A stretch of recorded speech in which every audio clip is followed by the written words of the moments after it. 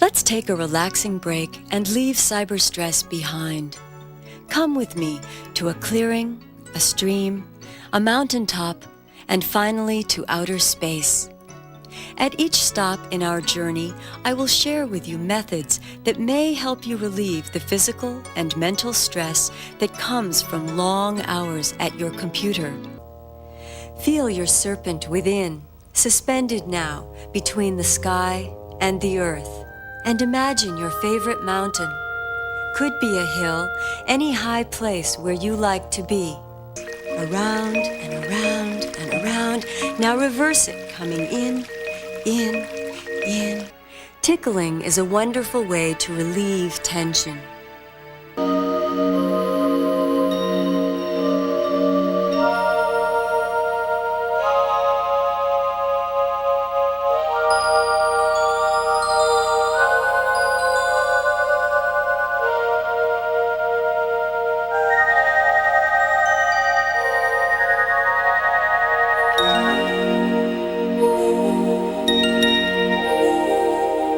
Thank you for moving with me from place to place. I hope you will continue to visit these places and incorporate them into your workday. And remember, relax, take breaks. Relax, take breaks. Relax, take breaks. Relax, take breaks.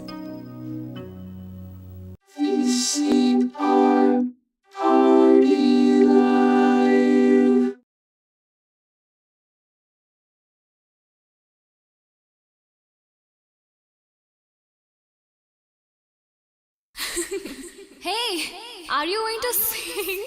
Yeah, but it's not a song. It's my life. It's my life. It's my life.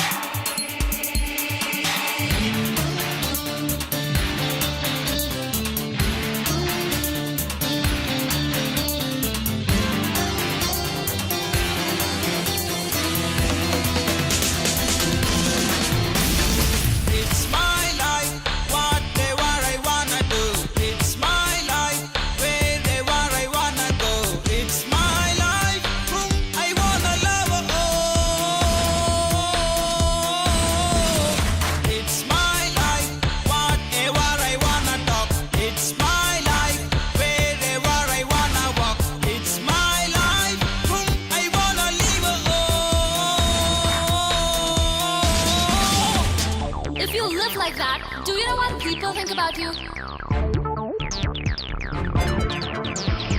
People think that I am somewhat mental. They don't know I am very sentimental. A friend of mine say I'm a best fellow. He don't know the days of this fellow.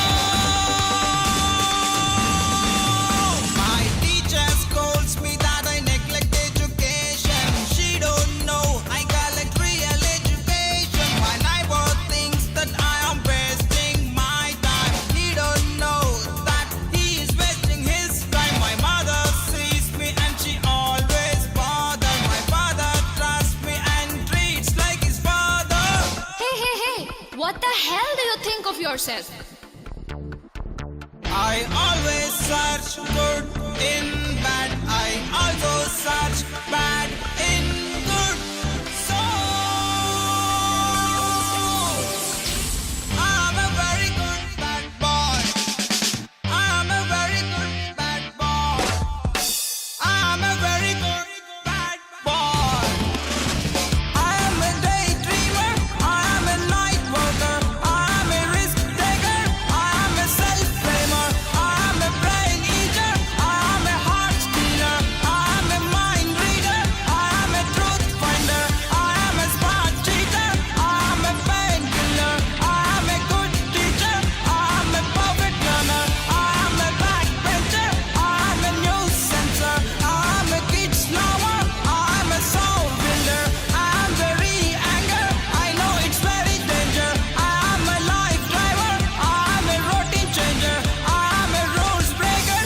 start a new chapter. Okay. So, what do you want to convey everyone? Just leave everyone, believe only one.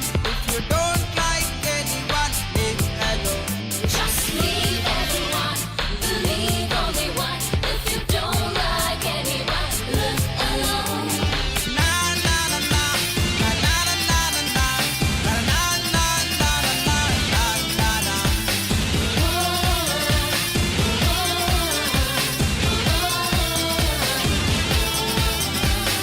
La la la la, la la la la la, la la la la la, la la la.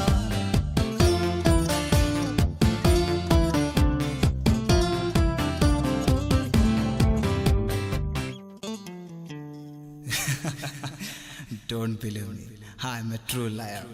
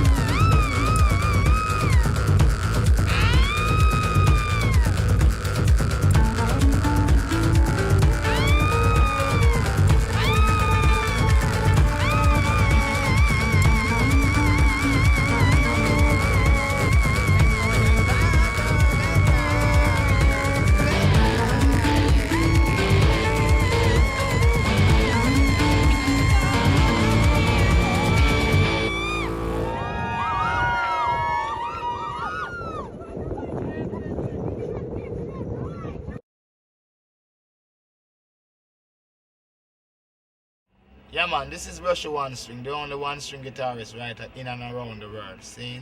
I am what I am. I am the day I am that I am. Exclusive. Sure. Watch this. Hey. You know my name is Brushy One String, you know.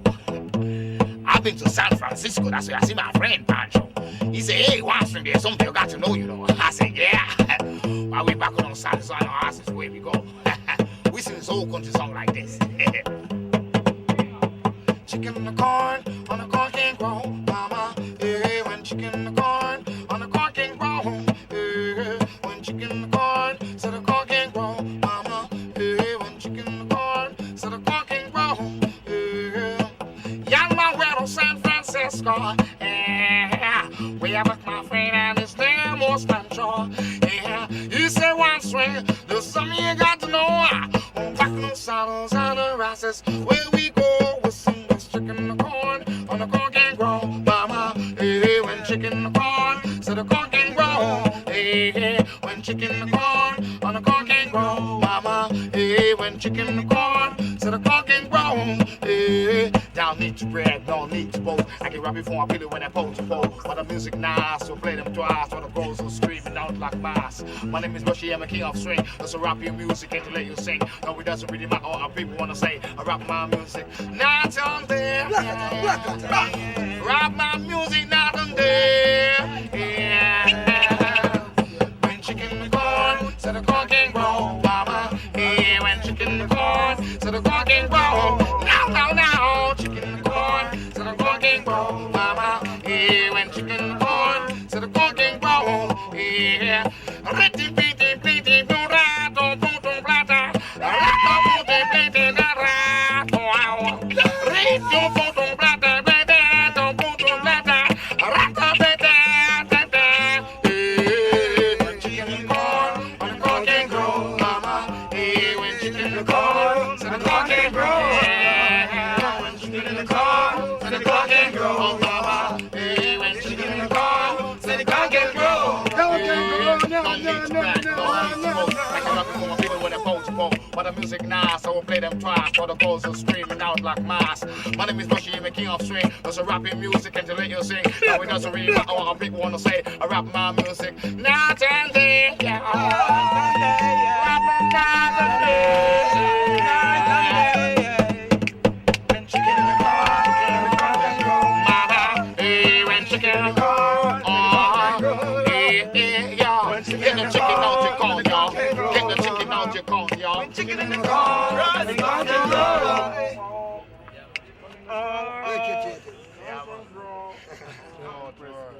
International,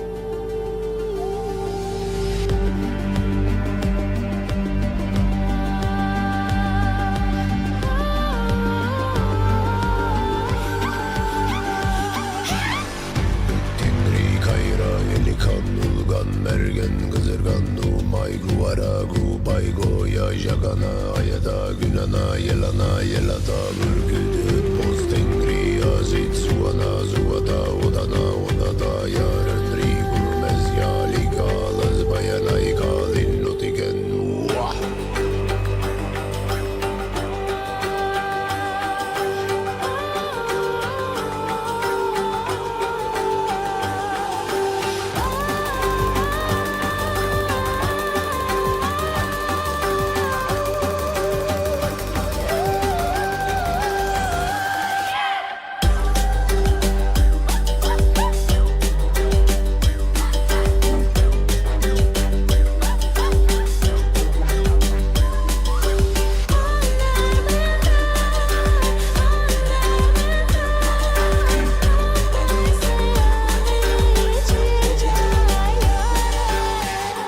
Tengri, Kayra, Elikan, Ulgan, Mergen, Kızırgan, Dumay, Duvara, Gubay, Goya, Jagana, Ayada, Günana, Yelana, Yelata, Mürküdüt, Postengri, Azit, Suana, Zuata, Odana, Odata, Yaren, Rigul, Mezyalika, Lazbayanaika, Linnotiken, Wah! Andar mendar daimete bak izilana Hungara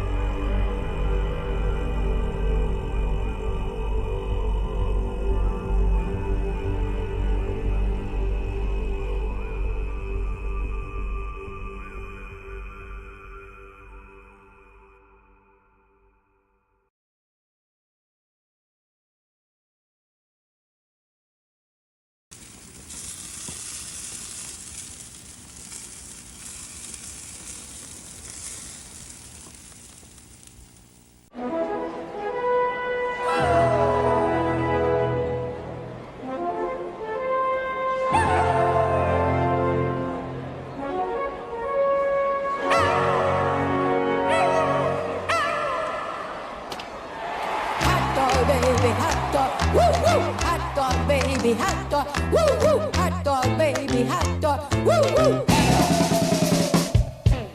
How do you like your hot dogs? Get your red hot here. How do you like your hot dog? Get your red hot here. Hot dog, baby, hot dog, woo woo. Hot dog, baby, hot dog.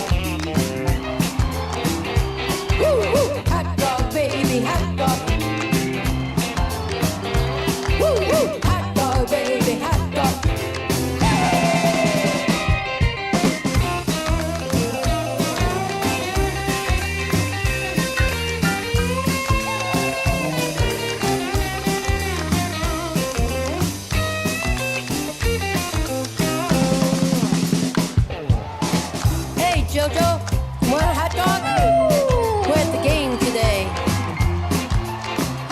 plain, I know.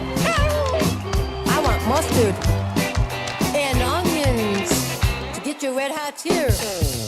Hot dog, baby, hot dog. Get your red hot tear. Hot dog, baby, hot dog. Get your red hot tear. Hot dog, baby, hot dog. Woo, woo. Oh, Larry. Oh, Contare. Oh, the blue, the pinto, the blue. Hot dog, baby, hot dog. Get your red hot tear. Hot dog, baby, hot dog. Get your red hot tear. Hot dog, baby, hot dog. Get your red hot tear.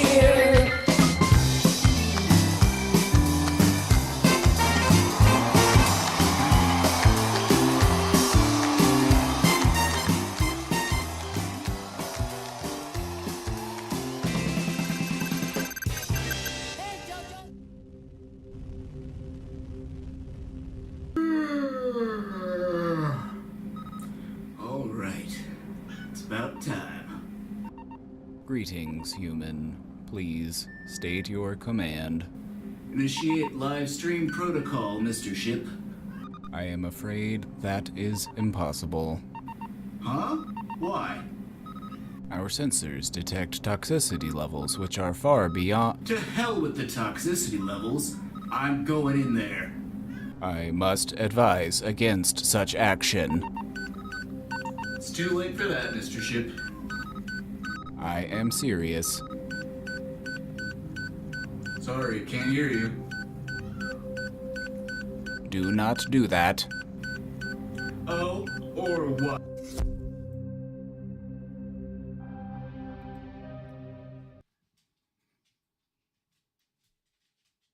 Is this new? No, it's old. No, it's old. That's the channel trailer. Welcome back, everybody. Welcome back.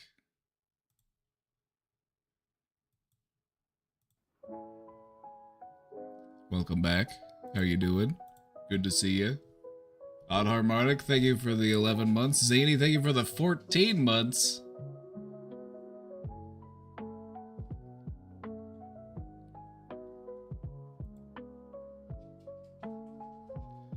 Yeah, I like to play the trailer every once in a while because there's always somebody who's like never seen it. But yeah, that's my channel trailer.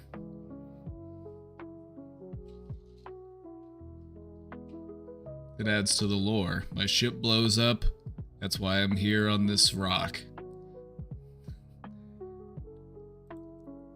Stuck answering questions until the end of time, or until somebody comes and picks me up.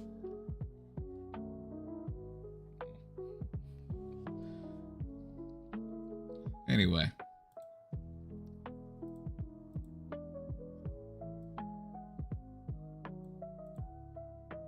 We've got an agenda today. We've got an agenda today. B. Wayne with the 30, let's go!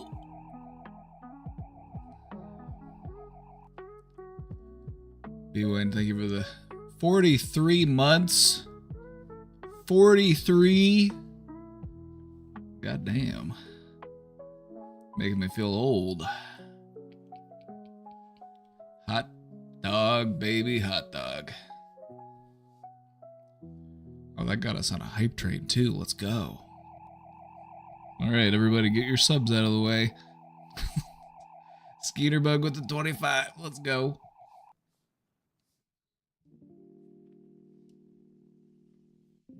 Surprised it's only been 25. Skeeter, I feel like I've known you for 15 years at this point. Like Skeeter and I go way back.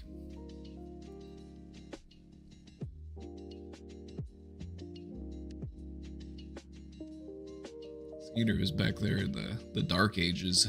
The dark ages of the brain domain.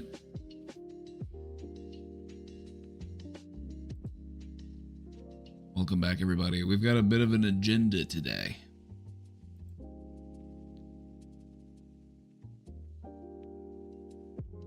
Some of you might recognize this. I've updated it a little bit. Oops, not the trailer again.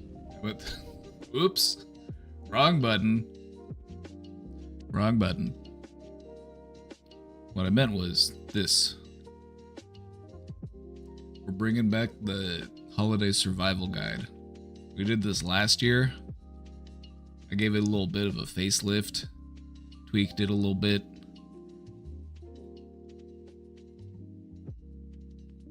So we're bringing it back. It's a 3-parter. It's a trilogy.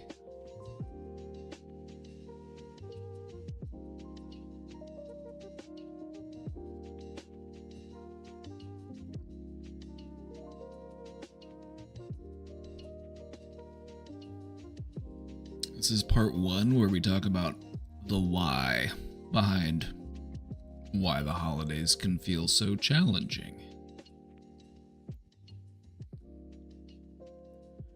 I would feel safe to bet that most of us here have felt at least some sort of hard feeling or challenging moment during the holiday season.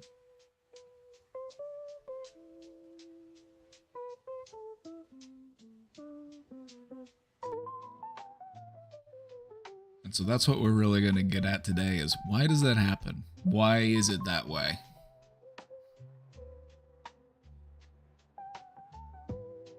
Because understanding the why is really important in what do we do about it. When you understand why it's happening, what's actually going on, you're more empowered, you're more equipped to do something about it.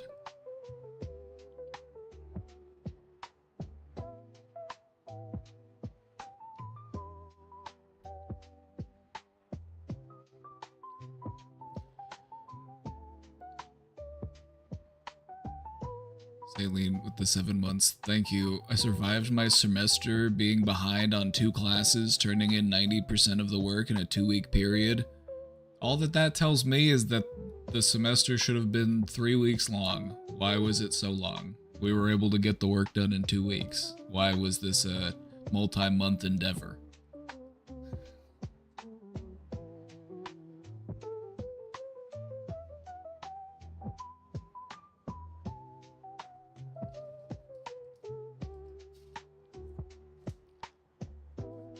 Procrastination. Good old panic monkey kicking in.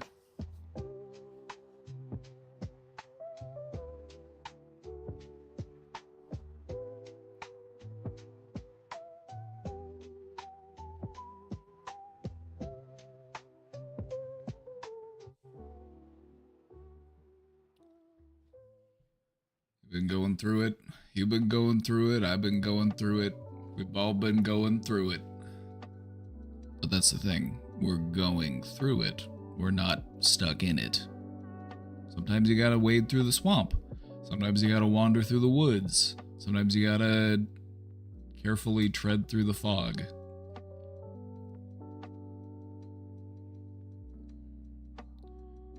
But if you're going through it, at least you're going through it.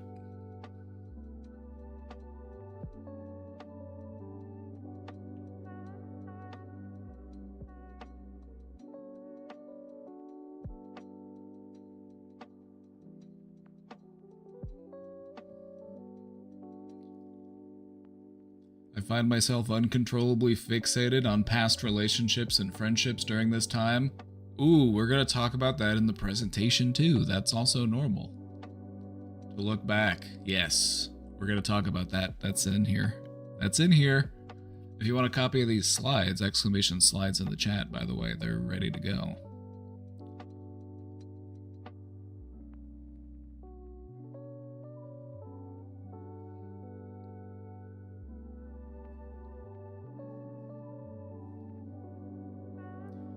It's a monkey on my back.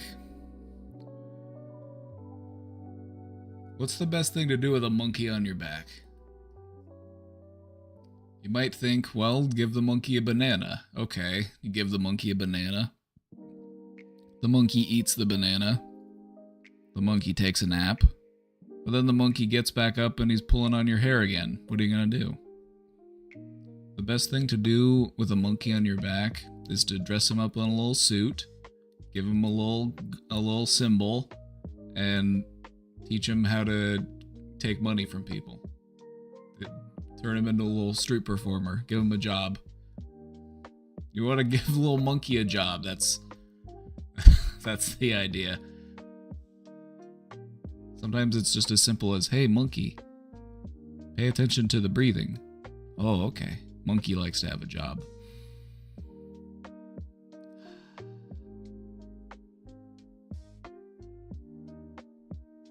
This is such a stressful time of year. Yeah, the holidays are an emotional amplifier.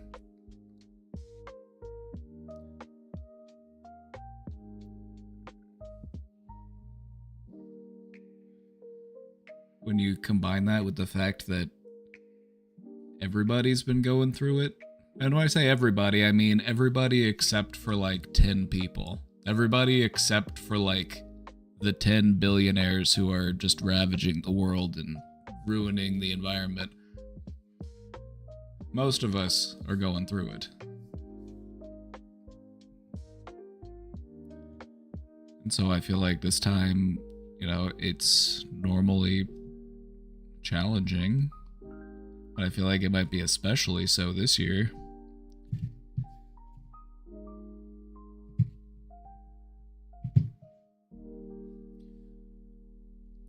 Today is Wednesday. It is Wednesday, but you know what's funny is I thought it was Thursday.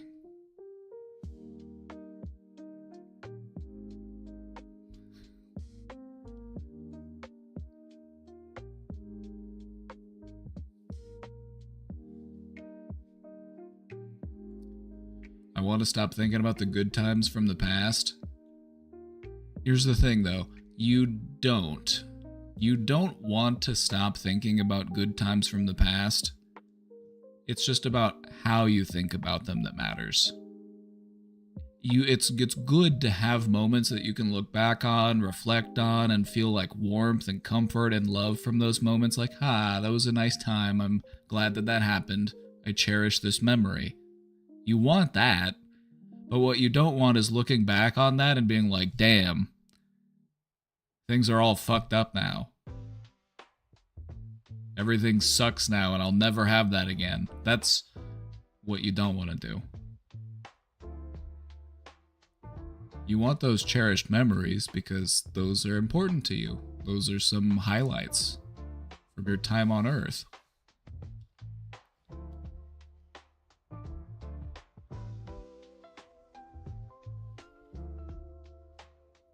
So I think it just comes down to how you look at it.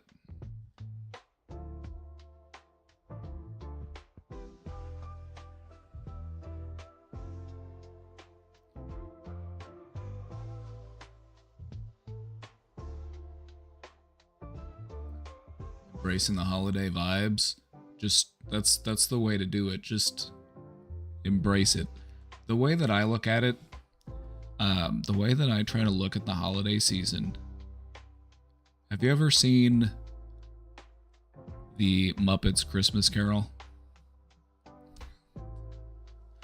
Have you ever seen the Muppets Christmas Carol?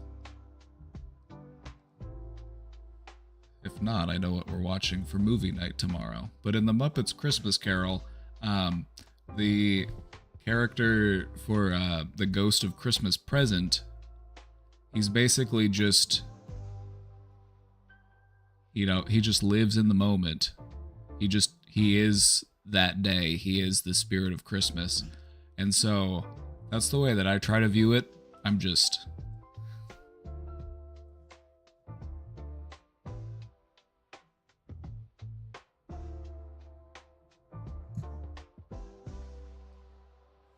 There's a song that they sing during that part, and the lyrics are, it's in the singing of a street corner choir. It's going home and getting warm by the fire. It's all the ways that you show love that feel like Christmas. And so that's how I try to look at it. It's in all the places in life that I find love, that is the feeling that I'm actually looking for.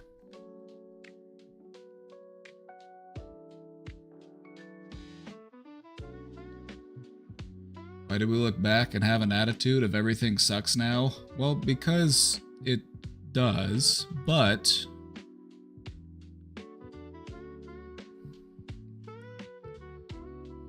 that doesn't mean that things are just perpetually going to get worse. See, that's a mindset that we can't afford to get stuck in. That things are only ever going to get worse. That better things cannot happen. We cannot fall into the trap of learned helplessness. We cannot afford that.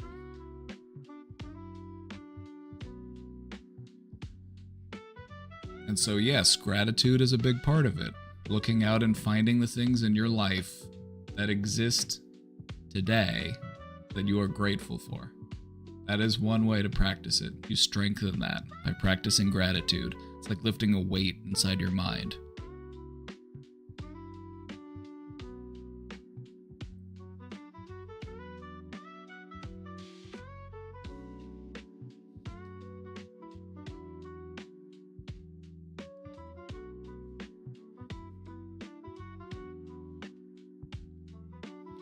It's like Mr. Rogers said, look for the helpers.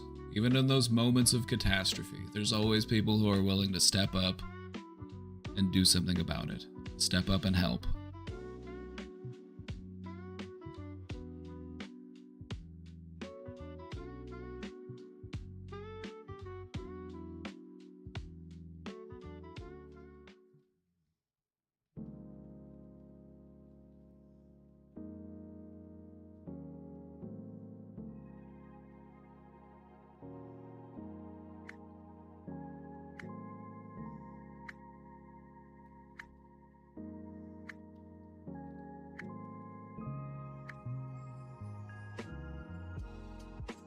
Feel alone, I'll be honest, even though I'm not alone. Here's the thing, you couldn't possibly be alone. It's so hard to be alone these days, unless you were to just go out and walk into the woods, off the beaten path. It's very hard to be alone. But feeling alone, that's a lot simpler. It's an internal shift. It has nothing to do with where our body is located.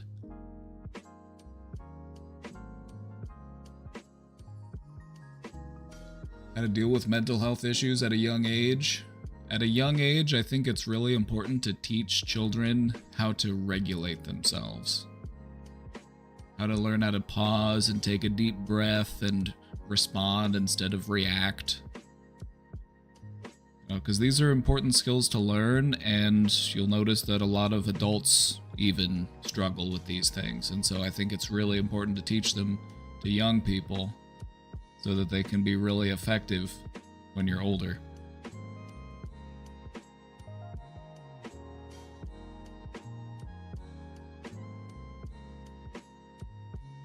Mindfulness, grounding exercises.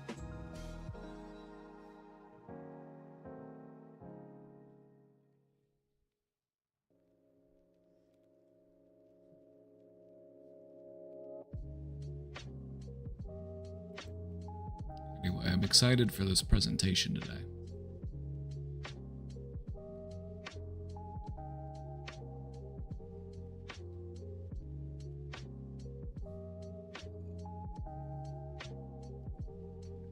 Channel the spirit of the season.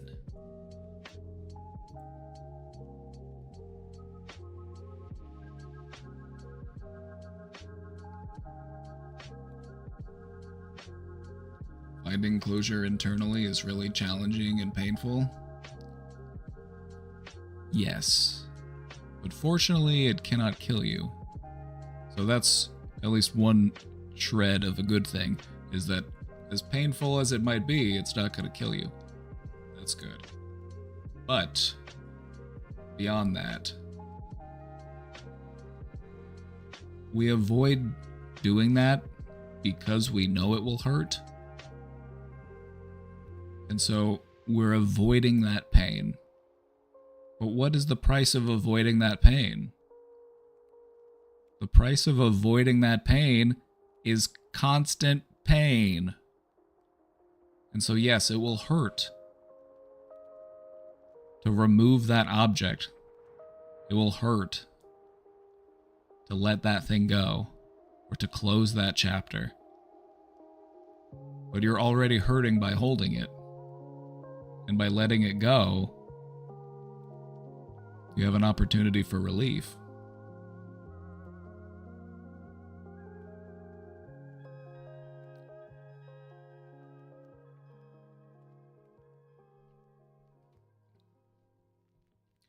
I feel so weak crying about a girl or some things, and it's just confusing to deal with. It is confusing, but let me shed some light on it for you. It is not a weakness to cry. It is not weakness to allow yourself to actually experience and feel your emotions. It is not strength to avoid your emotions. It is not strength to run from your fears.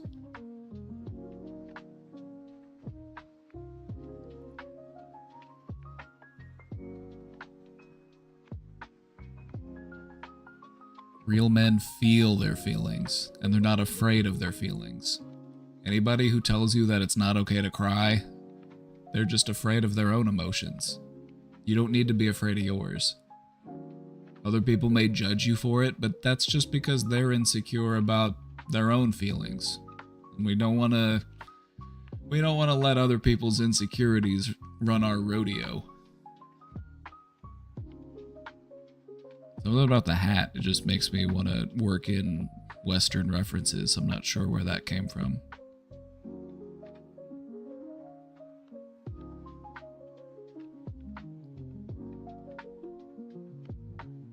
I kind of want some advice, then I will kind of give you some answers.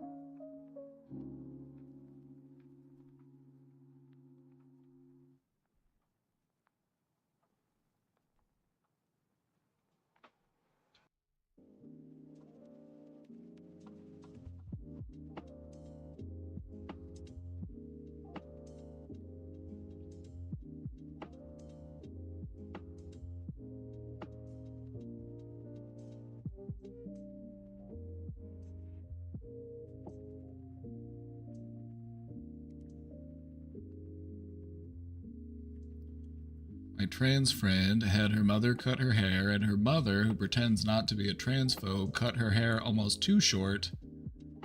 And she's been super sad, and she's been growing her hair over the years, and we're in different cities. I just want to cheer her up somehow and tell her that hair doesn't make her a girl or herself, but I don't really know how to go about it. I wouldn't tell her how to feel. You know, I wouldn't tell her that, like, hey, you shouldn't feel that way, or I would listen, and I would, just try to be there and just, let her know that, I think you look great, just like, your hair will grow back.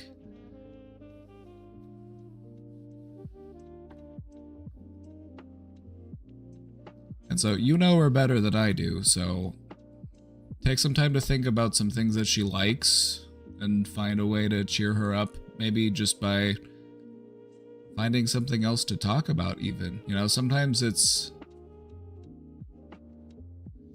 nice to just offer somebody some distraction from having to think about those types of problems.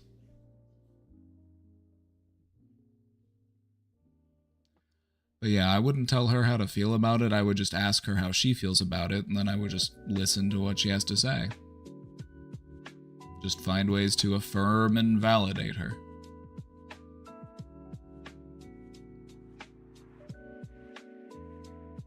You know, it's normal to want to fix the problem when you see that a friend is hurting, and you want to like offer a solution and you want to try to make things better. Just be there. Just listen. Just affirm and validate, you know, and just share in that emotion with them. If they say this sucks and I'm hurting, just say, I know, it sucks and I'm hurting for you.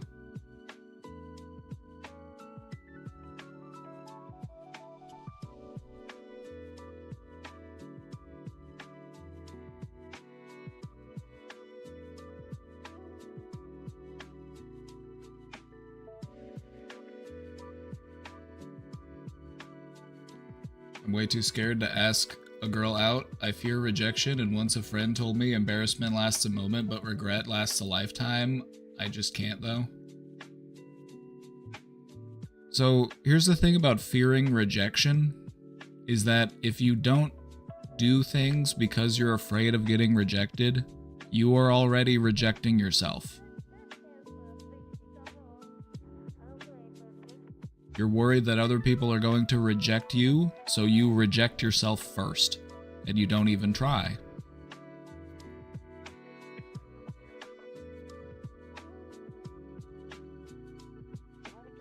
Rejection is not the worst thing in the world.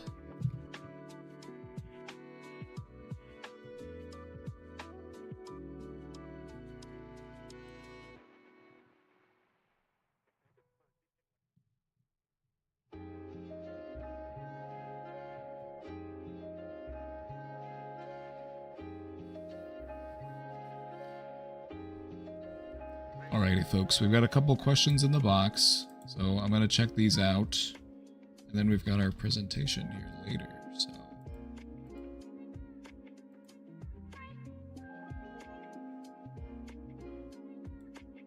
Gotta turn on that dark mode real quick. I'm obsessed with the dark mode question box now.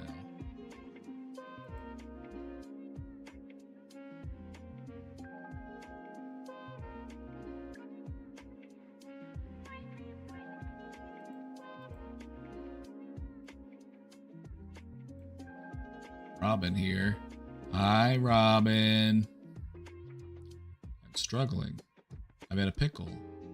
I need to have surgery ASAP, and I'm switching insurances in January to my work insurance instead of state. So that's kind of all up in the air now. Damn, a moment to just hate on the American healthcare system. I don't even need to elaborate. I don't even, just a moment to just let it hang there. Just the American healthcare system, everybody.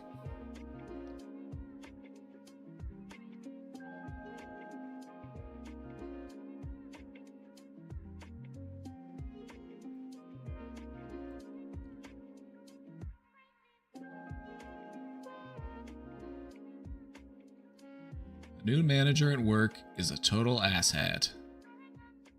Won't listen to a damn thing we tell him. He's new to the company. He's trying to be a control freak over stuff that he doesn't understand. He's fucking up my routine and plans that I put effort into. It's upsetting and I'm stressed out. I would be too. It's one of the least enjoyable parts about working a job. Some random, who knows where they came from, some random person gets stuck in a management position, and now everything's all fucked up because they feel like they gotta come in and put their spin on everything.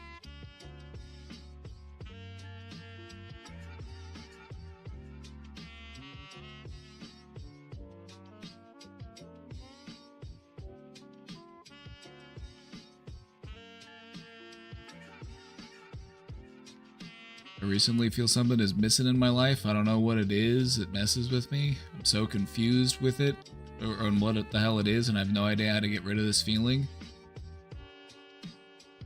All you gotta do is just keep looking.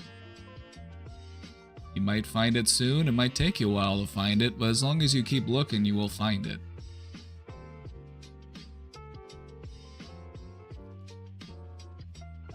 Sometimes all you gotta do is search within the privacy of your own heart, my friend.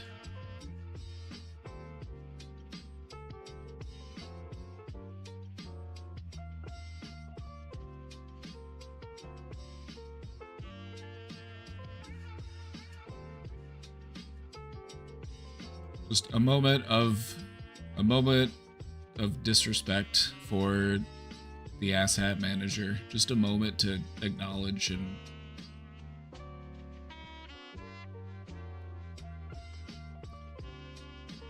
shout out to everybody who's had to deal with an asshat manager.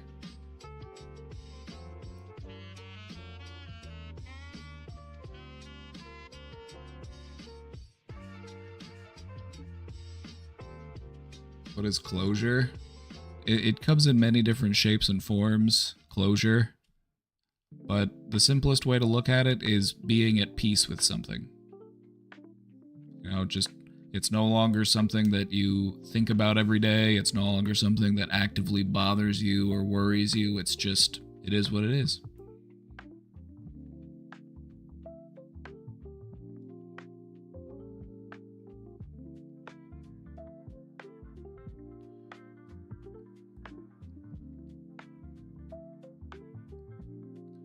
It's upsetting and I'm stressed out. I literally called out because I had to take care of a migraine because of all the stress I'm under between medical, finances, and just having no control over anything at work anymore.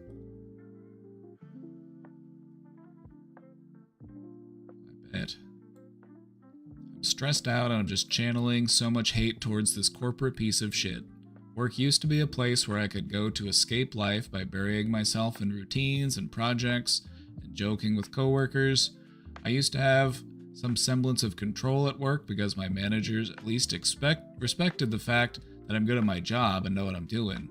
When I said no, it was because of a logical reason. But this asshole Gary, yes, that is with 2 R's. Oh no, that's terrible. That's terrible. Double R? Shows up reeking of corporate greed and fucks it all up. He has no idea how stuff works around here, but refuses to listen to the people that do. I don't even want to go to work anymore, but I feel like I'm stuck because I need the health insurance for a $28,000 surgery that is not elective. Do you do much complaining about Gary with your other coworkers? That's another way to cope with it. Just talking shit on him with the other employees.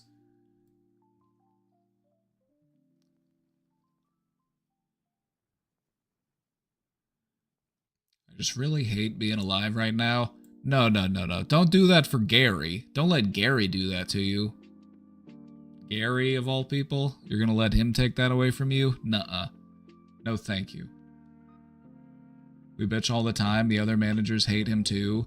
Then manifest his downfall. It's only a matter of time. People like that don't last very long in a corporate environment because everybody hates them and everybody's just looking for a reason to get rid of them. I saw it happen a lot of times. Early in my days, I worked at a place where there was always just new managers coming in. And they were just shuffling managers in and out like it was nobody's business.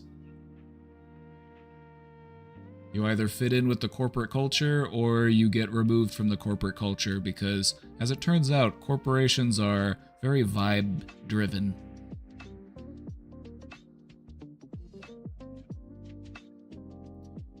So yeah, don't let Gary have that power over you.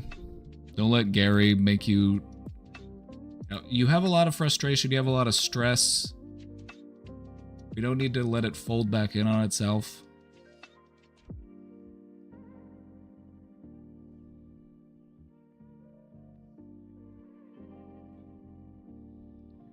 When will life stop sucking?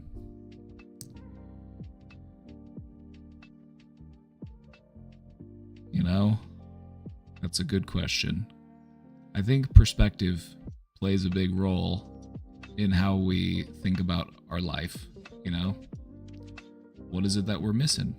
What is it that we need? What is it that's making life so hard for us? And what can we do about it?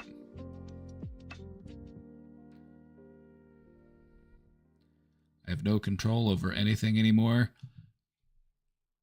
What you had before was the illusion of control because you were in a corporate environment where you had a semblance of control. And as far as your actual control over things, I feel like that remains unchanged. The only thing that we truly have control over in this life is ourselves. I don't even get to take pride in my meaningless retail job because some asshole is trampling my efforts to be efficient with his ego trip. You know, another option would be to...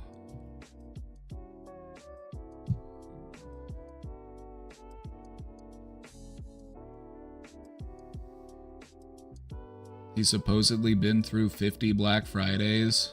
Black Fridays don't mean shit anymore, Gary. Who fucking cares, Gary, where you've been? 50 Black Fridays. How long has Black Friday even been a thing?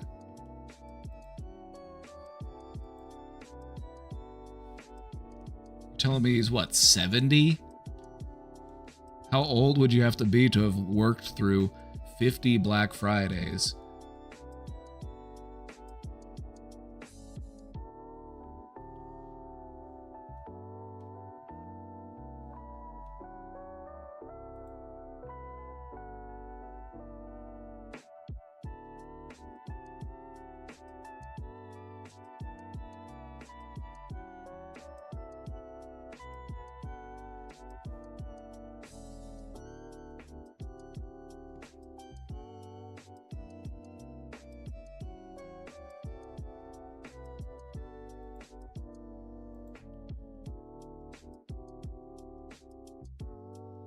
What I've found to be helpful in dealing with this type of person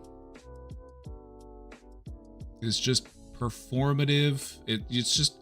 You just be performative with this person. Just to their face, you're like, okay, sure thing, Gary, I hear ya. And then whenever they're not there, just go back to doing whatever you were doing.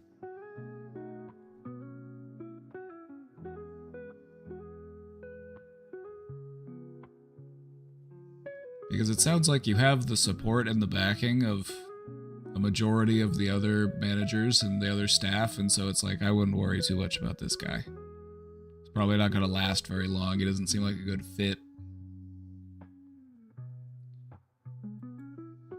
But no, I swear, whenever it comes to dealing with managers like this, I found the best strategy to just be like, okay, I hear you. Yep, sounds good. All right, I'll do that. And then when they leave, I just go back to doing whatever I was doing. Because they don't really care. They just want to feel like they're in control and like they're doing something, even though they're useless. They don't actually do anything. But they want to feel like they're doing something, so just give them the feeling that they're doing something. And then you go back to doing whatever you're doing.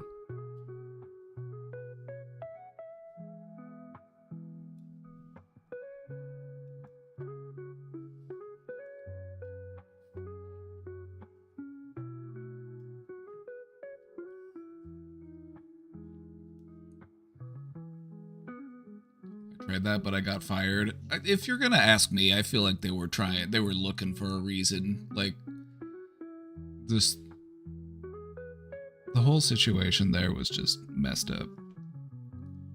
They laid somebody else off and then had you do two people's jobs. It was fucked up. Those types of jobs are at risk because these corporate, greedy, soulless lizards are just trying to find any way that they can to just replace people with a computer. They're doing everything they can to replace you with ChatGPT.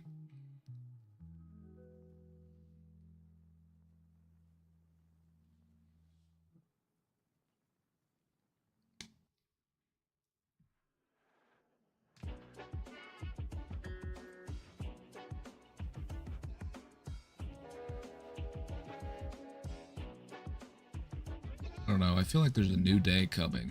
I feel like there's change just around the bend, and I'm not sure when, but I feel it. Because something's gotta give here. Because the way things are right now, it just is not sustainable.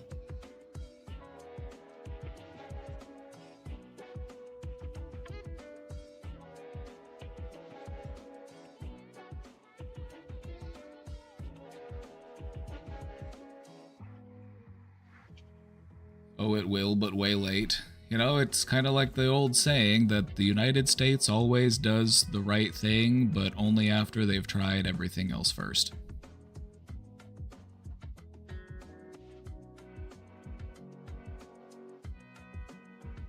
So anyway, solidarity forever. You know, we the workers have the strength.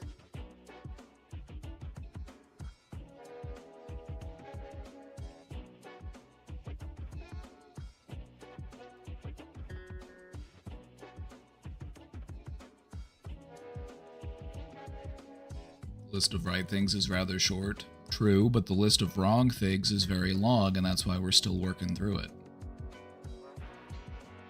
We gotta run through all the other ideas first. You know, we're gonna give trickle-down economics another few years to see if that kicks in. You know, we've been waiting for trickle-down economics for 40 years now, but any day now, that wealth is gonna start trickling down. We'll get, you know, it's not like we're dealing with trillionaires now.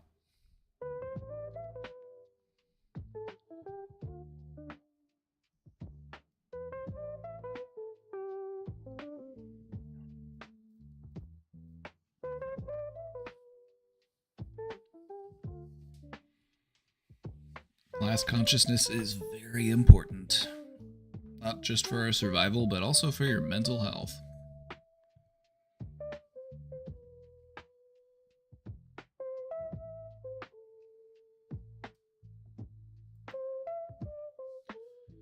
Hi, Papa. I'm the questioner from yesterday who's having an issue with my best friend getting upset that I'm spending time with my partner and feeling like I wasn't supporting him enough during his husband's mom's death.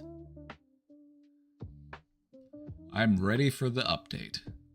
So things have progressed. This is long, so I'm sorry in advance. Well, and I will bonk you in advance. No apologies on my watch. You're not sneaking that sorry past me.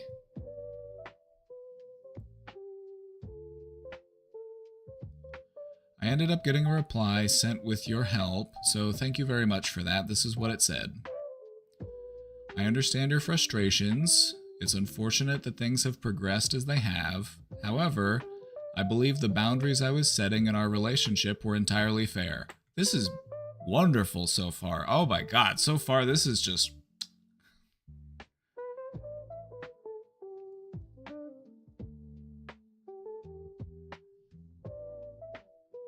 I'm going to assume that they took it terribly, but, you know, at least you're trying, you know?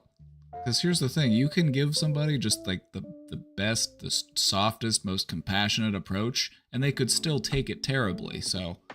I don't know, I'm kind of wondering how they take it. But so far, what you said was really good. You know, it's been a big shift in how much we've been voice chatting, but I'm doing what I can. I'm genuinely doing my best, trying to balance my relationships on top of everything else in my life right now. I can only extend so much availability to you. And honestly, I won't be made to feel like I haven't been a supportive or attentive friend because I have been there for y'all in the best way I can be for being one person. Like I was literally there in voice chat with you guys when everything was happening with Eric's mom, and then I went to go spend the holidays with my family and my man. If we don't voice chat, we are messaging each other nearly every day. I balance my time between you and my man by having days picked out to voice chat you, which is on my days off. So we may only talk 1 to 3 times a week for a couple hours, but I know it's a big shift in our dynamic. But that's all I can give now that I'm building a relationship with someone on top of the other things I juggle. And Anthony, 70% present is a stretch. We talk, we do music stuff, we game, we watch each other game. Other times we're both not present, we're just existing together.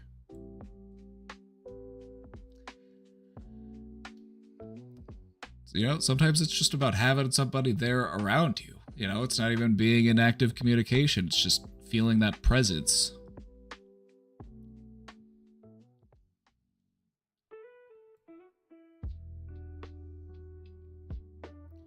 If If you needed more love and care, then I would have needed you to ask for that. I can't magically know that you need more than I am giving you.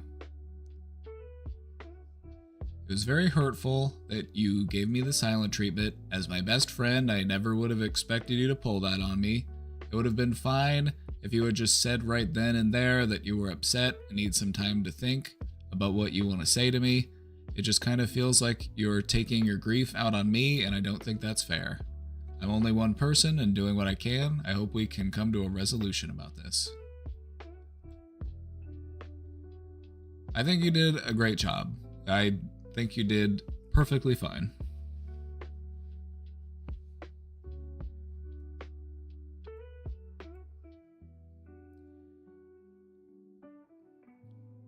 He ended up responding, and well, it's really long. Why am I not surprised that it was very long?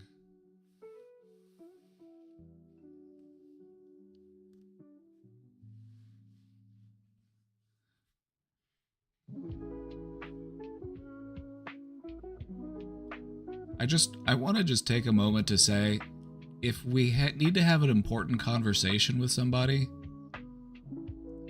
have it in a way that will leave no room for confusion.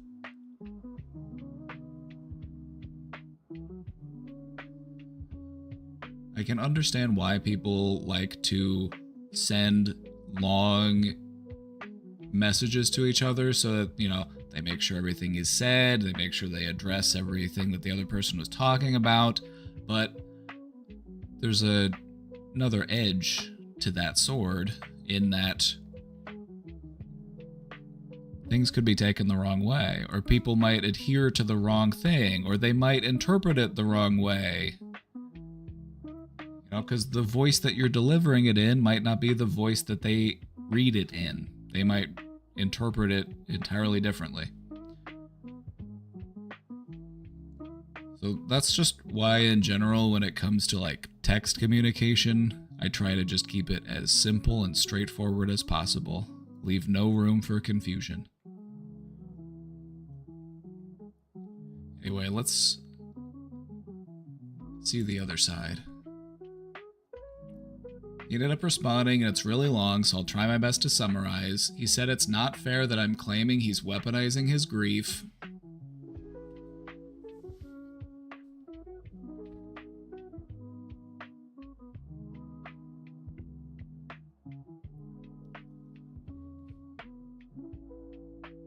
But were you wrong?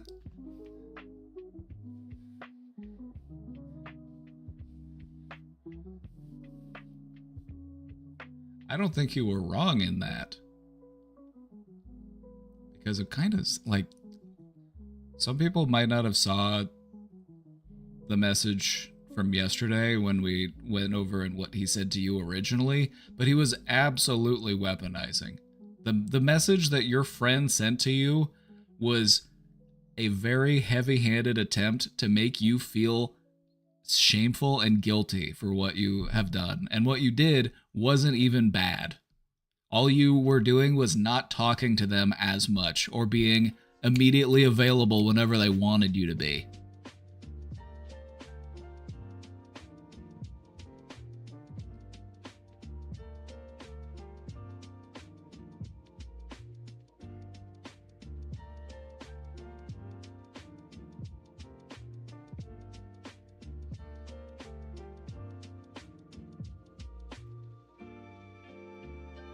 Said it's not fair that I'm claiming he's weaponizing his grief and that I'm reacting incredibly defensively.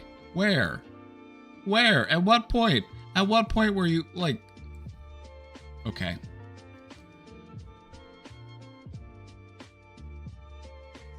I need to dial it back a little bit because, if I'm being completely honest, I feel like... What are we getting out of this friendship? I'm trying to...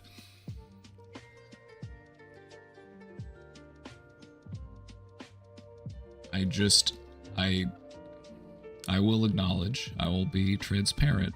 I just don't have much patience for that type of person.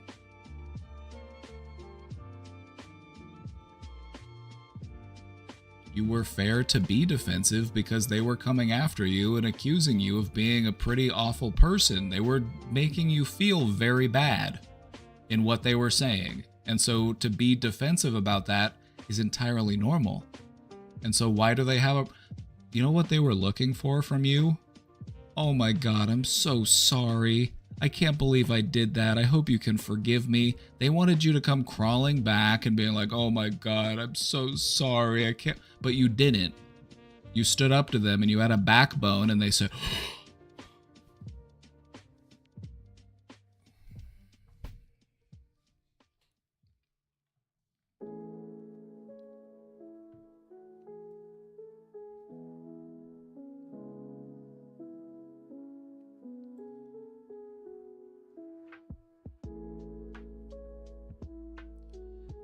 They also said that, I'm sorry if you're feeling inadequate or like you're a bad friend based off of what I said, but I never said any of those things directly, and you feeling that way is on you and not me.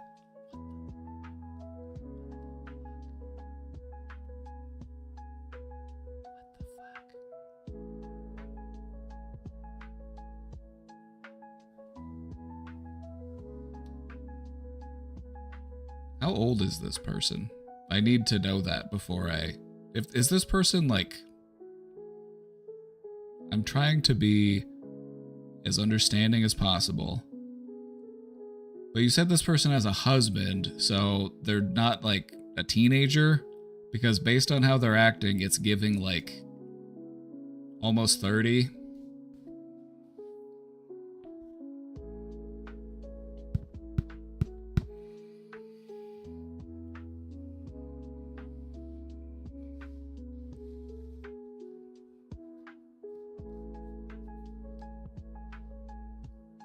Like, do they want you as a friend or do they want you as a pet? And I don't know if that's very blunt of me to say. I don't know if that's me being a little angry here, but I'm frustrated on your behalf for having to deal with this.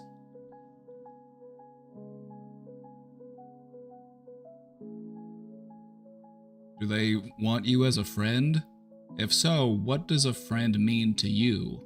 I view a friend as a peer, somebody that I respect and love, somebody that I want to feel good, you know, somebody that I have a bond with. But I don't know if... Do you feel that that's what you're getting from this relationship?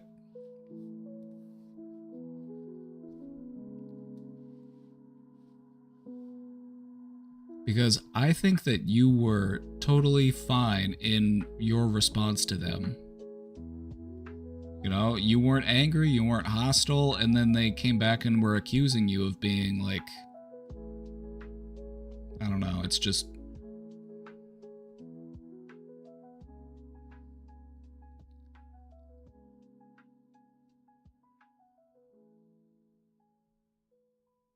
Also, notice that they apologized without apologizing. This is a little bit of a narcissistic red flag. Did any of you spot it? Did any of you spot the narcissistic red flag? How they apologized without apologizing. Because you're not apologizing for what you did.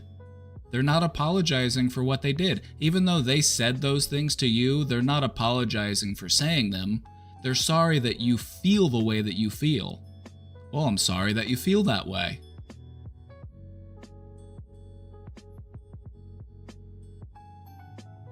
It's like, they made you feel that way. Why aren't they apologizing for it? They're shifting blame onto you. You're getting a little bit Darvoed right now, if I'm being honest. If you're familiar with Darvo, it's one of the ways that somebody who's a bit narcissistic will shift the blame. They deny any wrongdoing, and then they go on the offensive, and actually, you're the one who's doing this, so I don't know what you're talking about. This is actually you. If there's a but then it ain't legit. Keep your butts out of apologies. A but does not belong in an apology. You know, I'm sorry that happened, but it's like, okay, that negates the apology. It's kind of like saying, I'm not racist, but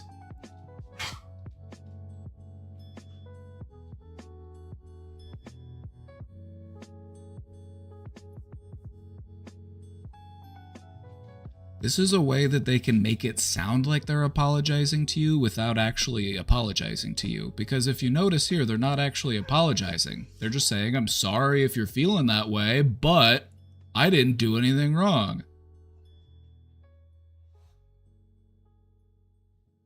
You deserve better, is what I'm saying. If I'm getting frustrated, it's because I'm frustrated on your behalf. Because you deserve better. Because you sound like a kind, well-intentioned person, and you deserve kind, well-intentioned friends.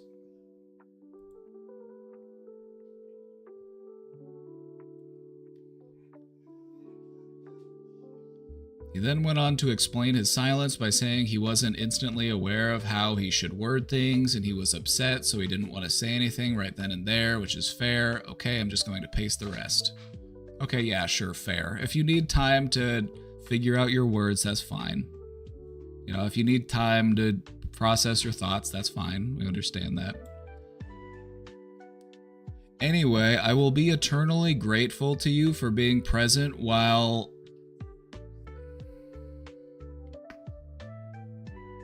The dramatics and the theatrics here. Just eternally grateful. Just, it's a little heavy-handed. While his husband's mom is dying, but make no mistake about that. But, I mean, boundaries are one thing and you developing a relationship is another, but my point behind all of this is like, I just wish you had been more mindful of the fact that I might need more attention and support while a disaster in my life like this happens.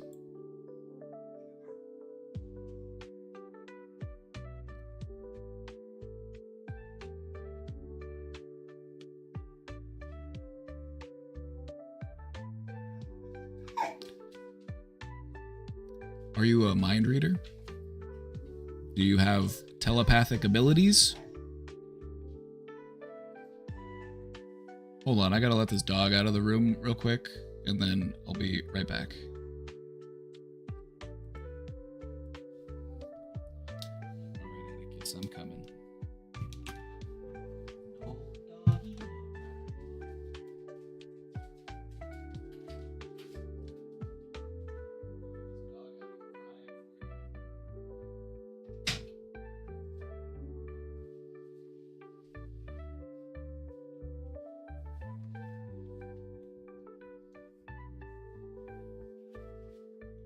It can be so difficult to ask for help, but it is always one's own responsibility to ask for help if they need it. 100%. You cannot get mad at other people for not offering you help. If you need help, you have to ask for it. It's like standing in your kitchen, trying to bake a cake, and you need 1 egg for the recipe, and you get mad at all your neighbors for not showing up at your house with an egg. How can they not predict my needs? By the way, you were there for them. You were! You just weren't enough, because it never would have been enough. The thing is, you were there for them, and you were supportive for them. And they're mad at you for not being there even more. I just wish you had been more mindful that I might need more attention and support. Okay, then ask for it. You were already there. They just want to be right. Exactly. This person just wants to be right. They're trying to maintain their own ego here. They're trying to avoid any accountability and any wrongdoing.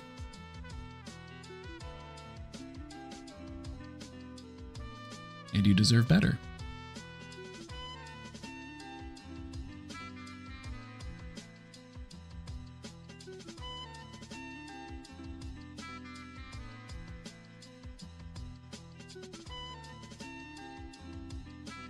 Can be so difficult to ask for help, especially if that act had negative reinforcement. It's true. I can understand why it's difficult for people to ask for help. But getting mad at people for not offering you help, that's a whole other problem. You know, that is on you.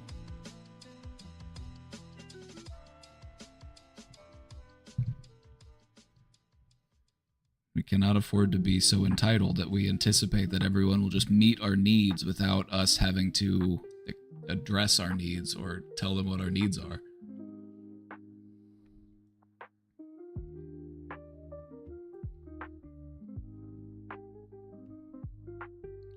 There's still more to it. Oh my god, they keep going. Okay. All right. I'm already, I'm not trying to be mean here. I'm over this person's charades already. But there's more to it, so let's keep moving.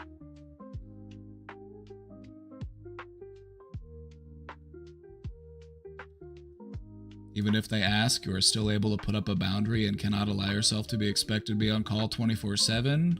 Exactly. No, exactly. Like, you need to protect your time and energy too. Like, if you just got off a shift, you've been working all day, and you've got to make dinner, and you've got to clean the house, and you've got all sorts of stuff on your plate, and your friend calls you and they're like, hey, I've got this really heavy bookcase that I'm trying to move into another room. Can you come over and help me? Like, okay, yeah, sure. Would this weekend be fine? No. I actually want it moved right now. Can you come over right now and help me move this heavy bookcase? Well, see, I've had a long day and I've got a lot to do at the house here. It's like, oh, so you don't care about me? I thought you were...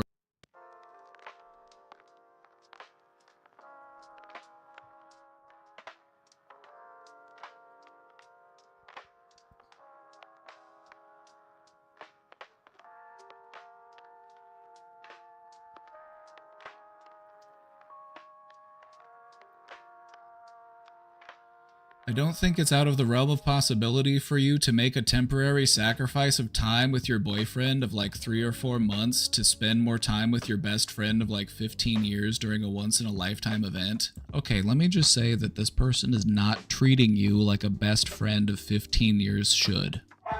A best friend of 15 years should be willing to show much more empathy, much more compassion, much more grace. Why are they trying to make you feel so shameful? Why are they trying to make you feel so small? That's not what friends do.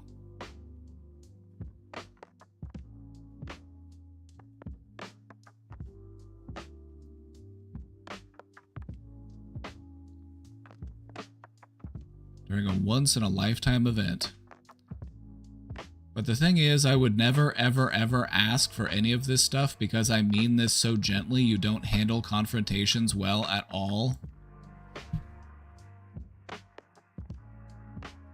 And I feel like no matter how this was approached, it would have been received poorly.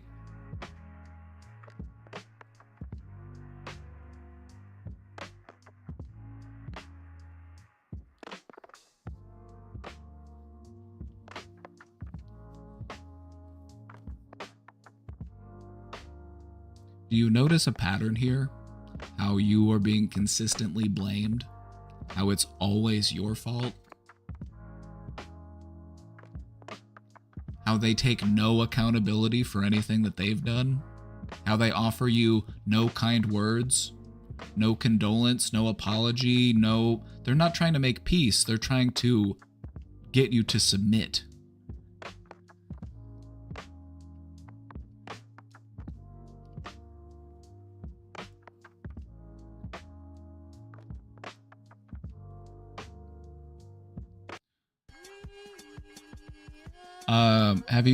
Are you familiar with the term gaslighting?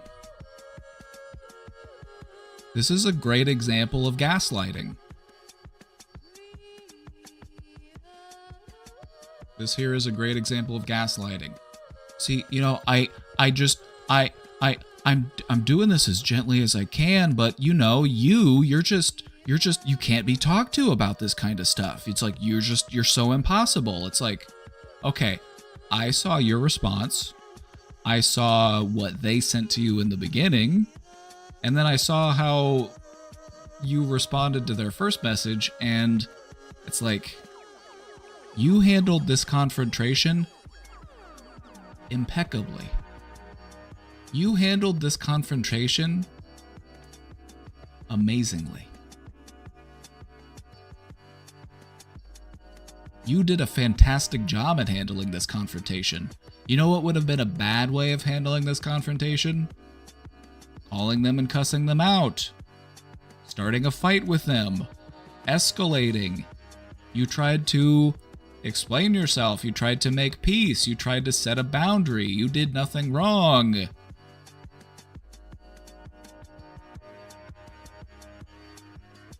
I was baffled by that because if he asked me for more time and support, I wouldn't have taken that as a confrontation at all.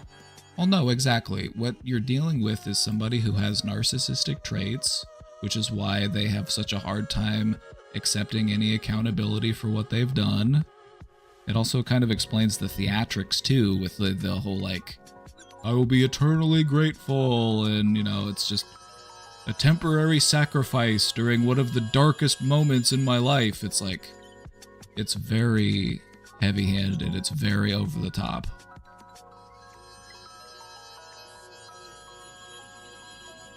You are a kind person, and you deserve kind friends. All right?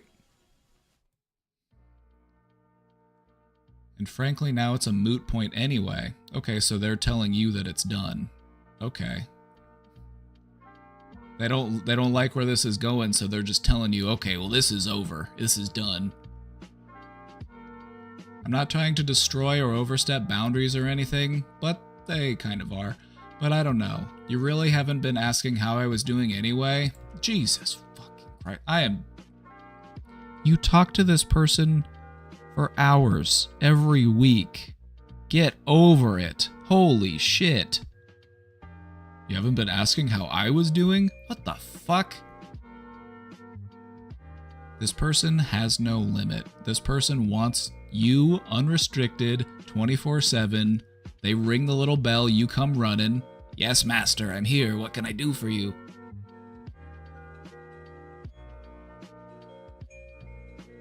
And I feel comfortable saying that this feels like abusive behavior to me.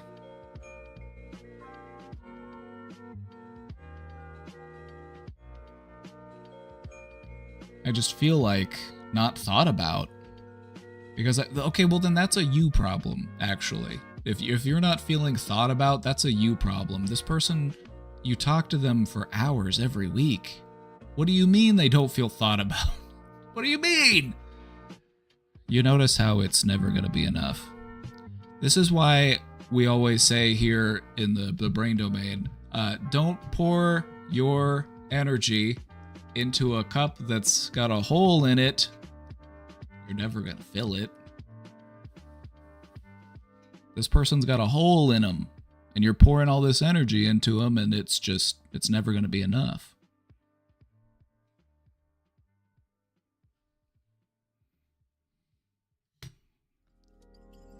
Even if you had done everything that they wanted, they probably still would have found something to get upset with you about. Anyway, let's keep it chugging. I don't feel like it's a major leap to think. It's a major leap to think, oh, my friend is grieving, and extrapolate, maybe I should pay some extra attention to them.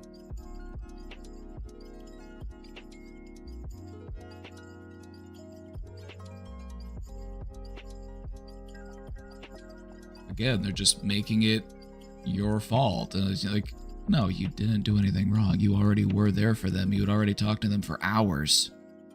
How much more did they need? Do they have no one else to talk to?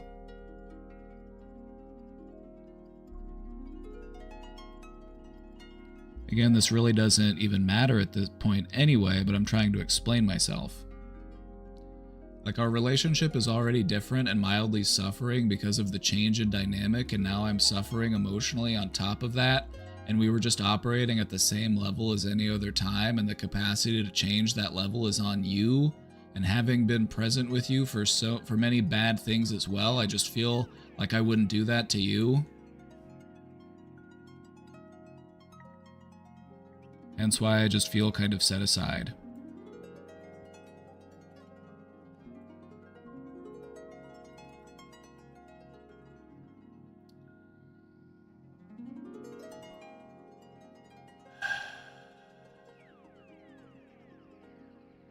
Those are my own feelings, and they only reflect on you if you allow them to.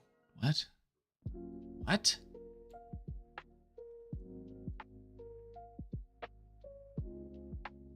The fuck? What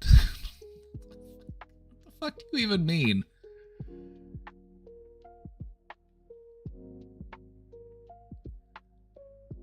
I'm not saying you're a bad person or a bad friend. I'm just relaying my own feelings. But on a good day, during a good time, it already feels like I'm begging you to pay attention to me and keep your attention on me and keep you entertained and present during calls, etc., etc. And I have expressed that to you already.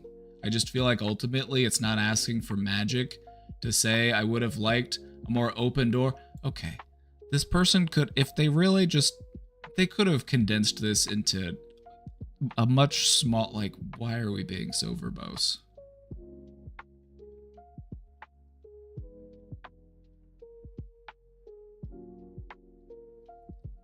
This person needs to talk to somebody about these attachment problems. Somebody other than you.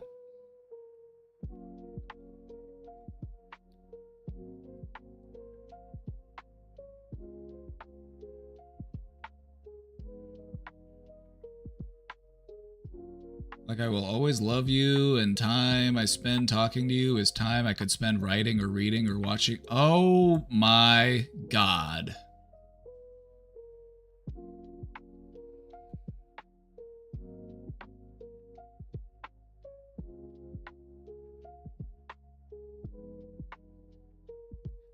They are going all out. They are emptying the salvo. You are so blessed to have their attention. They could be doing anything else in the world, but they're talking to you.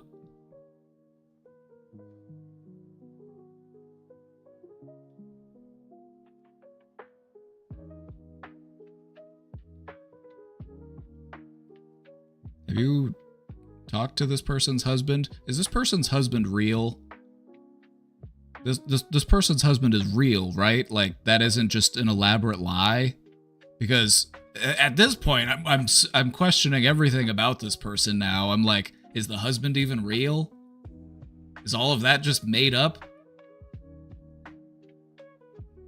Yes, and I feel bad for him sometimes. Okay, well, okay. Well, I would too. This person is not worth another single second of your consideration. I agree. I agree. I feel like you deserve so much better. You are a kind person and you deserve so much better. This person sounds like they are taking advantage of your attentiveness and your kindness. And enough is never going to be enough for them. You are a giver, and this person is a taker. And takers don't know when to quit. They literally said that you are blessed for them to spend their time on you. That's time I could be doing anything else. All that time I spent hanging out with you, I could have been writing or reading or watching something or listening to music or studying or gaming. Then why weren't you doing that when you weren't talking to them last week? Like, okay, where was that then? It's like, oh no, I need you to talk to me. Actually, I've got tons of stuff to do. I don't need to talk to you. It's like, okay, pick a fucking lane here.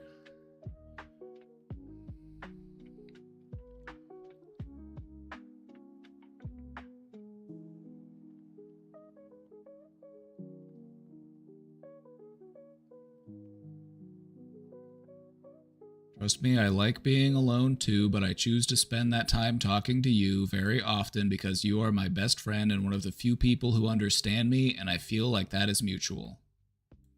I don't think this person understands you very well.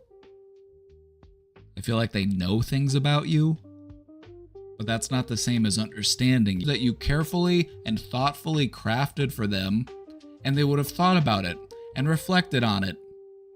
And this would have been a time to make peace, instead of a time to drive home the guilt back onto you. Because that's what they're doing. They are dealing with their own narcissistic wound, and they're making it a you problem.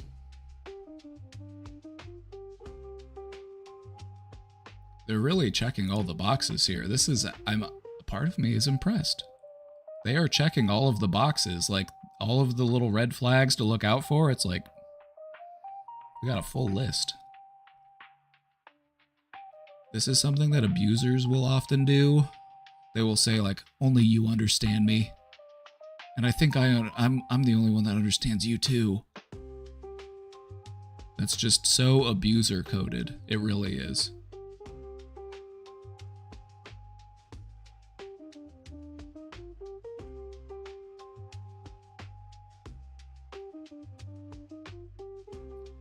If I didn't like you or thought you were morally corrupt or a shitty friend, I just simply wouldn't give a fuck.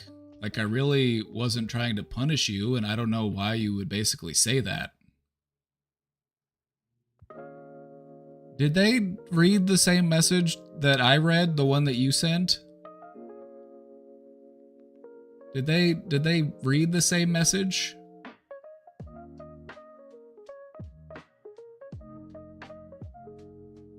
I don't think they did. They literally took it in the worst way possible. Here comes the part where they really care about you and you need them. Oh, yeah, exactly. They're about to...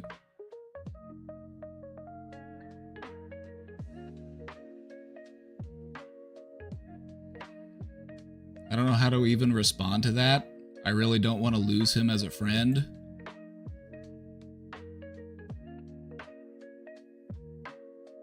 Where is the friendship here? I'm not trying to say that to be mean. I'm not trying to say that to be hurtful or anything. I'm just asking genuinely, where is the friendship here? What about friendship is being shown by this person to you? Is it because you hang out on voice chat? Is it because you talk about stuff and you play games together?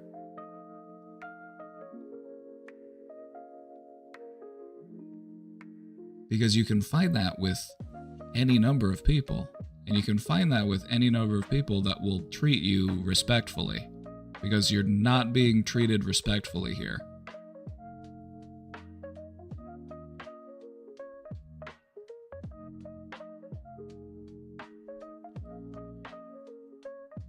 I really don't want to lose him as a friend, so I'm considering just apologizing for everything he mentioned.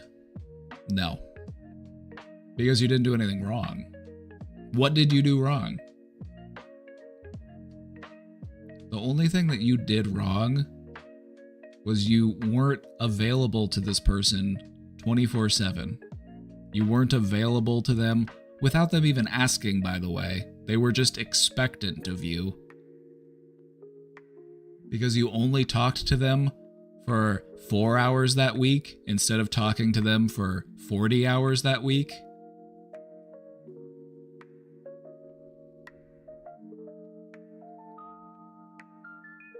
What do you think? This person does not, if I'm being completely honest, and I'm being very blunt right now, so I'm just gonna say it how I feel. I feel like you deserve way better than how this person is treating you.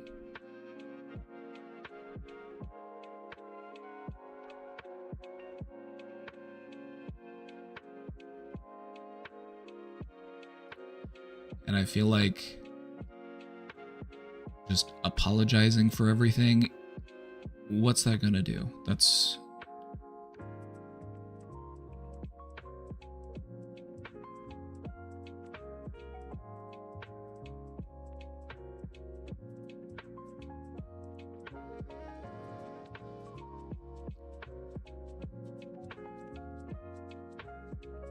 Just like, is talking to you 1 to 3 times a week not enough?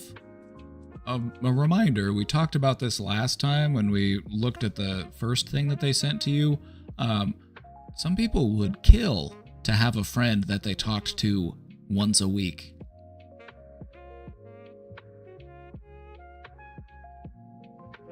Some people would kill for that.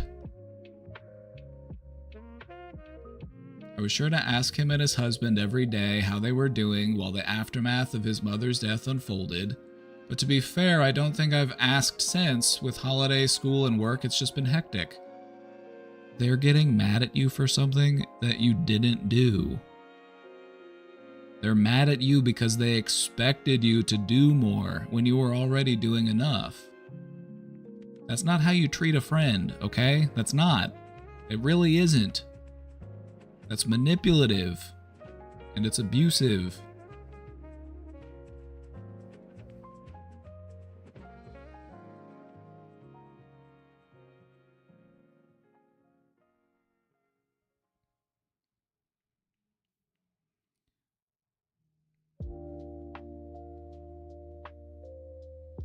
We still voice chat, but in hindsight, the last few times we voice chatted, I haven't been asking him how he's doing, just kind of expecting him to vent if he feels like it.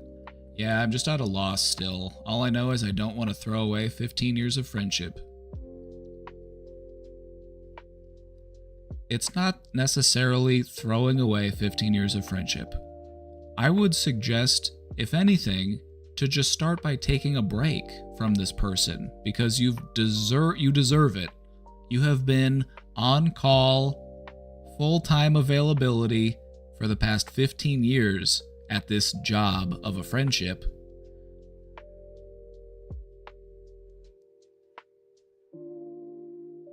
And I think you deserve a break from it.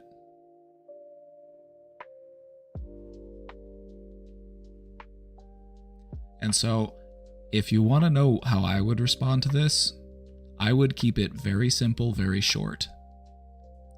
You've given me a lot to think about. I'm going to take some time to process all that you've said. I wish you the best.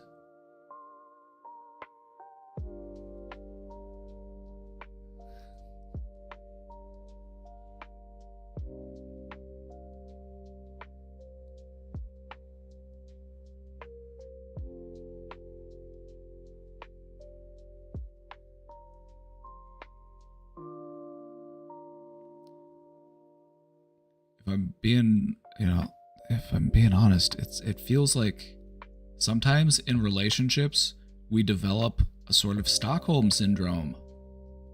Like we're stuck there, we can't leave. We start to side with our captor.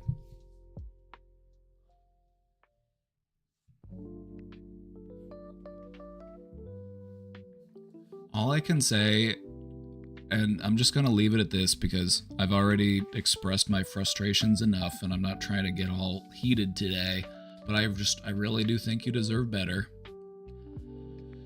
And I just want to say that I feel that when you spend some time with other friends, you will feel so much better because you will be experiencing what friendship actually is instead of just this twisted idea of what friendship is.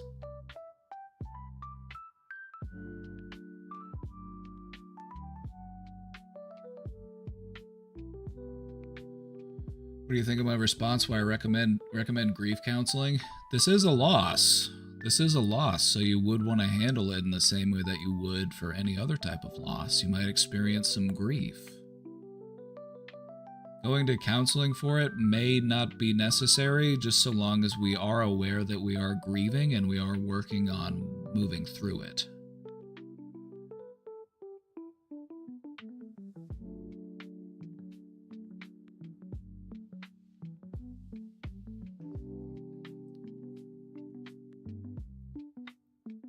There is a part of me that feels hurt for you. It's hard to let go of somebody, especially somebody that you've been friends with for such a long time. But I also feel like it opens up so many opportunities for so many better things. And so it sucks that you have to change the things that were.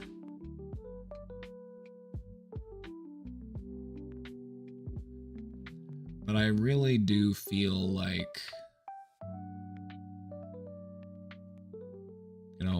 once you get back out there and you start talking to other people and you see just how stress-free a friendship can be.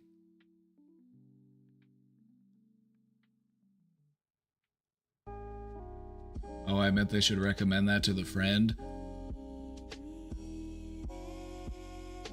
I wonder how the friend would take it if you were to recommend that they go to counseling for their grief. They need to go to counseling for something, that's for sure, because this person's got some stuff they need to work through.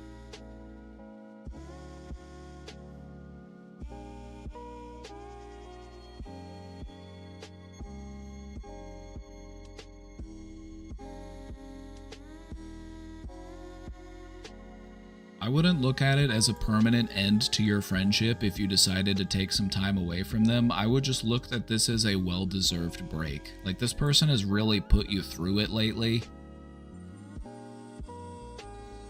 And they've been so uncharitable towards you.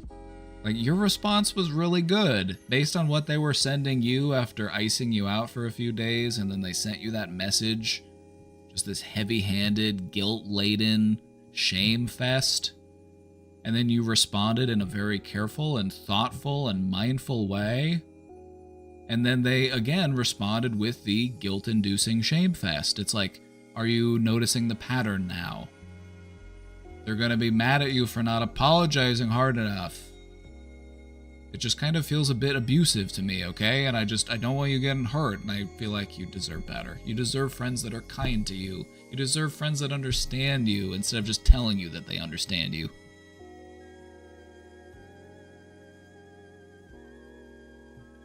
Anyway, if you're in the market for new friends, this chat is a great place to recruit from.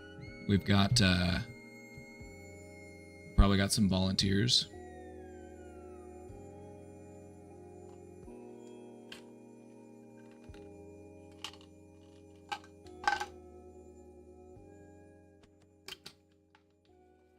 Hey, I just want to say, I'm proud of you, okay? You did a good job.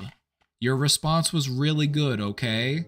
You were the adult there. You were the adult in the room. And for them to accuse you of not handling confrontation well when you handled it 1,000 times better than they did, that's what pisses me off. If I seem frustrated, if I seem upset, it's because I'm frustrated for you, okay? Like, you shouldn't have to deal with this shit. This person's supposed to be your best friend. Why the fuck are they treating you like this?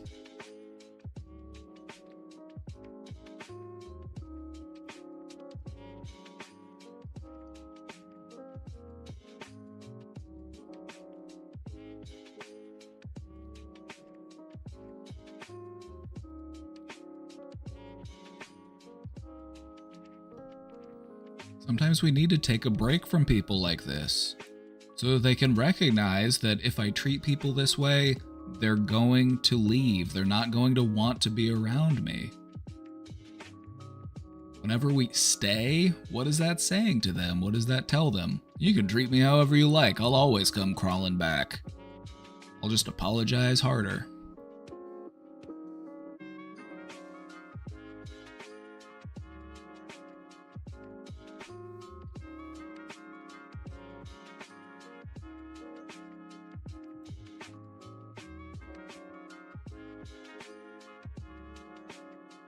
Not being a good friend to them by staying. I agree. I feel like sometimes the thing to do as a good friend is to say, hey, you know what? I think we need some time apart. You and I we're not really gelling right now, no hard feelings. I feel like it's best for us to just focus on what's going on in our lives right now, and, we'll catch up later.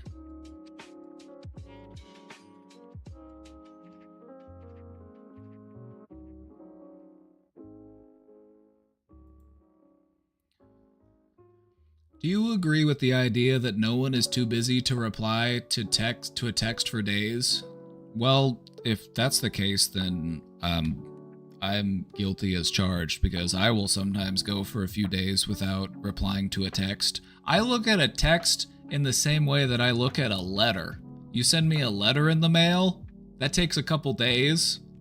I'm gonna respond with a letter that might take a couple days to get back to you. That's the way that I look at it. I look at it as this is text communication. It's the equivalent of sending somebody a letter. If you're looking for immediacy, call me.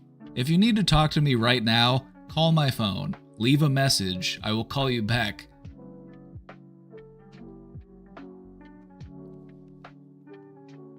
I have a close friend who has recently started taking a long time to respond. I know our friendship hasn't changed and that her work has become very hectic and she's been having a hard time.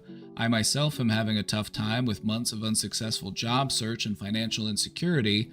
I also feel alone most of the time. On top of how I'm doing, I worry about my friend too, especially because she had a severe panic attack a few months ago, and I want to be there for her if she needs support.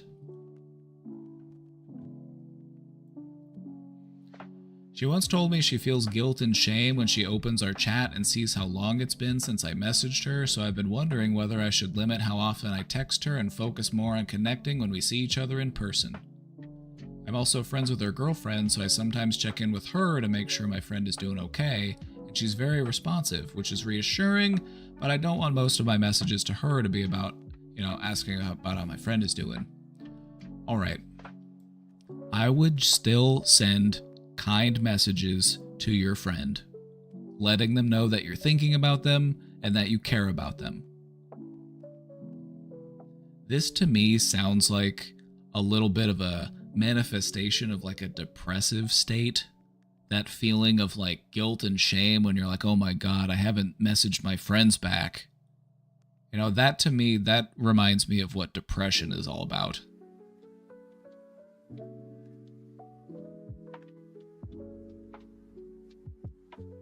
When they're feeling better, they're going to be grateful that you still reached out to them even when they were feeling low. And so even if they're feeling, guilt and shame right now, that's just because of how they're feeling right now. That's not because you're messaging them. And so I would suggest you still, reach out and just let them know, like, hey, I just want to let you know I'm thinking about you. I hope you're doing well. It would be nice to see you sometime soon. Take care, love you, all that stuff. Because when they do feel better, they're going to look back at those and be like, they're a real friend. They never gave up on me, even when I was at my lowest, even when I was pushing people away.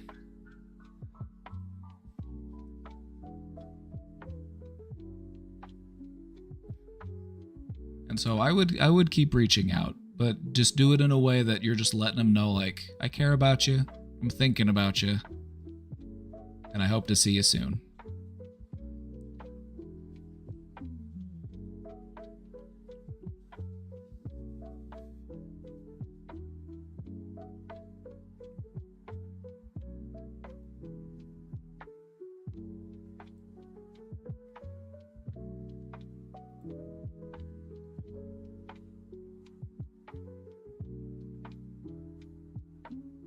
When is it time to stop sending those messages?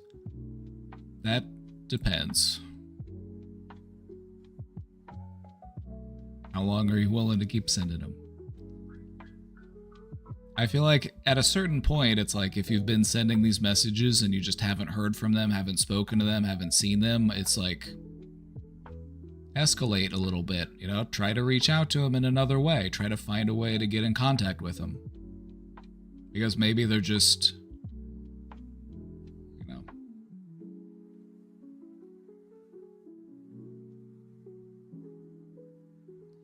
they ask maybe. True, if they ask you to.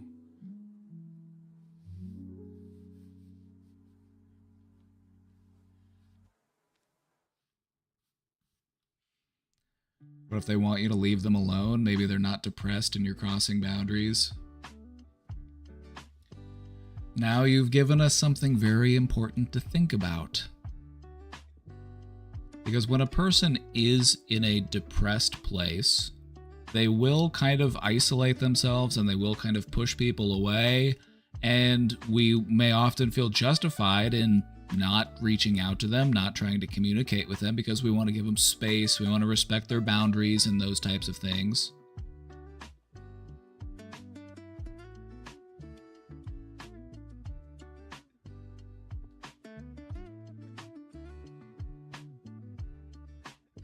I don't think that being persistent is a problem, but I think that being insistent is. If you send somebody a message every month, hey, how you doing? Or every couple of months or every couple of weeks, that's not invasive. That's not you guilt tripping them. That's not you doing, that's just you speaking your truth. I'm thinking about you. Hope you're doing well. It'd be nice to see you. What you don't want to be is insistent. What you don't want to be is, why haven't you talked to me?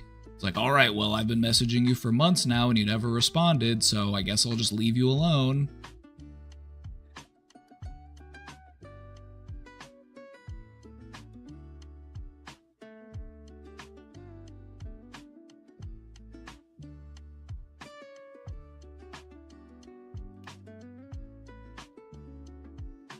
This to me does not feel like a depressed person, too much manipulation from the previous question.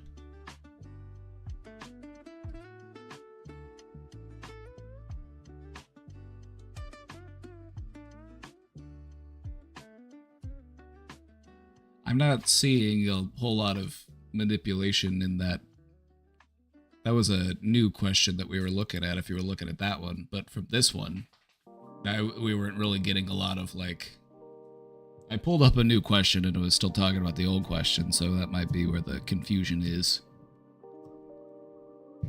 The only thing that we heard about this person was that they're having a hard time and their job has been very hectic and they've recently had a severe panic attack.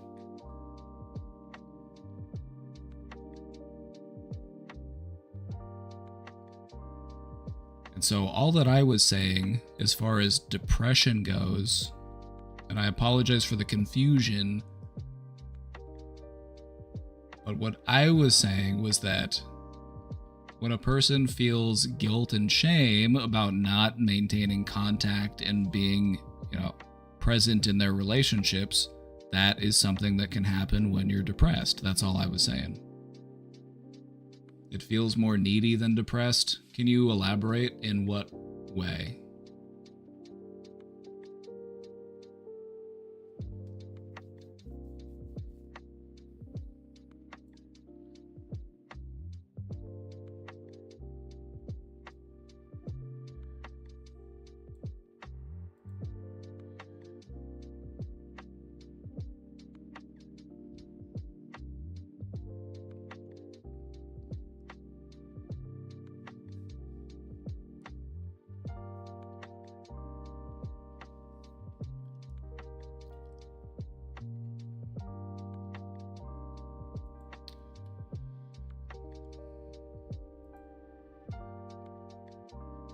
I do make some assumptions here. I operate under the assumption that everybody's at least a little bit depressed because goddamn, things are pretty depressing right now. So that's kind of where I'm at. It's like that's kind of the lens that I look through. It's like things are pretty depressing.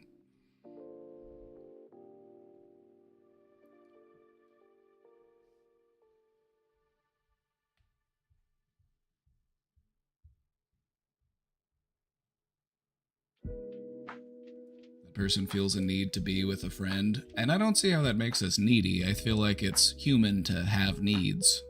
Having needs does not make you needy.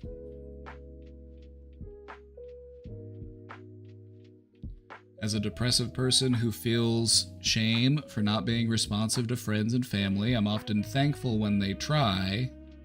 They're not responsible for my reactions. I'll find things to feel bad about enough on my own anyway. That's why I always say, keep reaching out. Keep reaching out because it hurts to feel forgotten, especially if you're depressed and you're feeling down low and you're suffering and you're like, nobody cares about me. I'm really struggling, and it reaffirms the dark thoughts that you're already having.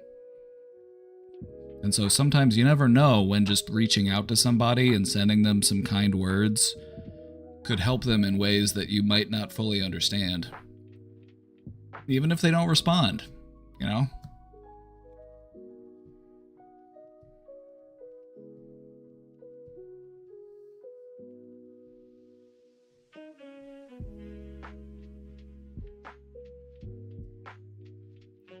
How do you reach out to a friend that you were being needy with in the past? The last communication was, I can't right now, good luck. Hey, friend's name. Hope you're doing well. I was just thinking about you. It'd be nice to catch up sometime.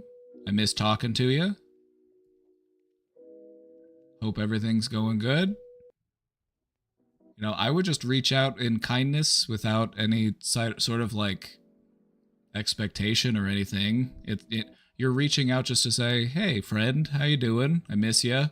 Hope you're doing well. It'd be nice to talk to you again. It's hard to go wrong with that type of reconnection unless the other person is like holding on to some sort of grudge against you. But I feel like for the most part, people aren't. If they are, don't worry, they'll let you know. You can work that out later.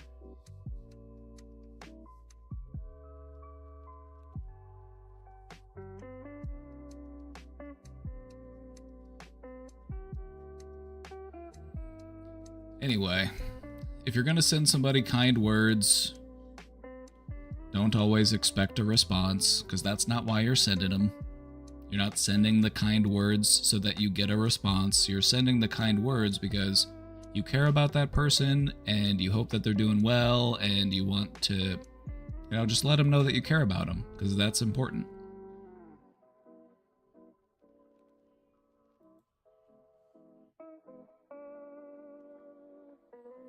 All this makes me think about is what the appropriate amount of work goes into a friendship. See, that's the thing about friendships or relationships in general, is that they do take work, but when it's the right relationship or it's the right person, you love the work. You don't mind doing the work. You want to do the work because you care about the person and you're invested in the relationship.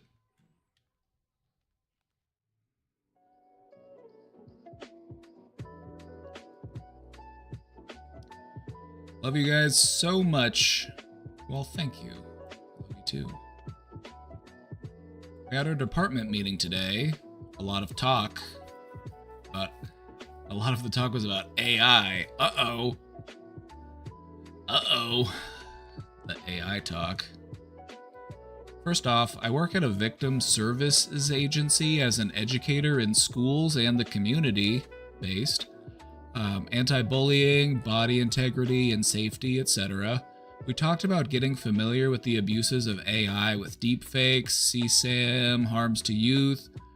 We will be learning more about this to protect youth and educate parents. What is grinding my gears? At the same time as an entire agency, we also have to learn about how to use AI appropriately, which is fine, but it sounded like a sales pitch for this training and becoming a true believer rather than an assurance that we will be able to take this information to be client-centered. Am I being unreasonable?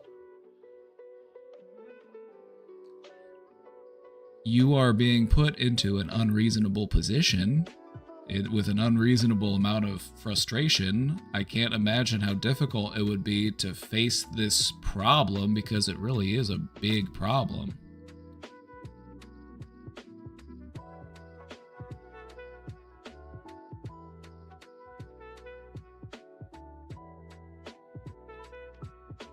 I would try to look at AI as a tool. Regardless of how you feel about it, it is a tool. And a tool can be used any number of ways. They're wanting you to learn how the tool works so that you can try to use it for good while minimizing the harm that it can cause.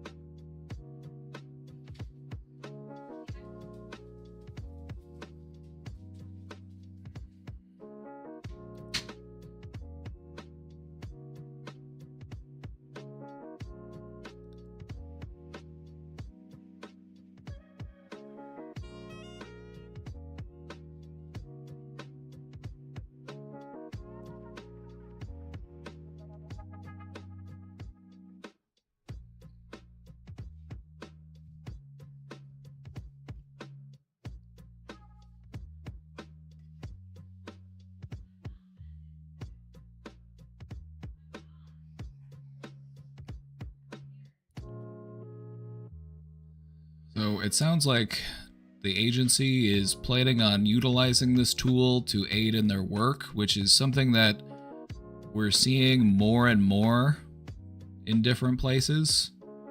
Pretty much every field you can think of that can use this type of tool to automate things or to, reduce the amount of human employees they need, it's like they're going to take those opportunities.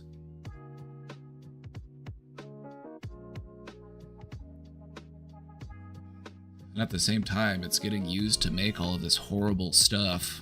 It's a crazy time that we're living in. Only 26 or 27 states have AI laws. 6, 7.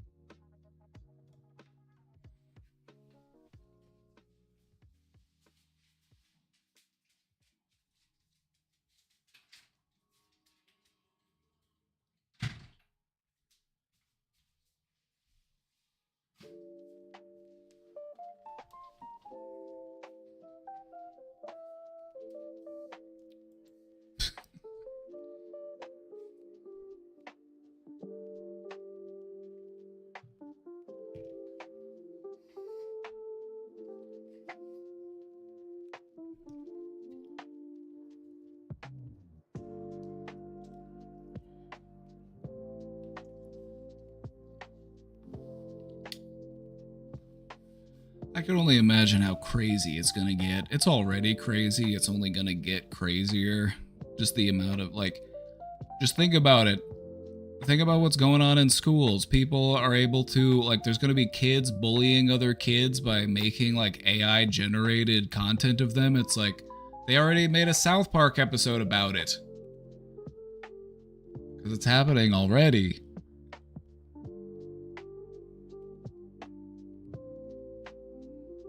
And so what are we gonna do about it? I don't know. If you ask me, I think we just need to call the whole thing off. If you were to ask me, I think we need to just call the whole thing off, but I don't see that happening, so we'll see where it goes. Buckle your seatbelts. Do your best to keep people safe in the meantime.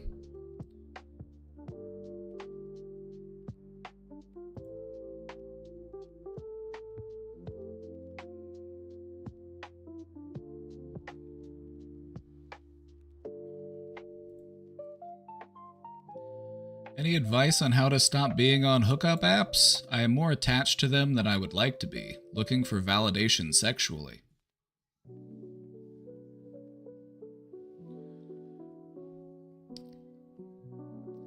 An important thing will be to realize that that type of validation just doesn't work. You're not the only person that's done this. In fact, many people have. Many people who are on those apps do it. Many people historically have done it. They've found, or they've tried to find validation through sexual means. But the thing about that is that if that worked, why isn't it ever enough? And so the validation that you get from it is very fleeting, very temporary. It's not anything concrete. It's not anything that you can really build off of.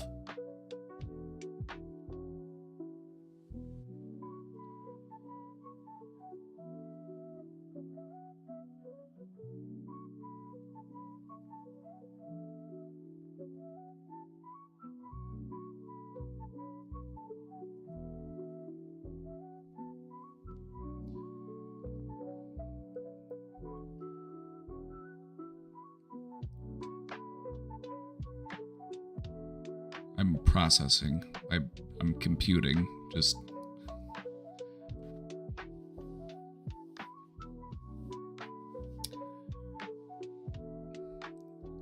ultimately, I feel like what you're going to want to try to look for is finding meaning in other ways. Finding that validation in other ways. Exploring your creativity, exploring your hobbies, spending time with friends, creating things. That is what will provide you with genuine, satisfying validation, and it will feel much more long-lasting and much more real than the fleeting validation that comes from sexual activity.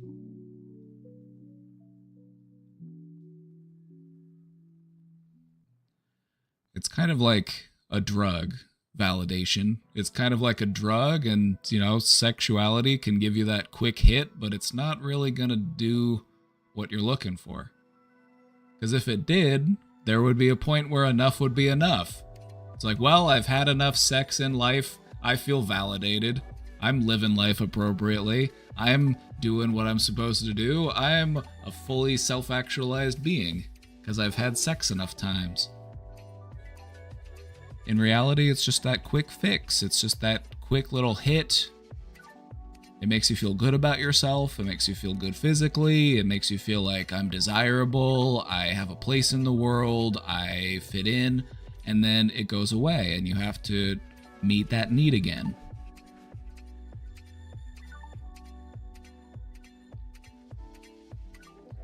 You will not find fulfillment on Sniffies, sad to say, but true. Yeah, I don't think a lot of people are finding fulfillment, but a lot of people are finding things getting filled. If you catch my drift.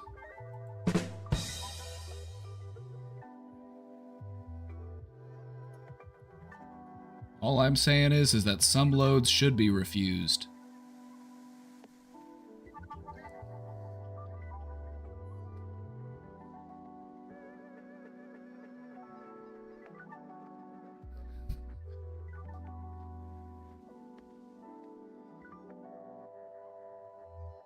The other submarine question is, why do you think you have to have a lot of sex for validation? Ooh, I can weigh in on that one. Why do people feel validated by having sex? It's biological, if you ask me. The act of having sex is biologically gratifying. It feels like I'm fulfilling my purpose as a biological organism. I have secured a mate and I have done the deed. Mother Nature has made that rewarding for us.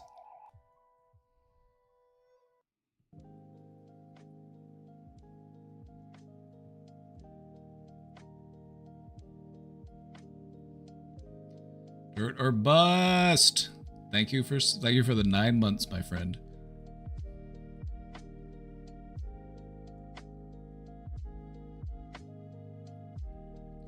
Sometimes people will also have sex as a way of feeling a sense of like control in their life. It's like, I get to pick my partner, I get to pick what we do, I get to, you know, it's a way of just like feeling like you're being successful and living life, and it's important and it's fun, but you know, we want there to be some meaning behind it. We want things to feel gratifying in the long term. Being intimate with somebody that you genuinely deeply love hits differently, all right? It hits on an entirely different level.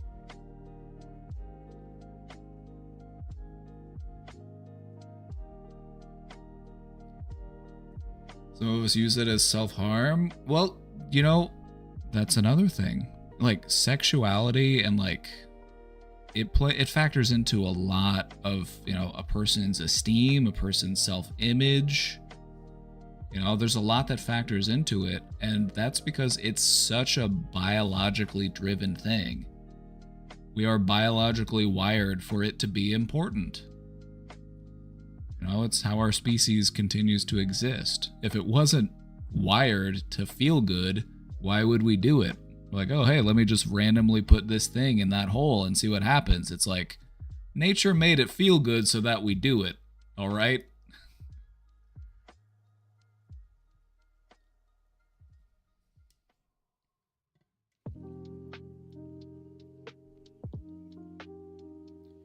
As a result, there's a lot that can get packed into that. There's a lot of trauma and emotion and stress, and you know, we can formulate entire behaviors around it. Sometimes we get addicted to the fake version of it. Sometimes we spend so long just gooning out online that we lose any taste for the real thing. We burn out our dopamine receptors eating McDonald's cheeseburgers that we can't appreciate a good filet mignon.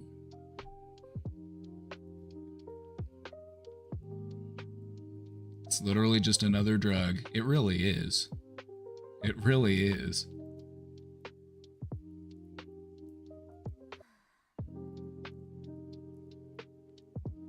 And for women, we're conditioned to see our bodies as our value. True.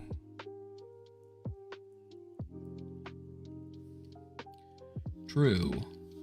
And I also think that happens to most people. It's just that the way that we view value is different. You know, like if traditionally, historically, women were valued for their, attractiveness or for their, certain forms and figures. But the same thing, it goes on for, masculine people as well. It's like, you want to be tall, you want to be strong, you don't want to have a big gut. It's like there are pressures that exist and they're manifested differently.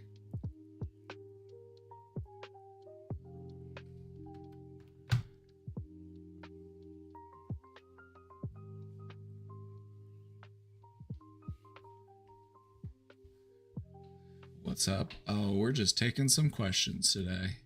Oh yeah, we've also got a presentation to get to, so let's keep moving through these questions. So yeah, how do we get off the hookup apps? We find a new hobby, because the hookup app is basically a hobby for you. It's a way that you find satisfaction and meaning in life, and we want to try to find a new hobby. There's nothing wrong with sex, there's nothing wrong with being sexual. We just want to make sure that we're doing it for the right reasons, and, we're not doing it to just, fill a hole.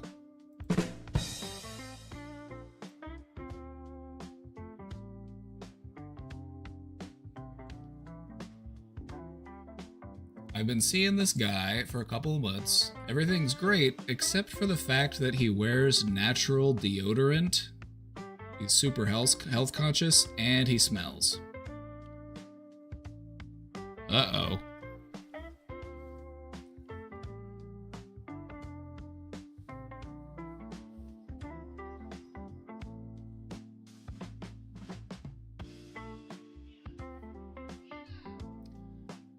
It's honestly killing off some of the attraction I have towards him. I don't think he knows, and even if he did know, I'm not sure he would switch. There are healthy deodorants that smell great, okay? And I know because I use them. There are natural deodorants that work great.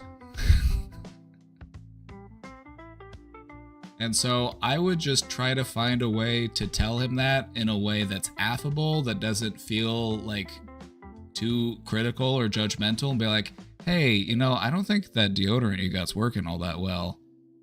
Maybe we should try something different. I just don't think it can keep up with you. I think you're just working too hard. There are ways that you can pad this where it won't be taken as an insult. You just have to frame it in the, because it's a guy, right? It's a guy, right? So we're gonna operate with that guy mindset. You're just gonna let him know you're outperforming your deodorant, brother. You need a deodorant that can keep up with you. That's way better than saying like, hey, your deodorant isn't good enough and you stink.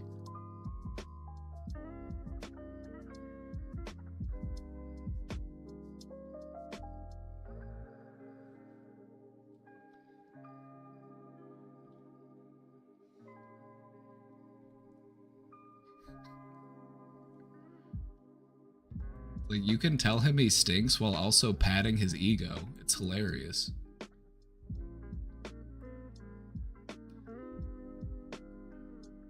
It gets in my beard and on me during physical intimacy, so when I leave, I smell just like him. I don't know how much longer I can go without saying something, but at the same time, I don't even know how you can tell someone, hey, I know you don't like to use deodorant with aluminum because you're freaked out about cancer, but for the love of God, I hate that I leave your house smelling like your armpit sweat. Obviously, I would never say that, but it's what I feel inside. So, how do I broach this subject? Can I even at this point? We've been seeing each other infrequently.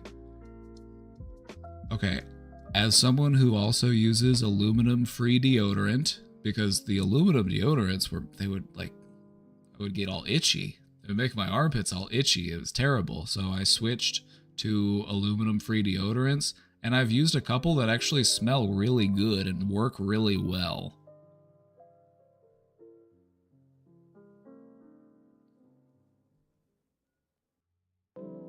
Aluminum-free doesn't work on me. Sometimes there's a switch. Sometimes you gotta shop around a little bit. The last couple that I've had worked pretty well.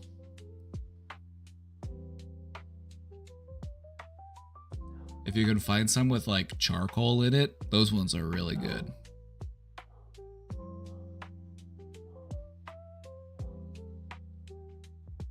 You can find one with some charcoal in it, that'll take care of it.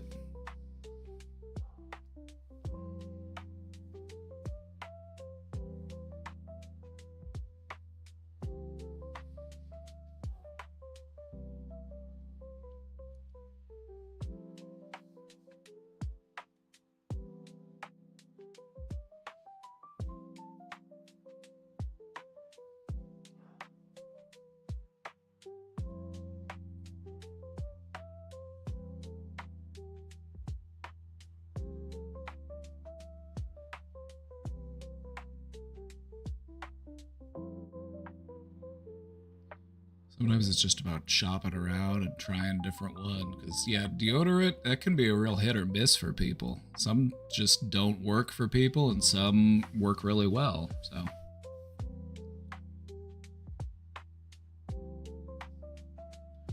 Anyway, there is a kind way to go about this. I would just try to approach it in that way.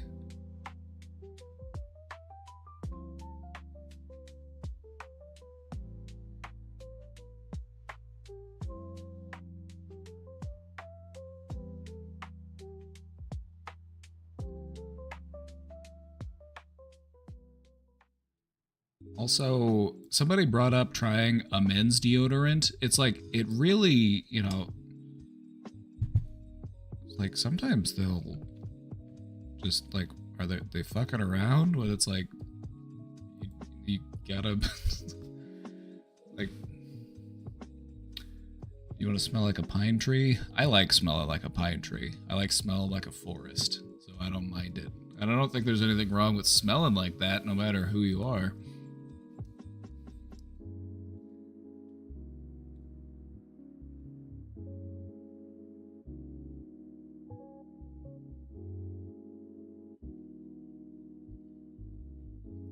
Prefer the ones that work well, but a big tip is to apply right after a shower. It kind of depends on whether or not you have armpit hair. Generally, you don't want to apply it when it's wet because then it just won't go on properly. It'll just kind of like, you know, there's water in the way. But as someone with big bushy armpits, I can slap that stuff on whenever.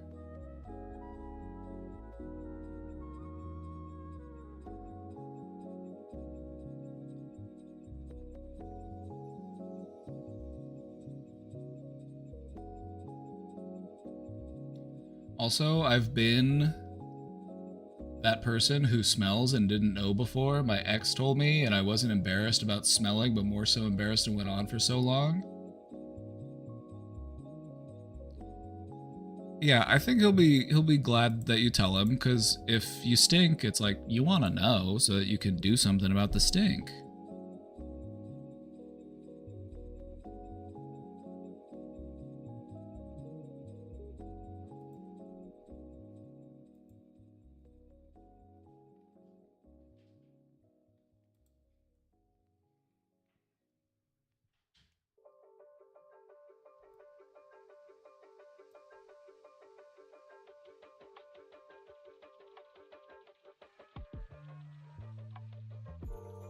How do you not know? You get used to your own smell because you're inundated in it every day. You don't really, unless you were to like lift up your arm and take a whiff, which some of us do.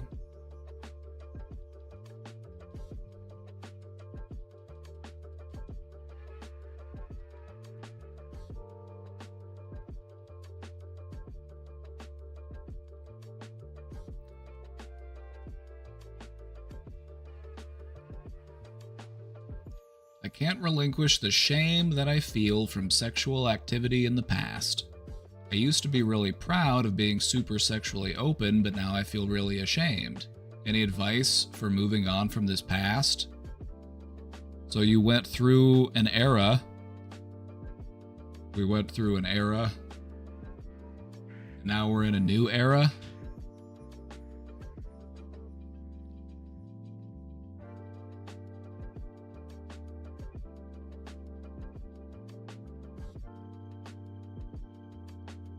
All right, let's take a look at shame for a minute.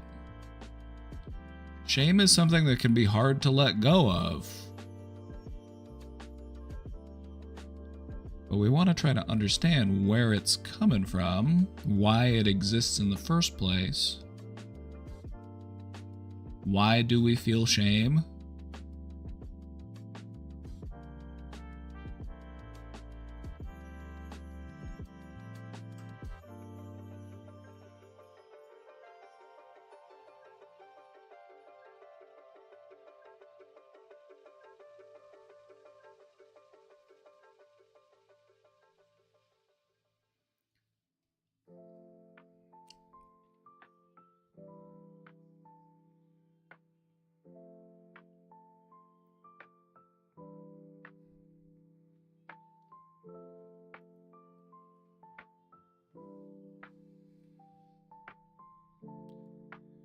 Because society tells us to feel bad about it? That's a good point. We feel shame about this kind of stuff because there are pressures, or there are things within us or things around us that make us feel that what we did was bad. It was the wrong thing to do. We should not have done it.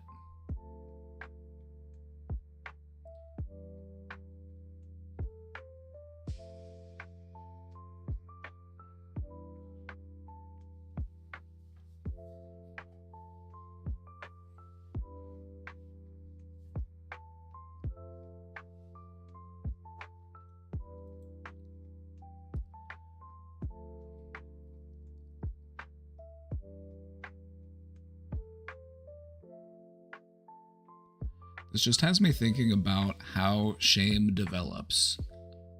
I'm thinking about how, in your case, you have shame about what you have done sexually in the past.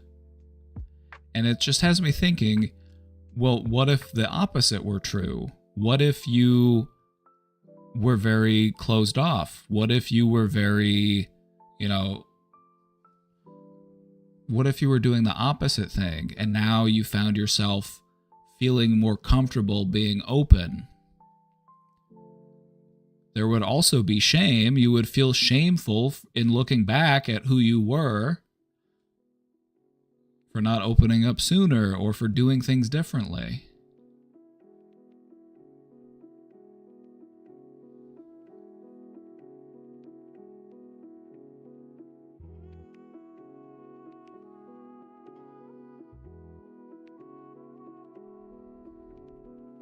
And so I'm kind of taking a step back from the whole sexuality aspect of it, and I'm just trying to look at why we feel shame in our life. We look back at what we've done and we're like, damn, I wish I hadn't have done that. Or we look back and we're like, I wish I had done that. And so ultimately what I think it comes down to is just being okay with where you're at right now, recognizing where it is that you've come from,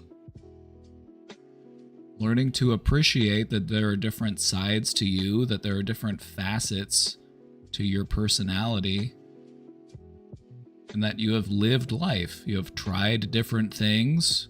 Some worked out, some didn't.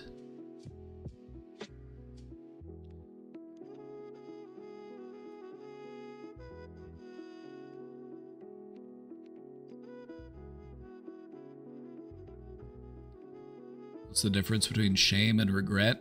They're pretty closely related, but in my opinion, shame is just a very intense, almost personalized form of regret. You know, you can regret a thing that you did, but you feel ashamed because, oh my God, I'm a terrible person because I did that thing.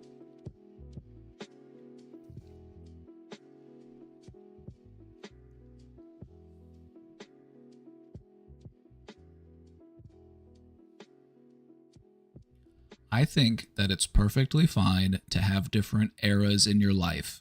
You can have eras where you're more open, when you explore, when you try different things, when you travel, when you engage with more people.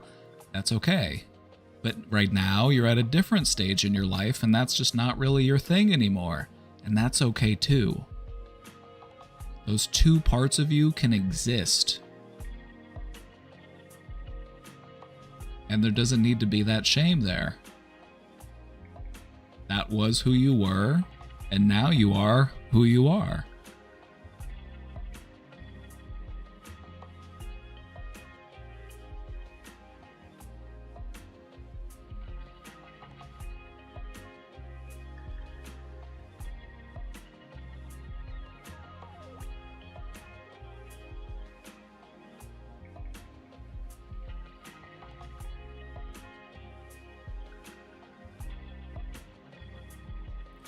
Personally, I don't think you have anything to feel ashamed about. You were just living life, and you were doing what felt right in the moment, and that's okay. And now you're in a different moment, and you see things differently, and that's okay too.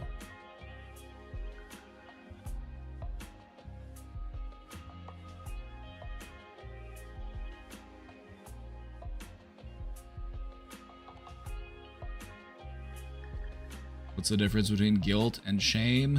Guilt is feeling like I did a bad thing. Shame is feeling like I'm a bad person because I did that thing. Again, they're closely related, but there's, they're the types of feelings that you often see running together. Regret, guilt, shame, they often get clumped together.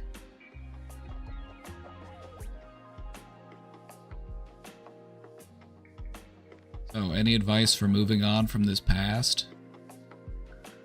Appreciate who you are in this moment. Everything that you've done, every choice that you've made, every word that you've said, it's all culminated with you being where you are right now. And that's pretty cool. We don't need to carry shame for who we used to be because we're not that person anymore. We're somebody totally different.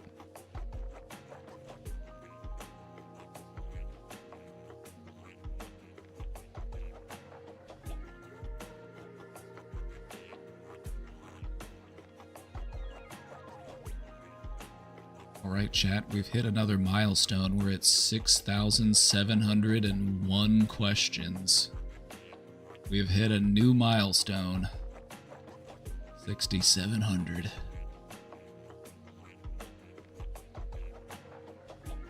Six, 7.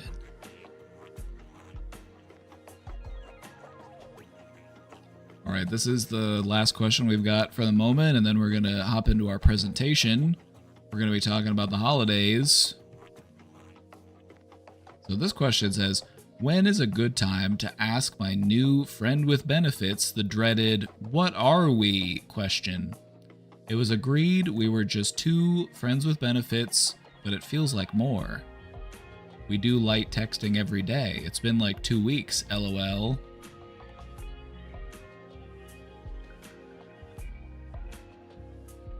The terms that were set at the beginning of this relationship are open for renegotiation after an appropriate time.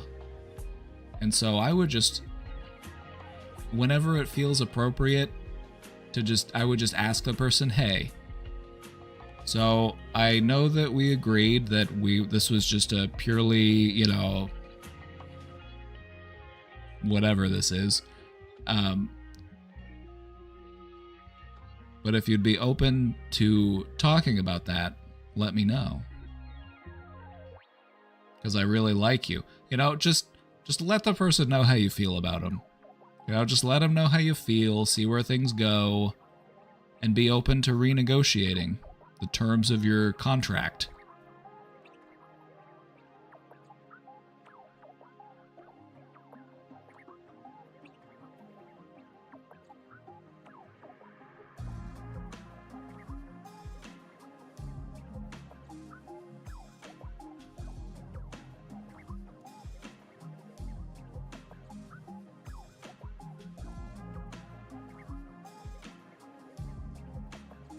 Be genuine. Yeah, just be genuine, be earnest. Just, if you like the person, let them know. If you like spending time with them, say, I like spending time with you. If you like talking to them, say, I like talking to you. If you want to see him again soon, let him know. Hey, I hope to see you again soon.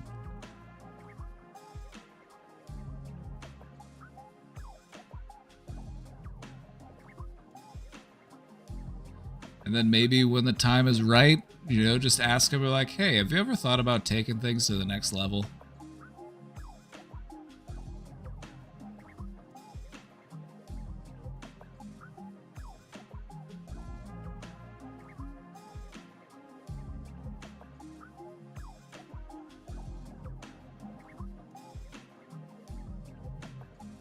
It doesn't have to be a scary conversation. I understand why it would feel that way, but it doesn't have to be.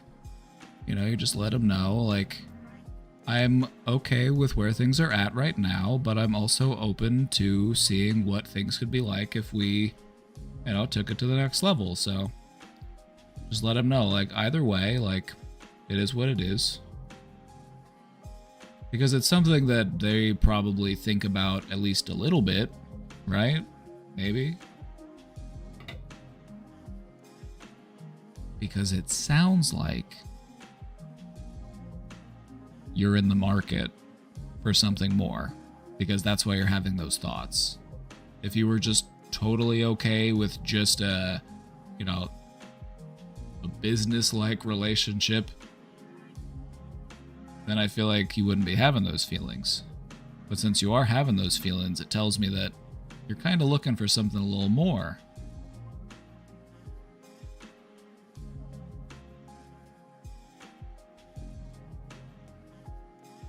Genuine, clear, and open without being pushy. And let them think about it. This can be over multiple convos. I agree, that's the perfect way to do it.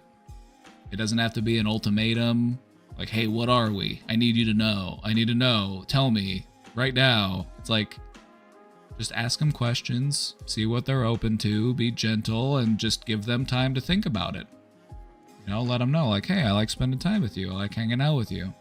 I like talking to you. I could see this going somewhere. Think about it.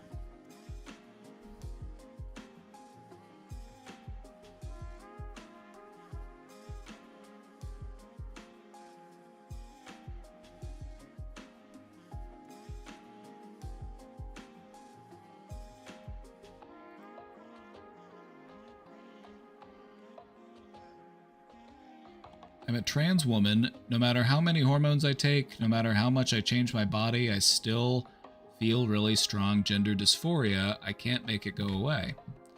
This might be where we might have to go beyond just like the physical aspects. It's a mental shift that we're looking for. Gender dysphoria could be a very powerful thing, and it's not often so easily remedied. Sometimes it's something that we really have to take some time to work on. And so I would encourage you to not give up and to keep working on it and to keep talking about it with people. Find the people that support you, that understand you, that you can talk to about it. It might still pop up from time to time. That's to be expected.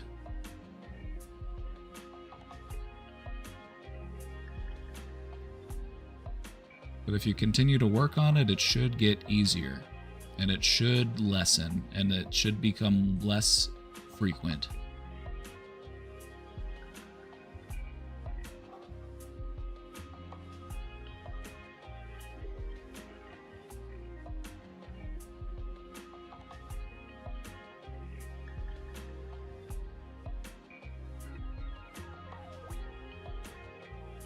I think an important part of it will come down to finding things that make you feel like your true self, whatever that might be. Because maybe it's not the physical appearance, maybe it's not just the hormones, maybe it's not just the, maybe it's something different. Maybe it's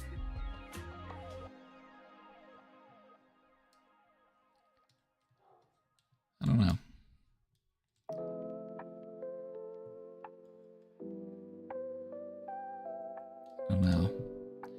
But I think about people who have like dysphoria or dysmorphia or other types of conditions where they feel, uncomfortable or not in sync with their true self. And it's a mental shift. I think about like weightlifters.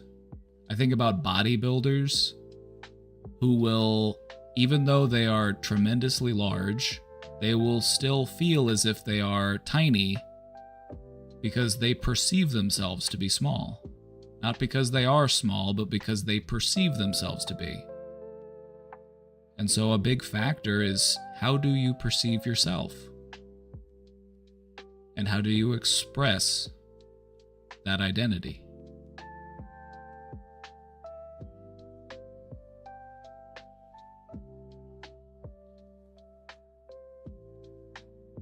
And so I would just keep working on it, keep talking about it, find out what's going on underneath the surface, and it'll get easier. It will.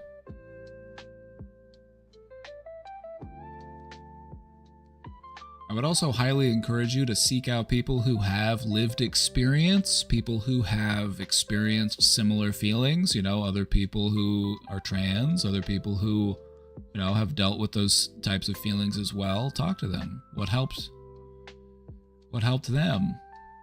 How did they feel? So that you don't feel like this is my struggle or just something that's only difficult for me. Because I believe it's difficult for most. And it's not so easy to just feel yourself. Feeling like your true self is a difficult thing for people to do, trans or not. And so keep working on it, and you'll get there. It will get easier. There will still be moments where things might feel challenging or confusing, but that's to be expected. That's life,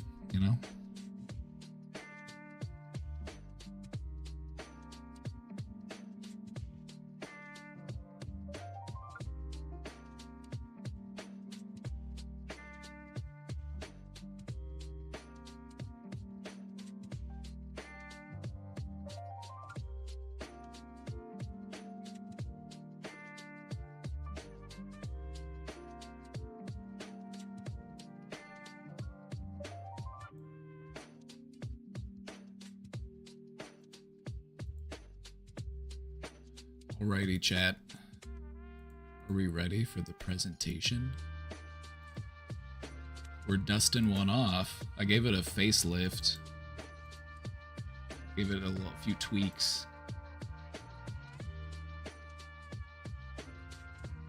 Some of you might be familiar. You might remember this one from last year. We did our holiday survival guide. We're bringing it back.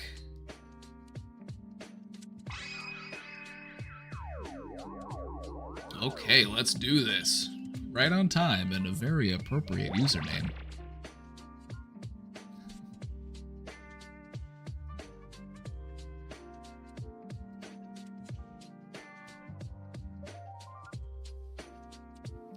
Alright, chat. I'm gonna run to the restroom real quick before we get into it. If you would like a copy of the slides, you can type !slides in the chat. We're going to be working through this little presentation here. We're going to be talking about why the holidays feel so challenging. Because understanding is the first step. Awareness is everything.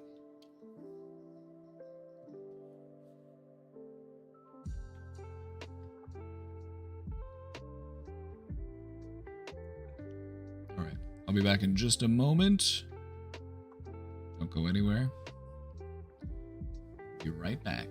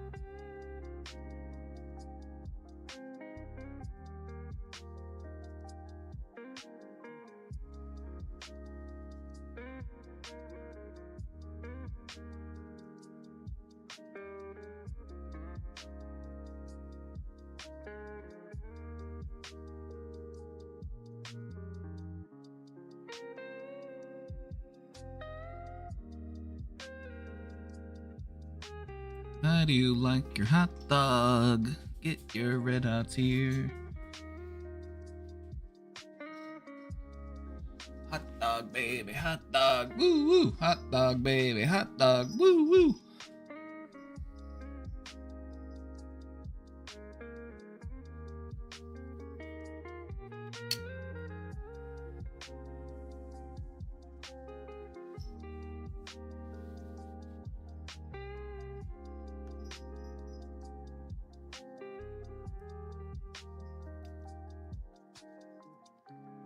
You drank the big can of the Red Bull. You drank the big can of the Red Bull.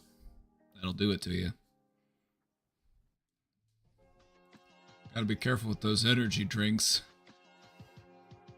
Beaver! Beaver! Come on, Beav. Come on up, Beaver.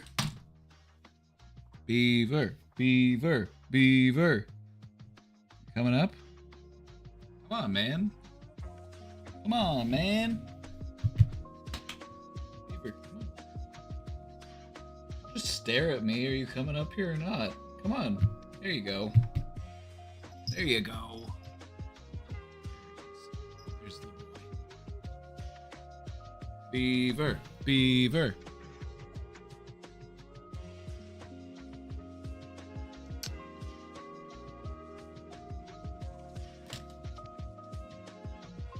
Baby Eve.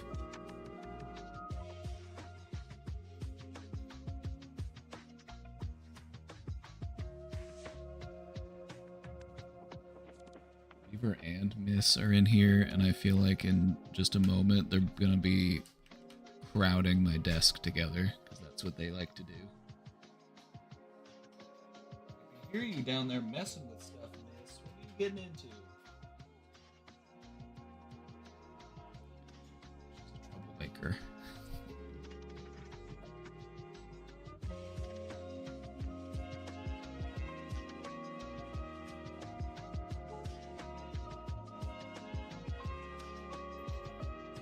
Miss, what are you doing down there? I hear you messing with stuff.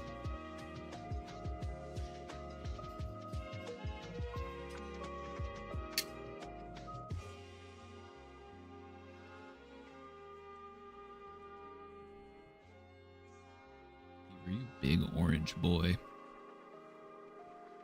Beaver, are you my co-host today? You're gonna help me with the presentation? You're my co-presenter?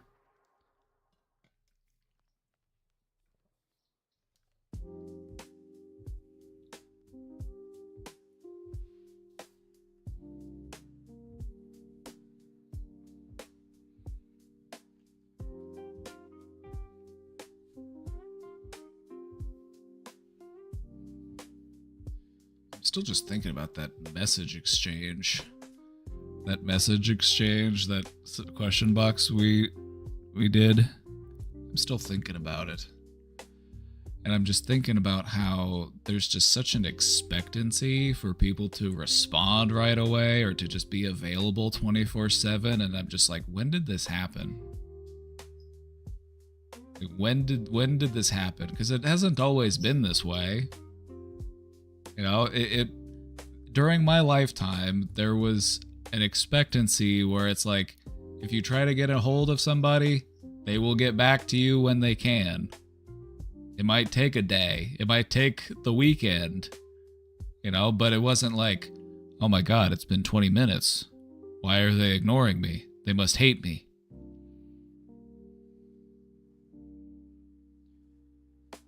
What is it? A continuation from yesterday? It was a continuation from yesterday. So if you didn't watch yesterday, you might have missed some context there, but the person, the questioner, had shared with us what their friend had said to them, and it was very like heavy-handed, very guilt-laden, just very like accusatorial, and it was like clearly designed to make the person feel bad over something that they didn't do. And we talked about how to respond to it, and the questioner did a fantastic job, and they responded in a very mature, appropriate way. And of course, the other person did not take it well.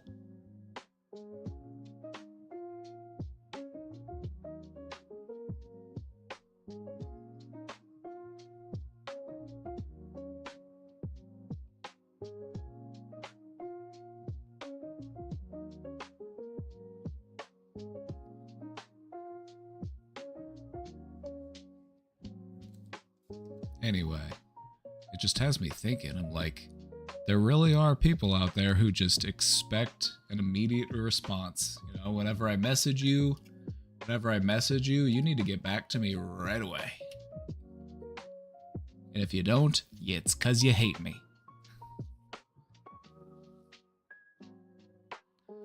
Holidays haven't been the past since my grandparents passed. It's rough, right? Losing grandparents.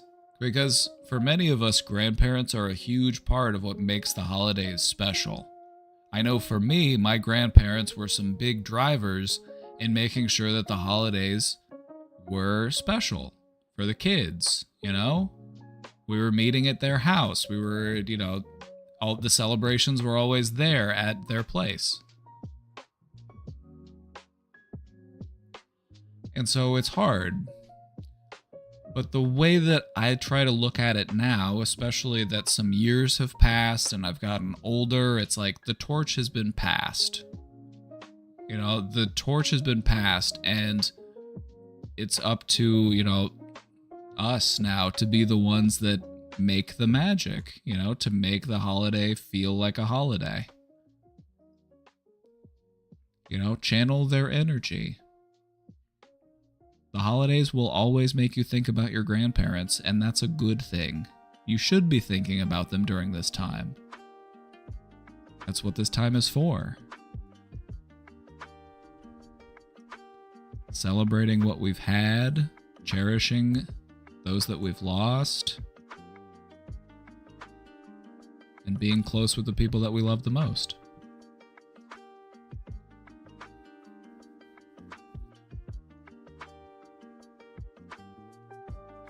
So yes, the holidays will be different, but every holiday is different.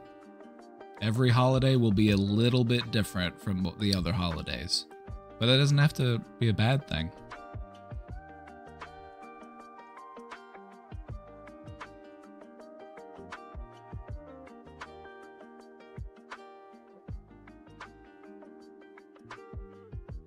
Not welcome at my parents'?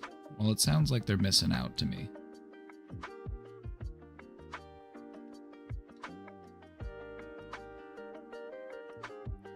Alright everybody, today what we're going to be talking about is why the holidays can feel so challenging.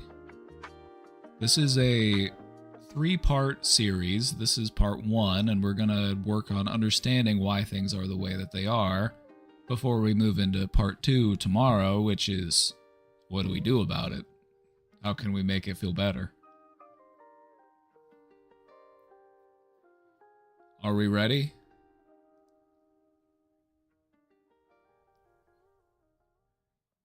I think Beaver's ready. Oh my god, look at the size of him.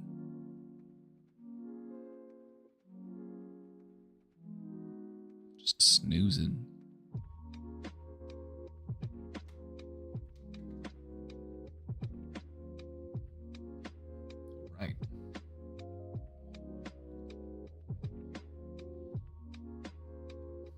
If you've been around for the past couple days, or even earlier today, I think we mentioned it, something that we talk about often in regards to the holiday is how it is an emotional amplifier.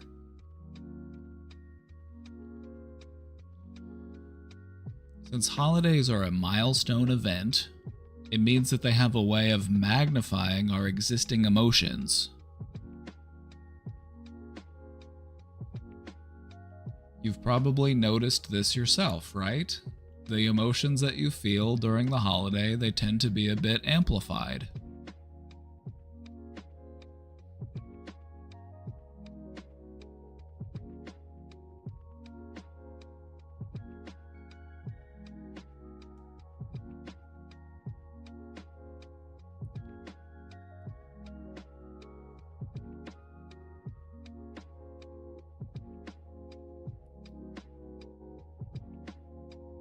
Joy, for example, can feel even more joyful.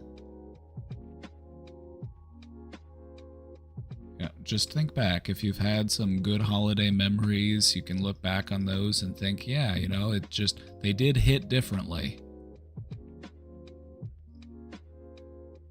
Looking back and thinking about childhood and holidays, it's like I can't really think of a time outside of that when I was, so excited that I couldn't even fall asleep.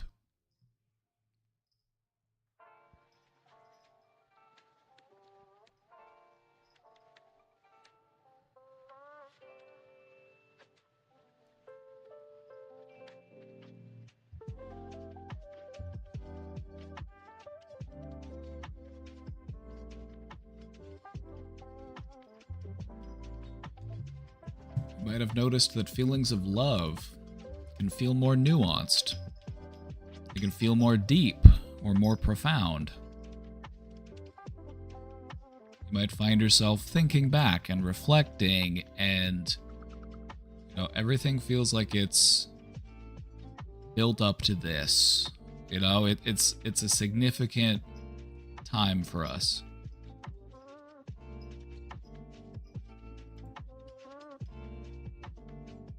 Beaver, can you stop pushing my keyboard, please? Thank you.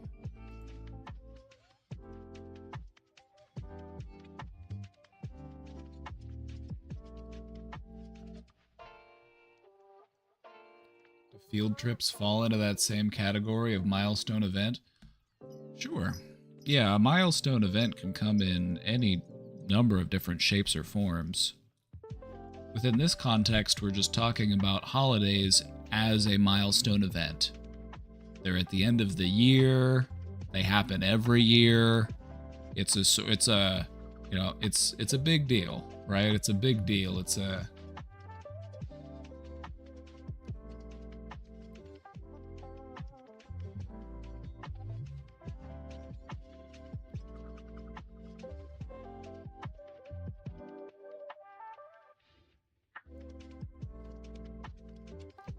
And as a milestone event, holidays amplify our emotions, and this can also factor into our negative emotions. If we've been feeling sad, if we've been feeling lonely, if we've been feeling stressed, those things can now feel overwhelming. Maybe they were things that we've been dealing with for months. Maybe they're things that we've been dealing with throughout the year. But something about the holiday and that milestone makes it more real. It makes it more heavy. It's the emotional amplification.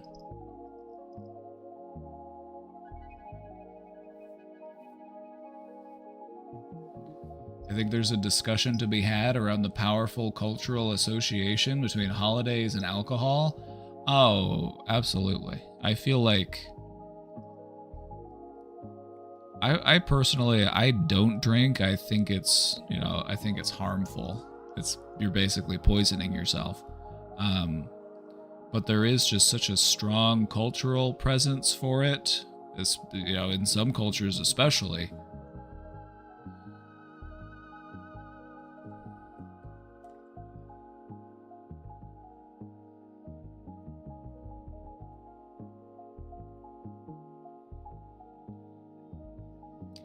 Beaver, I need you to get off the keyboard, dude. I got the whole desk for you. Just don't push the keyboard. That's the rule. That's the rule, Beaver. He can't not do it. He has to push it. Oh, you're feeling feisty, aren't you? Oh.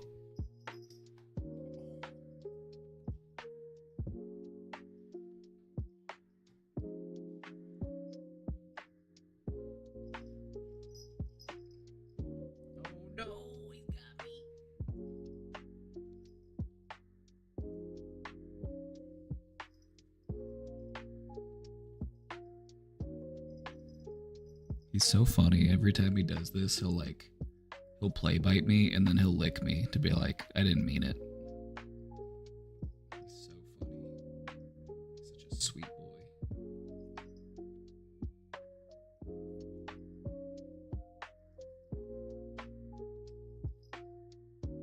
He says, quit moving.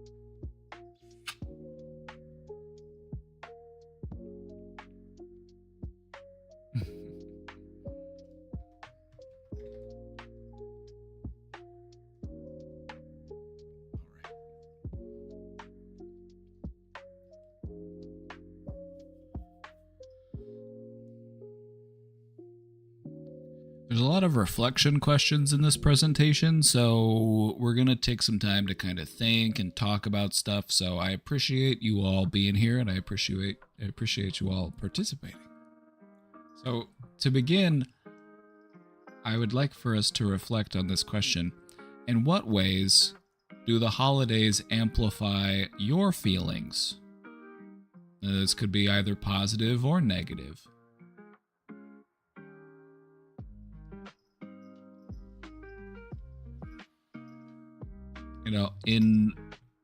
I'll give an example for me personally, the holidays, and it's not just this holiday season, but, the holidays that I like, I do feel that energy.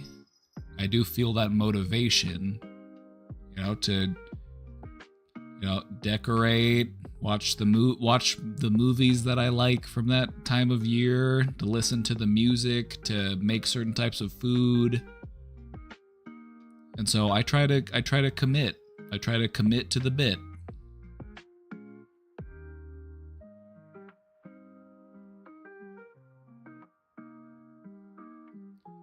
I feel more vulnerable during the holidays. Makes perfect sense. Your emotions are amplified, and that can make us feel vulnerable because we feel things more intensely. That reminds us of vulnerability.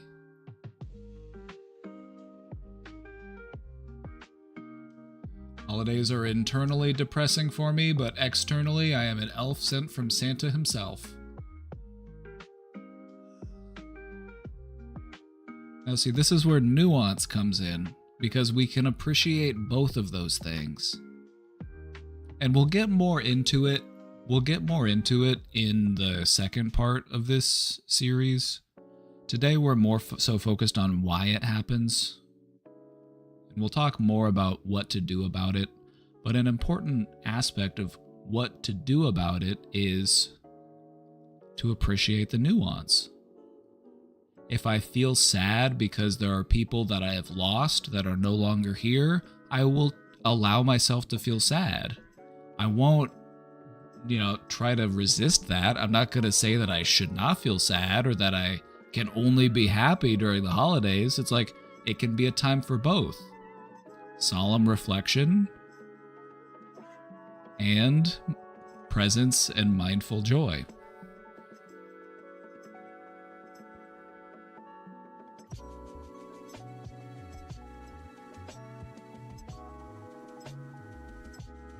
Don't have family, really? Well, what we always say here is that family is a feeling. And so it's just about finding that feeling.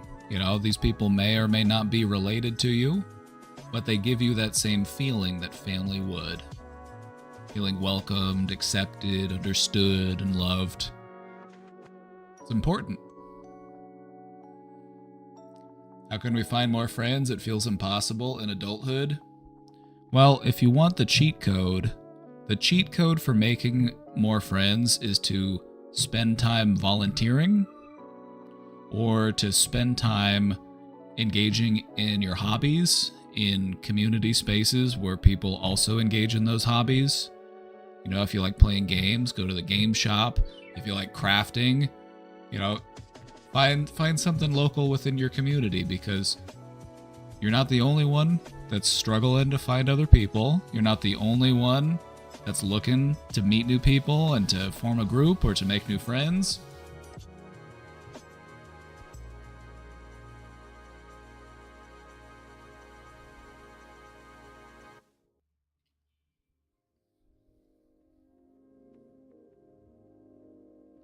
I feel like a lot of people take for granted how much harder it is to drive long distances and do a lot in a compressed period of time. Oh yeah, we cover all that too.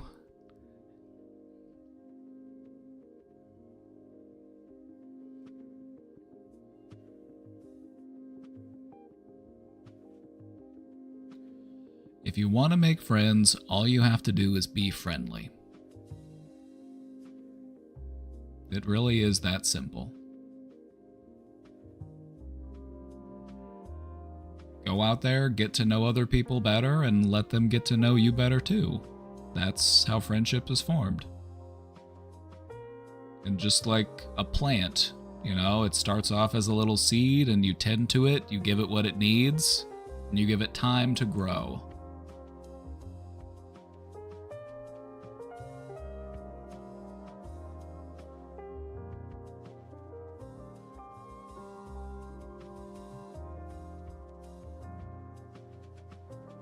I have thoughts about breathing slowly. Sometimes when I try, I just breathe in deep, hold, then let it out. What I've realized is that if I actually want to replicate relaxed breathing, it needs to be slow inhale, hold, slow exhale. See, that's what I've been telling you. It's a gentle exhale.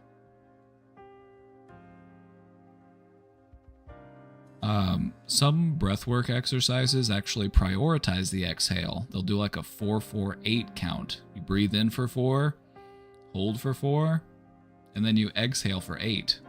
And so that you're actually focusing on the letting go.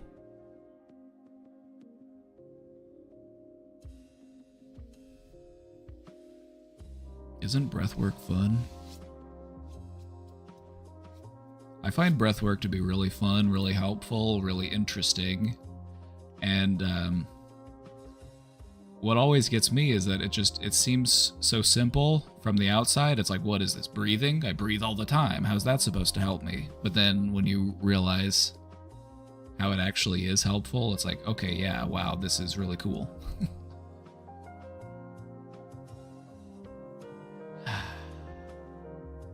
It's a great way to regulate yourself.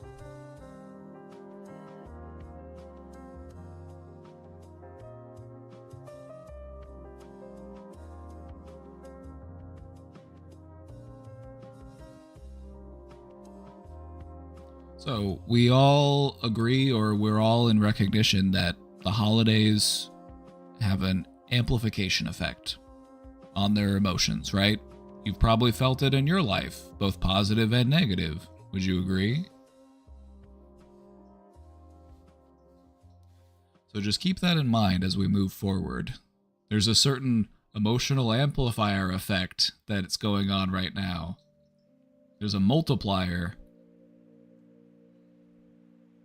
You've got the holiday buff, and the holiday buff, it makes every emotion 100% more effective. Birthdays too sometimes. A birthday is another great example. It's another milestone event, and you see all these other things factored into it as well. So it's another good example.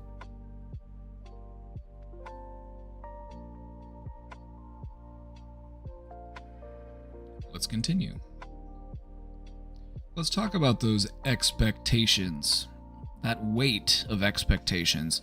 It's a big part of what makes the holidays a bit stressful and a bit overwhelming. So let's start off with those societal expectations. Everything's got to be perfect. You got to have the meals, the gifts, family gatherings, nonstop happiness. Everything needs to be perfect. Also, I need to take pictures so I can post this on Instagram. There's a performance anxiety going on here. There is a pressure to perform.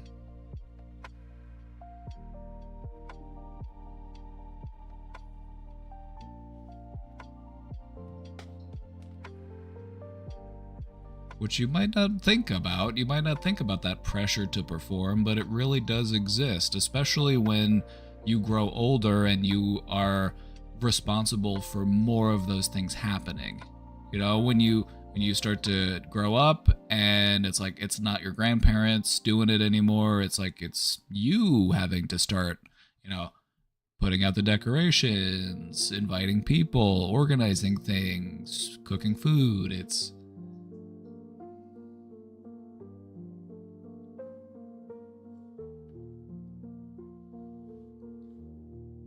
And guilt from a family. Why are you sitting there? Go mingle.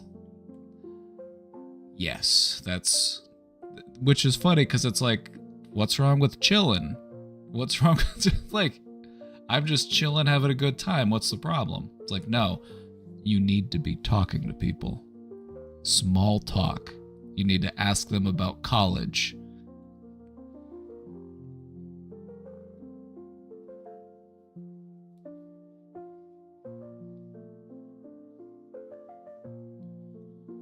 Sounds a bit like toxic positivity. You would be correct. Toxic positivity is kind of weird when you think about it, but it's the expectation that everything must be happy and perfect and you're not allowed to be sad, you're not allowed to complain. You must be holly and joyful. You must be cheerful or else.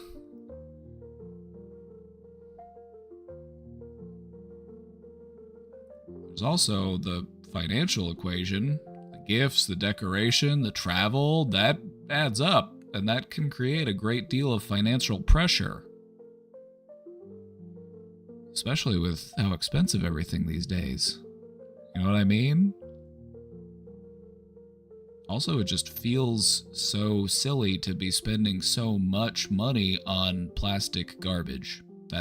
That's what always gets me, is it's like, what am I even buying? Some cheap plastic shit? It's gonna break in a week?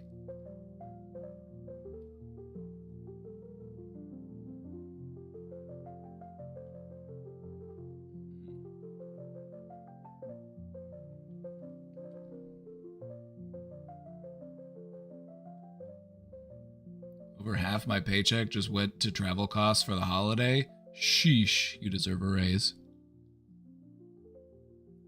Tell me about it, just paid my pet sitter to cover for the holidays. Right? Holidays are expensive.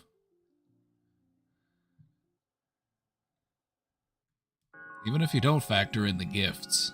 You know, it's like you got places to be, you got stuff to do, you got ornaments and decorations, and there are obligations. Bring back baking cookies for everyone. Alright, well, let me know when you're done baking, because I will be taste testing.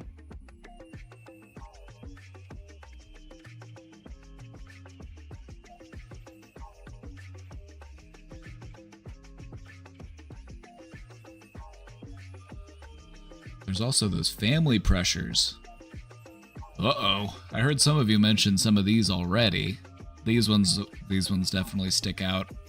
Maybe there's tension in the family, and that's a big part of why the holiday is difficult for us. We're dealing with those tensions and conflict. Maybe it's politics. Maybe it's trauma.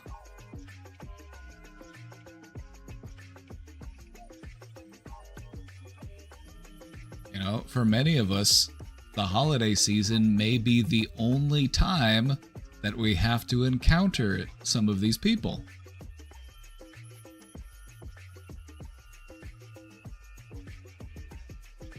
You know what I mean? Sometimes you only see these people around this time of year.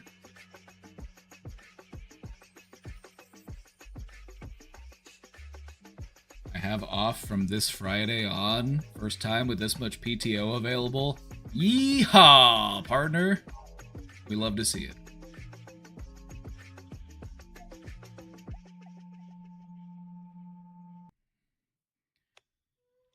Or endure them for a prolonged time. Oh, yeah, that's a test of patience and a test of resilience. Find another soldier god. I can't get much stronger. This is also something that factors in. It's the obligation to attend events. Even if it's something that you might not want to go to, maybe it's something that you would feel uncomfortable going to, or you just, you know, but there's still that obligation to go. Like, well, I don't want to go because so-and-so is going to be there, but I have to be there because this person's going to be there. And it would break their heart if I wasn't there.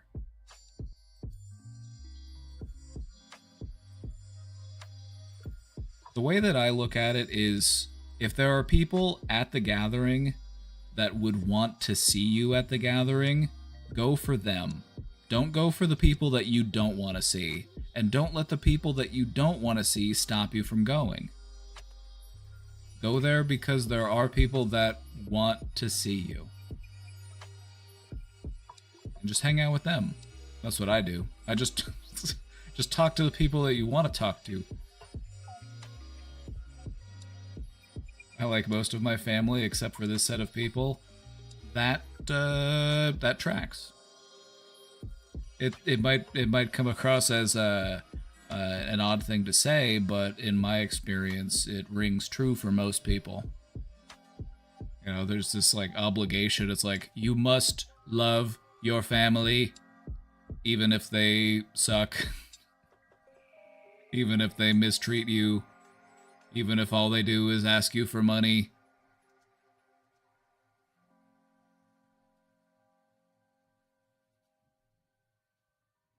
I feel bad that I agonize over spending just a few hours with family. Well, you could be at the DMV. It could be worse.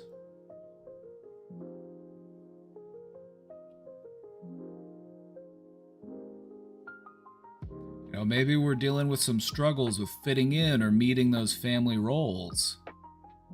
You know what I'm talking about. So, are you married? When are you having children? You're still at that job? You know, like that kind of shit. Like, oh boy.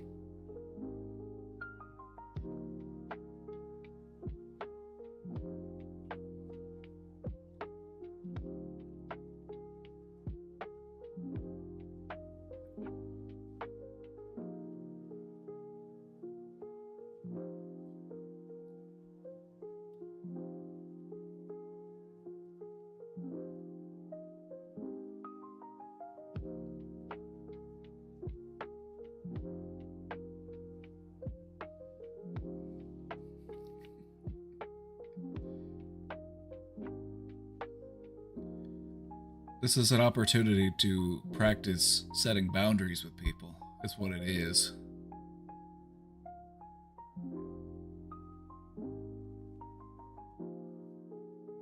And we're going to talk more about how we handle it, what we do about it. We're going to do that tomorrow. So we're kind of just going over the why of things before we go into what we do about it.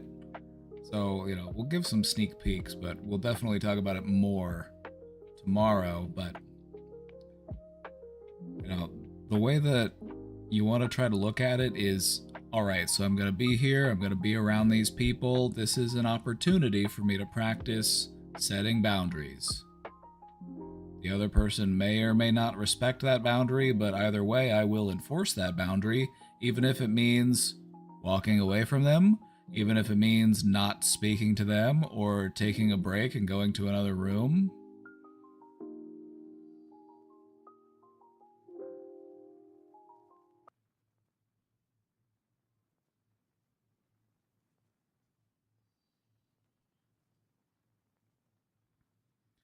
I also feel bad about putting the pressure on my boyfriend to spend time with my family, but you're spending the holiday with your boyfriend.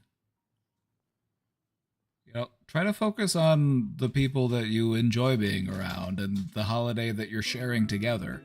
You know, there will be people there that might make it less than ideal, but try not to allow that to define the experience.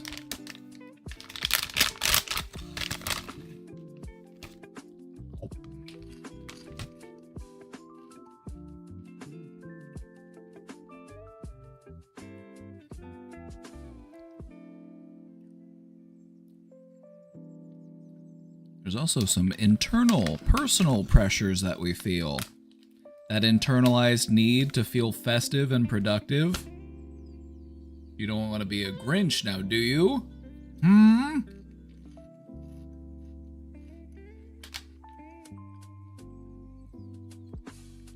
Or if we feel like there's something wrong with us because we're not feeling festive and productive. Like, it's the holiday season, gotta be festive and productive. And if we're not doing that, we feel like, uh-oh, something wrong with me.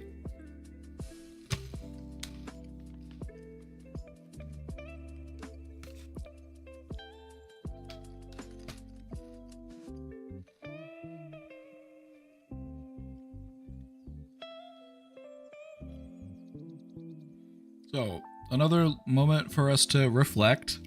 As I said, there's going to be a lot of reflection in this presentation. What expectations do you find to weigh on you the most during the holiday season?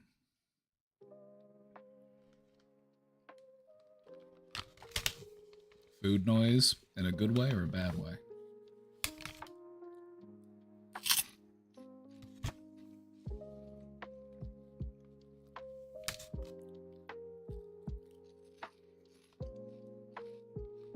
I don't know what they put in these things.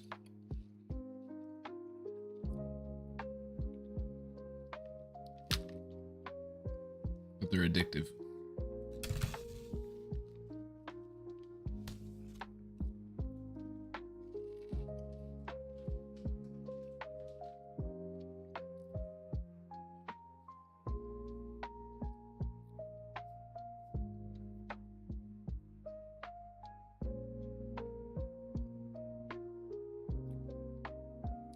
Expectation of me to enjoy it. Oh yeah, isn't that just the worst?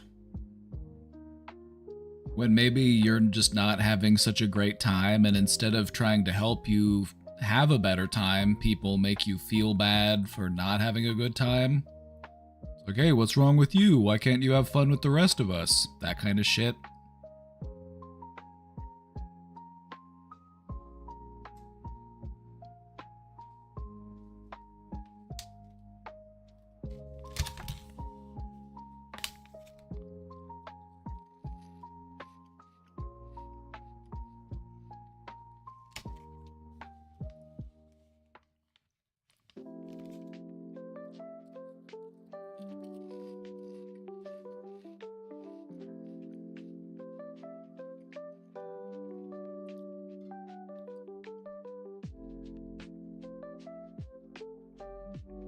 Mental food noise. Oh, I thought you were talking about me eating my snacks. Mental food noise from all the eating and trying not to gain weight. Give up on not trying to gain weight over the holiday season. That's what I find to be just, like, I just go into it with the expectation that I am going to gain. I am in a gaining era. It'll just give me something to do next year. It'll give me something to do when the weather warms up. Like, is it really the end of the world if I gain a few extra pounds because I was eating delicious holiday treats? No.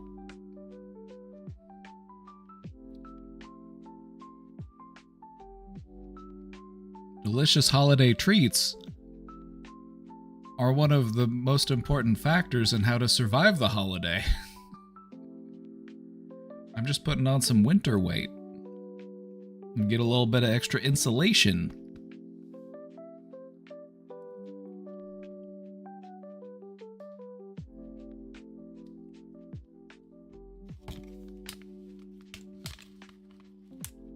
Like, I've had times in my life where I've been higher percent body fat, and I've had times in my life where I'm lower percent body fat.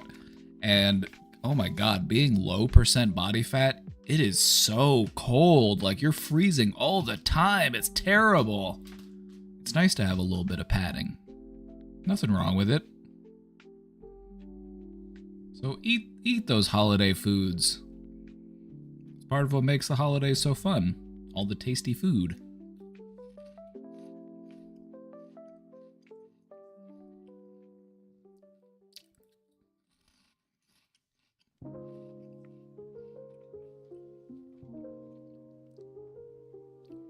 You're both always cold? Well, I think I've found a solution. You might be able to help each other out here. We're gonna get one of those big Snuggies that has 2 head holes in it.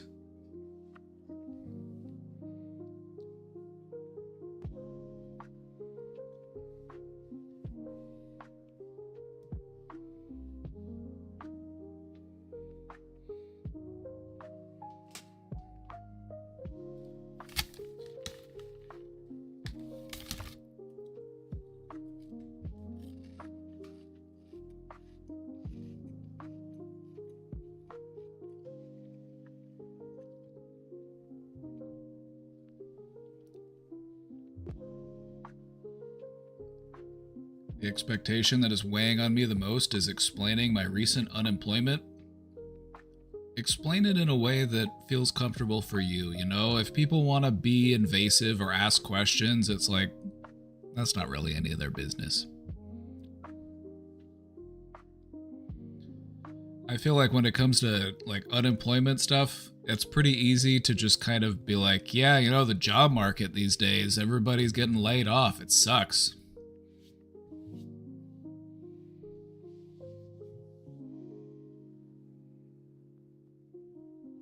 I'm so embarrassed to say that I left being an educator to work at the family tire shop. Why would we be embarrassed by that? You have to survive however you can in a capitalistic system. You know, having to move from one necessary job to a different necessary job is not an embarrassment, it's just survival. We need people educating, and we also need people working on tires. They're both essential. There's no shame.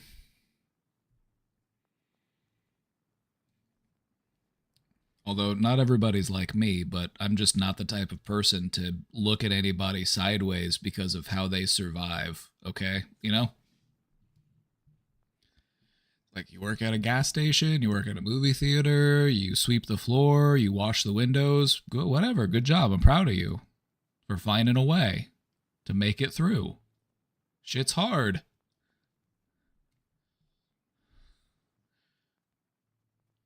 Do what you gotta do to make ends meet.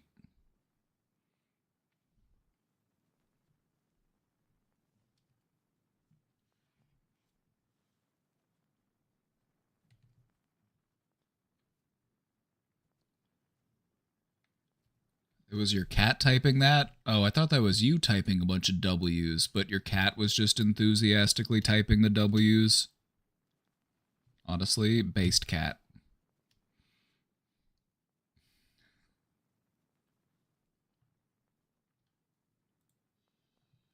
Tell your cat 6'7" and see what he'll probably think it's funny.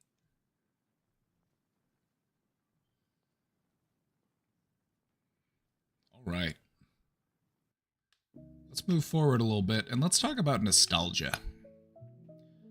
This is something else that came up in our discussion earlier when we were talking about memories. We're talking about all the memories that come back.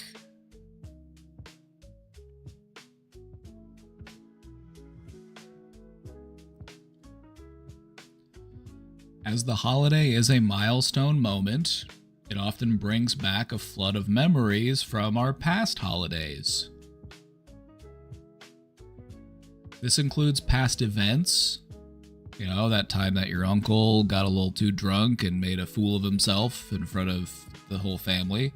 Or that other time when it's always an uncle, isn't it? Isn't it always? It's always the uncles.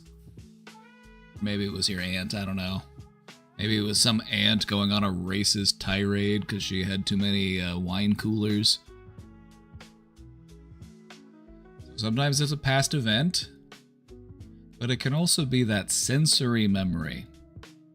A lot of our memories are tied to sensory objects, sights, sounds, smells, tastes.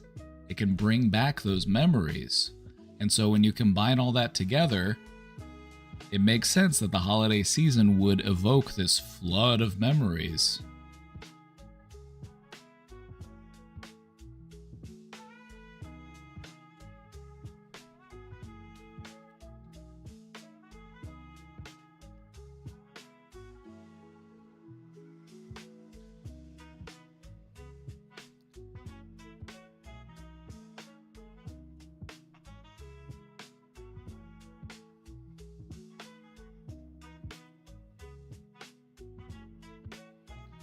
And so when we're thinking about this flood of past memories, this is our nostalgia. The nostalgia for the holidays. It's that accumulated surge of memories. Now this can be positive. Nostalgia can be positive. We can look back on all of the joyful traditions and all of the moments that brought us comfort.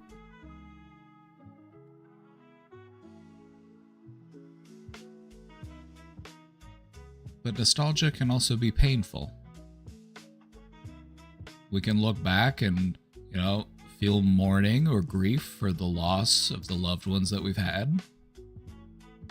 We can think about how, this person used to be a big part of the holiday and now they're not here anymore, and that's painful. Or we may also find ourselves longing for times that can't be revisited. Oh, I just wish that the holiday was like it was when I was a kid. I do too. I do too. I also wish that the holiday was the time where all I had to do was worry about being there, and I got to just eat and run around and yell and play with toys, and I got a bunch of presents. Sure do. Sure do. But I'm a grown-up now, and if I want to do that, it requires a bit more planning and coordination on my part.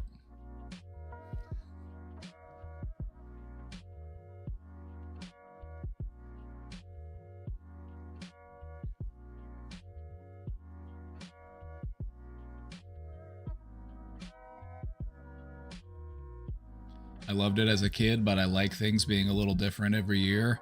And that's a very wise and mature way to look at it. And that's the way that I would encourage everyone to try to look at it. Just because it's different doesn't mean that it's not good. We'll talk about this a bit more tomorrow when we get into what you can do about feeling these ways during the holidays, but I do just want to give you a little preview and talk about it a little bit here. It's about finding that balance between the positive and the painful. There will be people that we've lost. There will be people that are missed. There will be feelings bundled into the holiday that evoke yearning and longing. But that can exist at the same time as joy and comfort and love.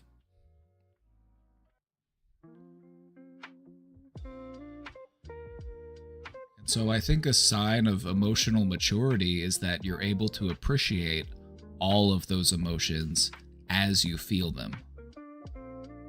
You may have a moment where you really miss somebody. It's like, oh, this was their favorite song. This was their favorite snack. This was their favorite movie.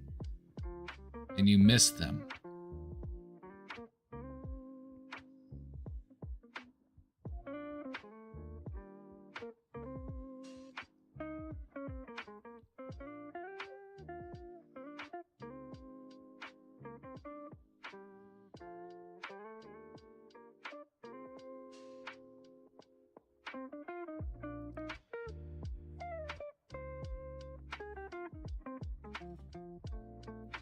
Those are the things where you look back and it hurts. It does. It hurts, but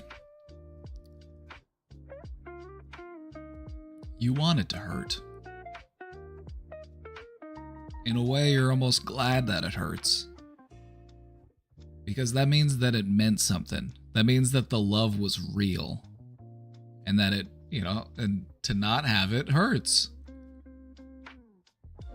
And so allow yourself to feel that loss. Allow yourself to feel that longing as a way of honoring that love that you shared with that person.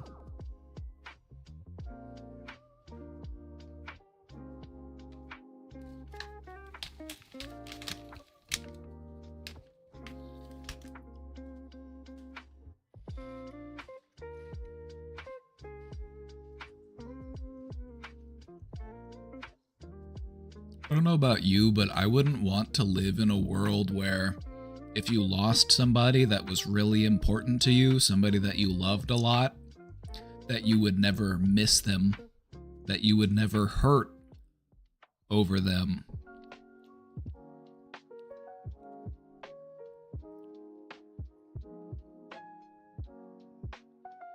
In a way, we want it to hurt because that shows that it really meant something to us. It's a reminder of just how important it is, how important love is.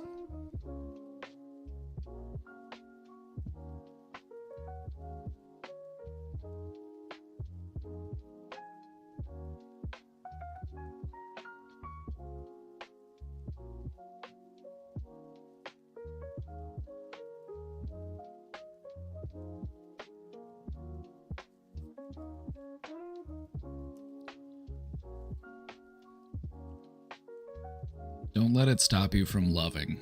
Just because the loss of love hurts, don't let that stop you from loving. If anything, love harder. Love with all you've got. That's what this is all about. That's why we're all here. Love with all you've got.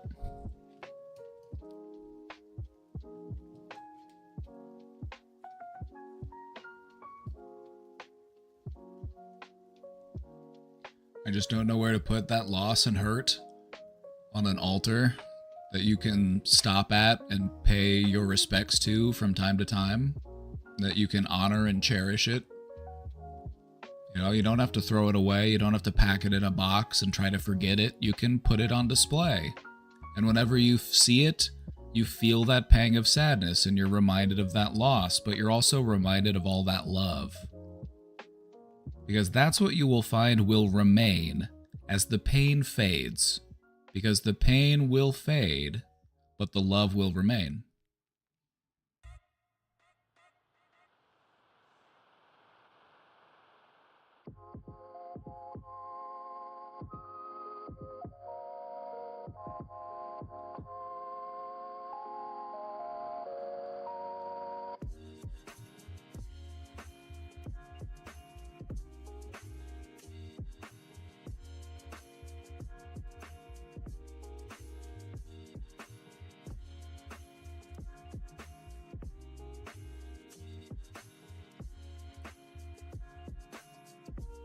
What if the loved one was the one who protected you from family and now you're stuck with the family without your protection? Do what they would have you do. Be brave for them. They want you to be strong. They want you to be brave, even if that person is gone. Be brave for them. Be strong for them. Act in a way that they would be proud of.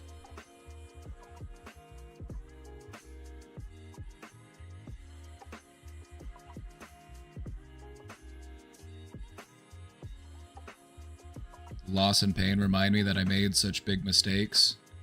If there's any silver lining to be found in that, it's that pain is a lesson to not repeat those mistakes.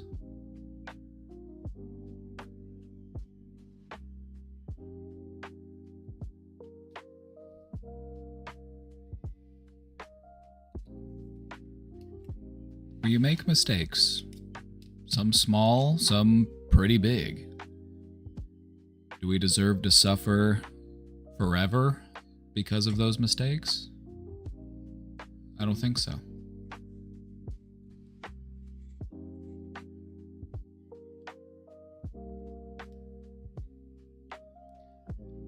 You can always laugh at the attempts to damage others. Abusers hate laughter.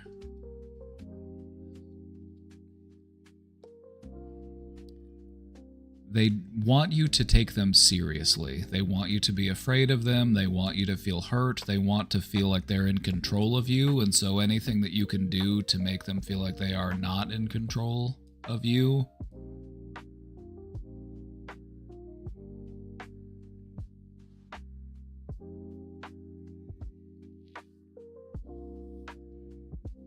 I've also found that playing dumb can be helpful. Somebody tries to say something to get under your skin, you're like, no, what'd you mean? What'd you say?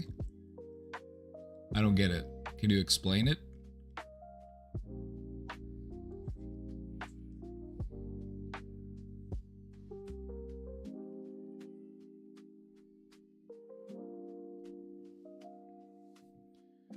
Reflection question for you. What are some holiday memories that stand out for you? And why do you think they stand out? I have a typo in here.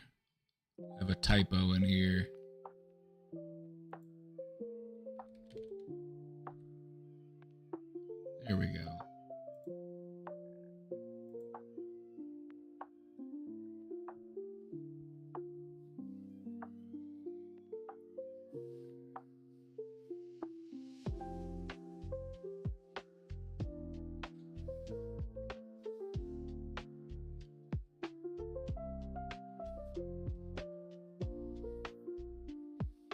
I just think of,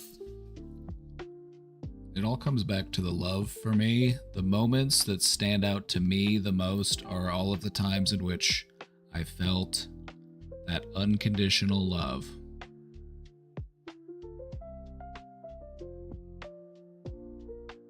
And that's what I try to channel myself. I try to be a vessel for that love. I try to carry on that tradition.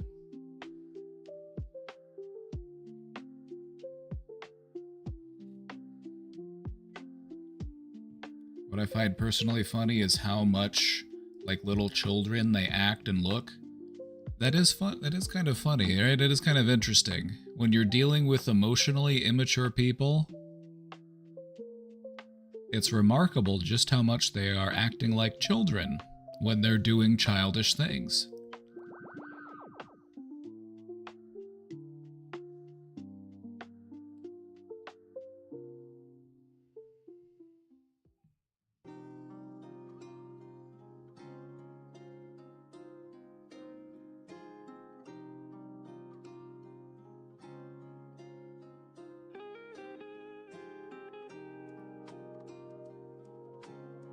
Right.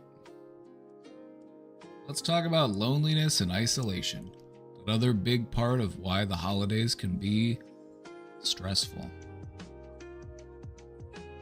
Those feelings of loneliness and isolation often increase the intensity of emotional challenges during the holidays, a time that's already emotionally charged. Loneliness and isolation compounds it. That's why for some people it's a very intense, very stressful time.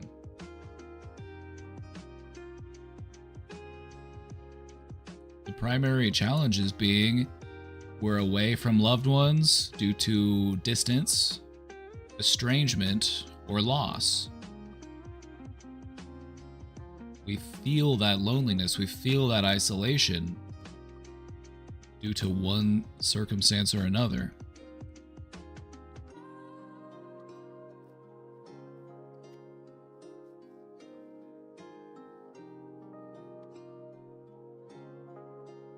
Or perhaps we're lacking in meaningful relationships or traditions. You know, maybe the family is there, but the relationship just isn't. Or maybe the traditions just aren't there. It's just like, just show up when you get here. We'll be here all day. Yeah, just feel free to stop by. Okay, yeah, whatever.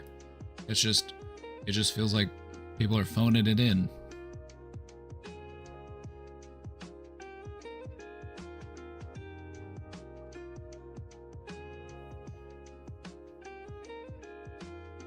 Those societal expectations, we talked about those a little bit before, those pressures that we feel from society around the holidays. One of those being togetherness. It can worsen our feelings of disconnection. It can make us feel as if we are inferior because we have failed to meet these societal expectations. Like, here I go being alone on the holiday. I'm such a, you know what I mean? It's a very intense, very difficult thing to experience.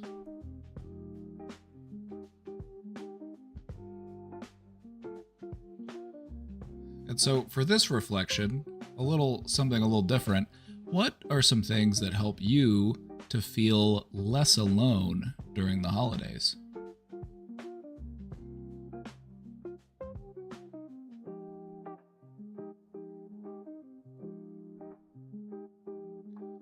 Think about it.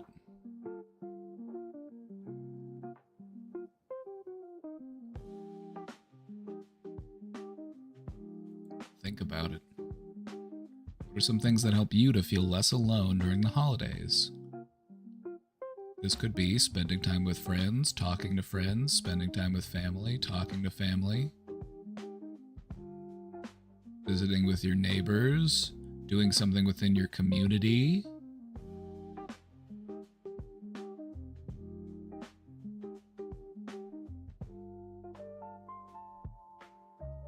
Staying positive. Staying positive. It's one of those things where it's easier said than done. But as far as staying positive goes, I find it's easier when you are surrounded by other positive people. It's very difficult to maintain positivity when you're surrounded by negativity. But when you are surrounded by positivity, it's easier to keep that energy up. And so I'm thinking about, taking opportunities to volunteer. There are, places that will, make sure that children have gifts for the holidays or that people have food for the holidays. Those types of services, they need volunteers. They need people coming together and helping to make that happen. Even doing something like that, just within your community, that can help you to feel less alone.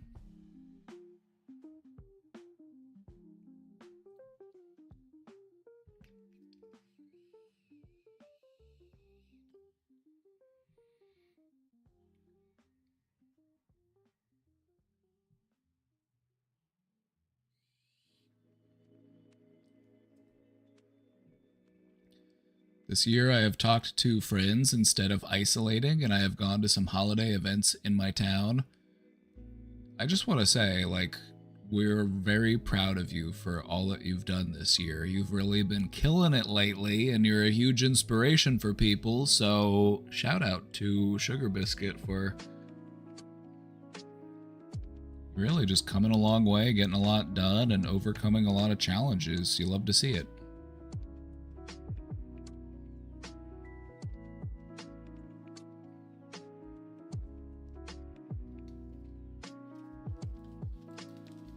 You are a friendly, kind-hearted person, and we are glad to have you here.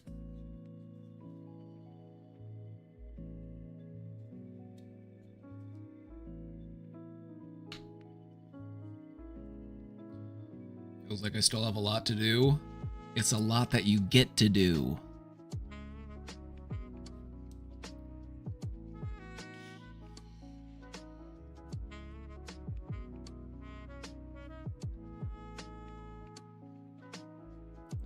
It's a cognitive shift. When you're just getting started and you're building momentum and you're overcoming some challenges and you're shaking off that rust, it feels like these are things that I have to do. It's for my survival. I have to do it. But when you make some progress, what you realize is that these are not things that I have to do. These are things that I want to do because they're good for me. I want to go out. I want to meet people. I want to live my life. And so it's not that I have to do them. It's that I want to do them. I get to do them. I have the opportunity to do them because that opportunity does not exist for everyone.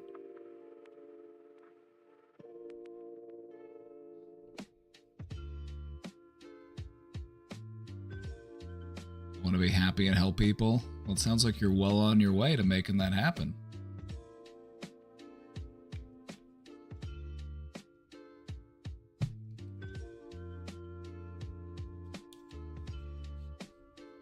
Correct me if I'm wrong, but I get the feeling that you are happier now than you've been in recent memory. Would you agree?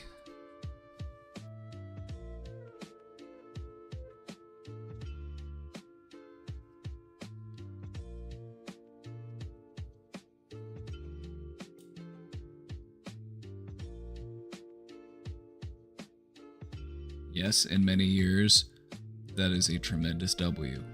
That is a huge victory. And guess who did that shit? Guess who did that shit? You did. You did that shit. Good fucking job. You did it. So remember that the next time self-doubt shows up.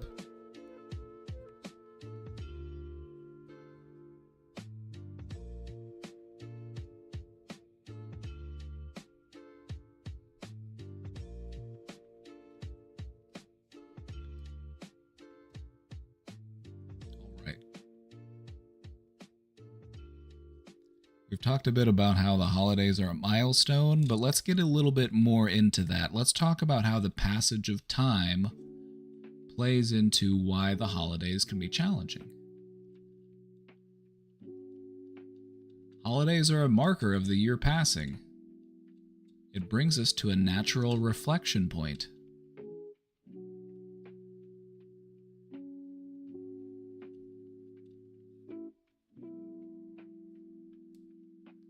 Goobins is here. Goobins, hot dog, baby hot dog came on in the intro and you weren't here for it, and I just want you to know that I thought of you. It was like Goobins would have loved this.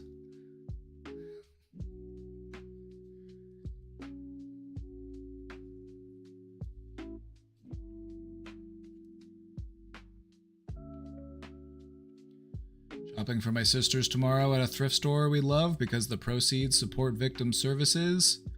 Oh yeah. Like, speaking of, and again, we're gonna get more into this tomorrow because tomorrow is gonna be the, well, what do you do about all these feelings day? Today we're just explaining why these feelings happen. And I understand that this presentation can feel like a little bit of a bummer. I get it. I'm feeling it too. But I want you to rest assured that tomorrow we will talk more about what to actually do about it.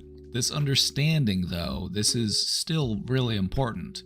We want to understand why things are the way that they are and why this challenge is especially daunting before we move into what we do about it.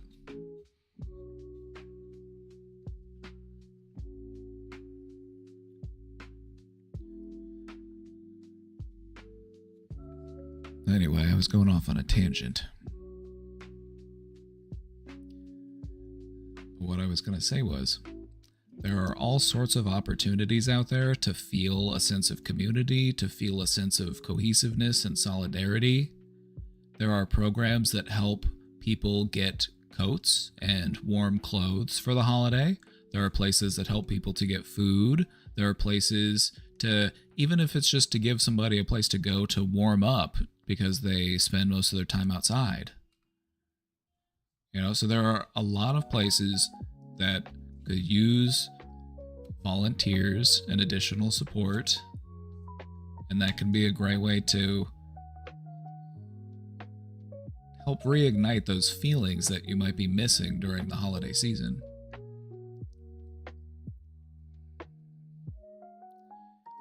It cannot be understated just how helpful it can be to help someone else who's struggling and what that can do for your own struggle. It can really help to uplift your spirit.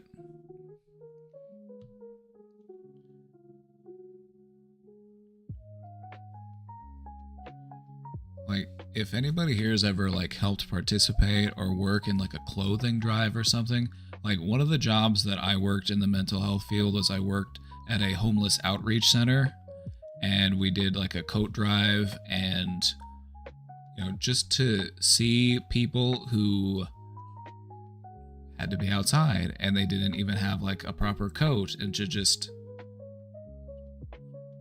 give people the things that they needed, just like the bare essentials, it just really helps to put things into perspective within your life. You know what I mean?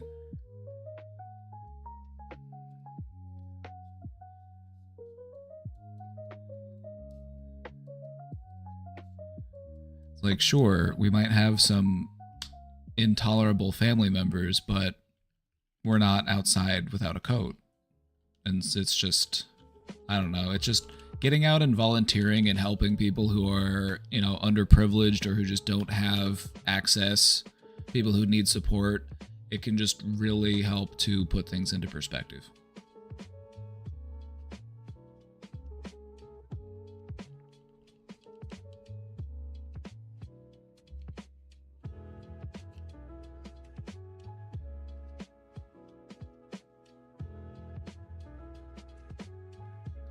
I like to make big Ziplocs with fresh socks and toothbrush and hot hands and stuff. Hand warmers are a big commodity. People will use those.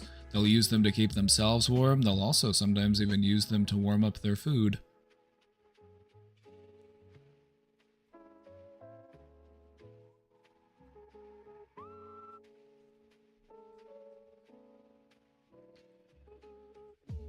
I'm going to a protest over homeless shelters in a city council meeting. You might be surprised just how good the vibes that can be at a protest. I swear, sometimes like going to a protest, you're like, wow, I didn't realize just how much I needed that. I needed to be out here seeing that other people were pissed about the same thing that I'm pissed about. And it was really nice to come together and hear people talk about it and share in ideas. You know what I mean? It's like, love a good protest.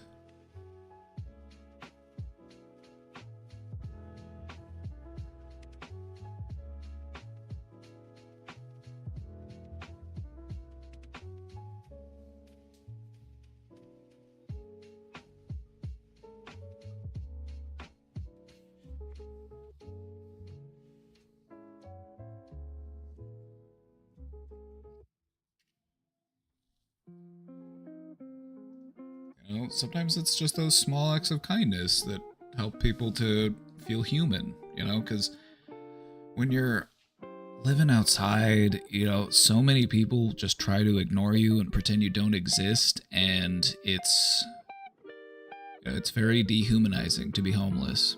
And so sometimes even those small gestures of humanity can really make all the difference. The city is trying to pass laws that would make emergency shelters harder to open.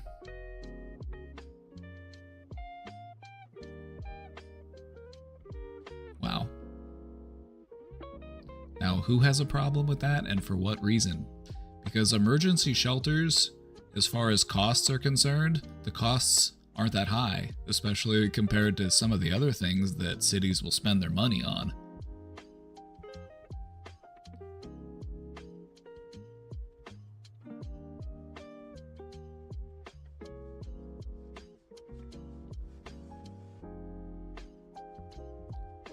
But yeah, you should get out and you should protest that, because the reasons why they're doing that are inhumane.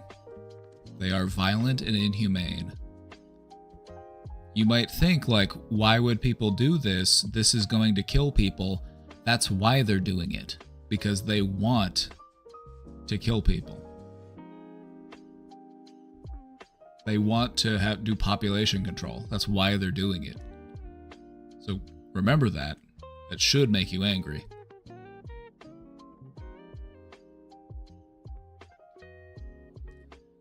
The city does not want the homeless in our downtown because it looks bad for investors.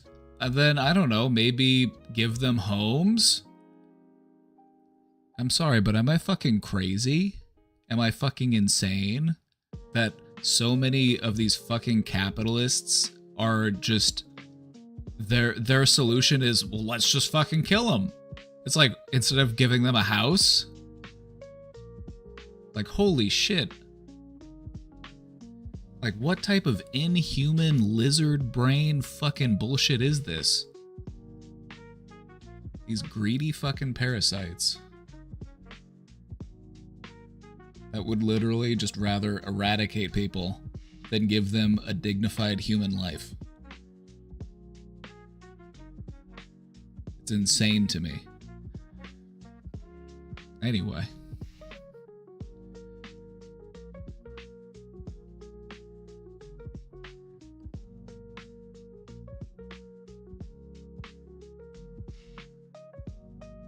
Sometimes I buy the local homeless friends beer too. Yeah, right, there's nothing wrong with giving a homeless person a fucking beer. It's like, yeah, you live outside. Like, you should be able to have a fucking beer. It's hard to live outside. Like, holy shit. But people will just be like, so... This is just a whole tangent that I'm going on here about how homeless people are treated. But there's a type of person that has never worked with homeless people. They've never volunteered anywhere. They've never actually done anything related to homeless people as well. But they have so many things to say about homeless people and how they should be treated. Don't give them a beer. They're all alcoholics. How can you enable their addiction? You can't do that. You can't call them homeless. That's cruel. You should call them unhoused. You should call them an unhoused person. That's less offensive. I'm like, to whom? To whom? You think a fucking homeless person is going to be happy, like, oh, thank God. You called me unhoused instead of homeless. Thank God. That means I'm so happy now. It's like, no, they want a fucking house.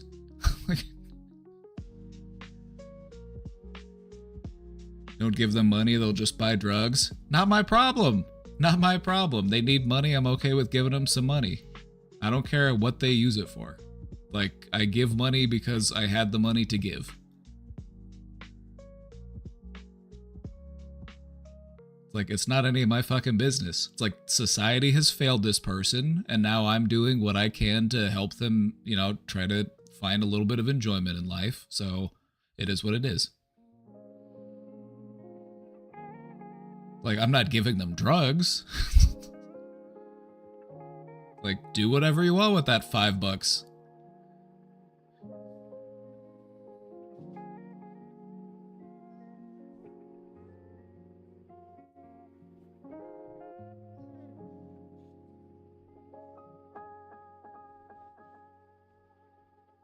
Like, sure, you can have that money. I was just going to use it to buy drugs.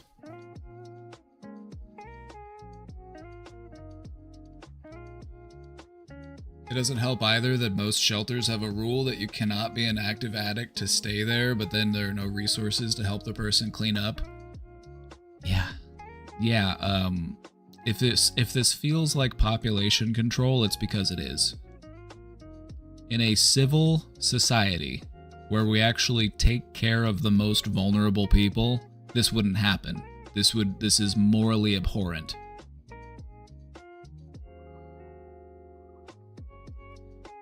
They just look at it as a cost-saving measure to just eradicate those people from the population, to just starve them out of support and services so that they just die on the street.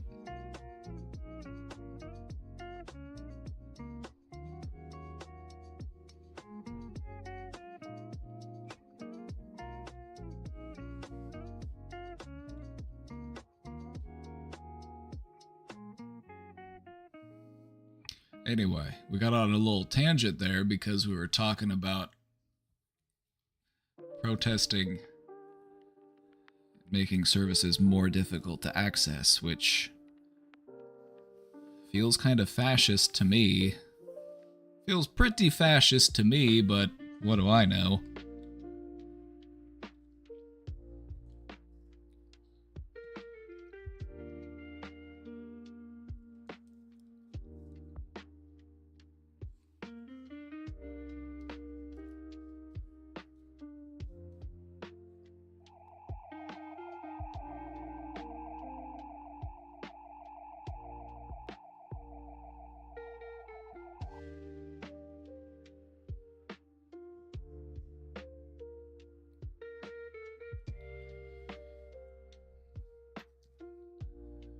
Safe use locations. I have feelings about that topic. Not that I don't agree with you. Giving a person a safe place does help to save a life, but I feel like ultimately, like, if this person is struggling with housing instability, the issue that you should still focus on is housing and not just having a place that you can go. It's just a stopgap measure, and it's ultimately not helpful in the long run, because our goal should be people have housing support so that they don't have to even need services like that, where they just have a temporary place to go so that they can, you know what I mean?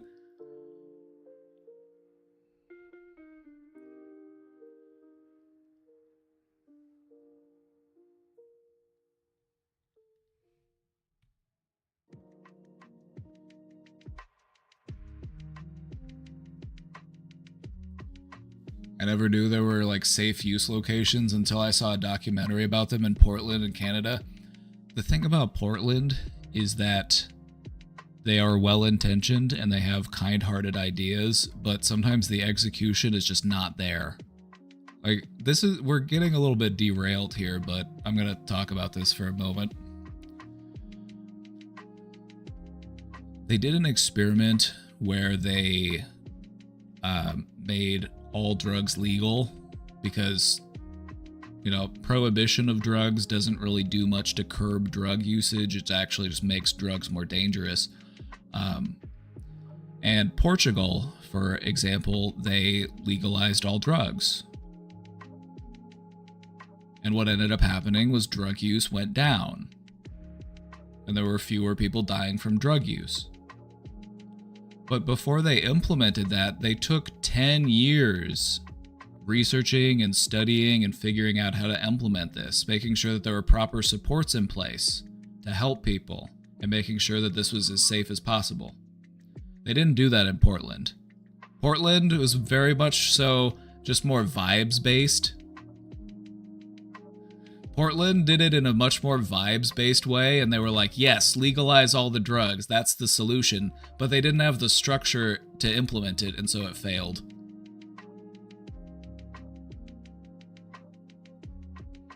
We did it in the most American way possible, and it just got fucked up. We did it in like a very neoliberal way. But in other places, it's been very successful because the science makes sense. When all drugs are illegal, you are limiting the amount of service and research and support that you can have surrounding those substances.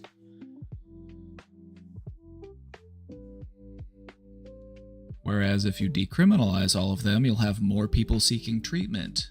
I don't know if this is a surprise to anyone, but a lot of people don't seek treatment because the drugs they do are illegal and they're afraid of getting in trouble. And so what do? They don't seek treatment, they don't get help, and then many of them end up overdosing and dying.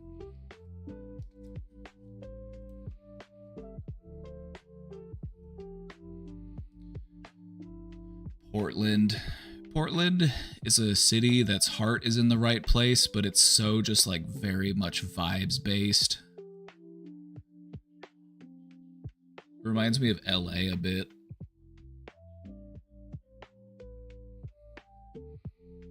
It's like you do need structure and implementation in order to make these ideas work. But sometimes people are just like, you know, just too vibes based. They're like, oh sure, it'll work. We don't need to have. We'll just wing it. We'll figure it out.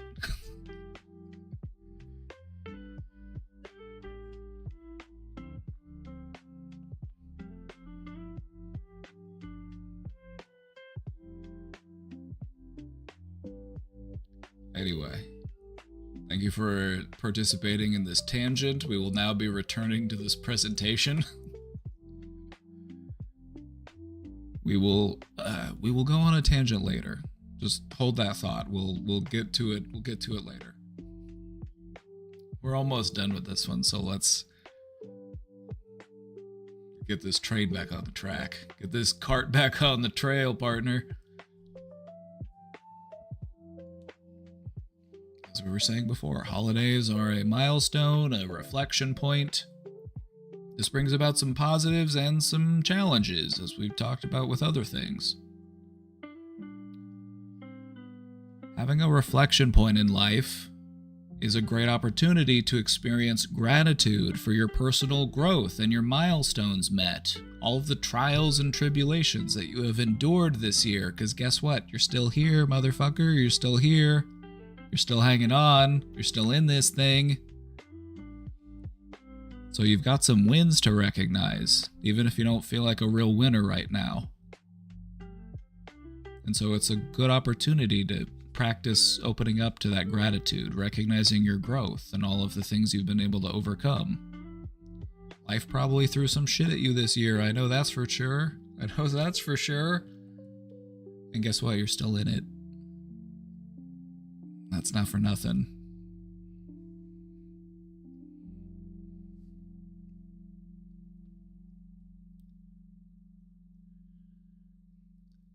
This type of reflection can also bring about some challenges as well. You know, you might find yourself facing regret over unmet goals. Like, oh, here I am, I'm single on Christmas, I was single last Christmas, I wonder if I'll be single next Christmas too. Like an Ariana Grande song.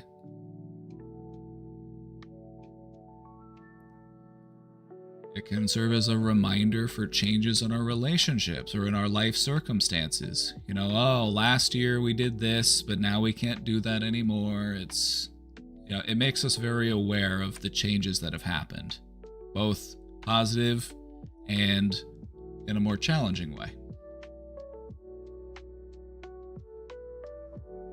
Last Christmas I gave you my heart. The very next day you gave it away. But this year, to save me from tears, I'll give it to someone special.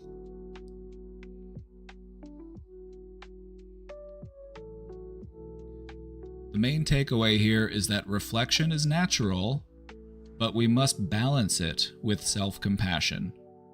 If we're going to look back, it shouldn't just be to kick our ass and make ourselves feel bad about how things have played out.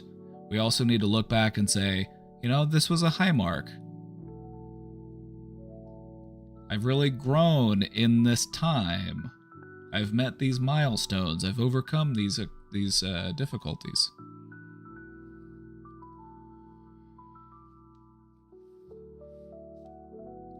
I forgot to tell Dingless Tart thank you for subscribing. I was so inundated in a rant about the state of this country that I forgot to say, Dingless Tart, thank you for the 24 months. You beautiful soul.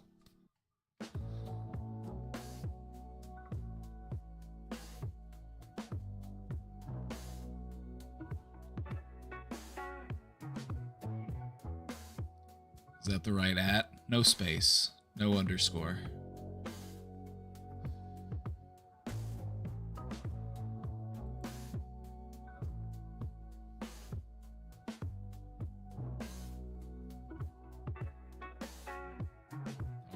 Let's talk about the next step. So today, we discussed many of the different reasons why the holidays are difficult. Did you find any of these to be relatable?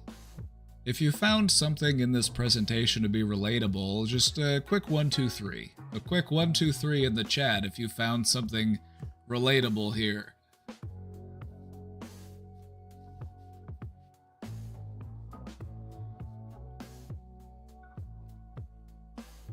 Our goal was to understand the why it's happening before we move on to the what we can do about it.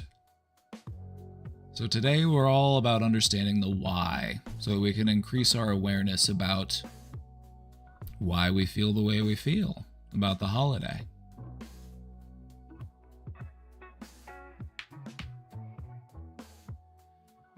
And tomorrow, what we're gonna do is we're gonna talk about the what we can do about it.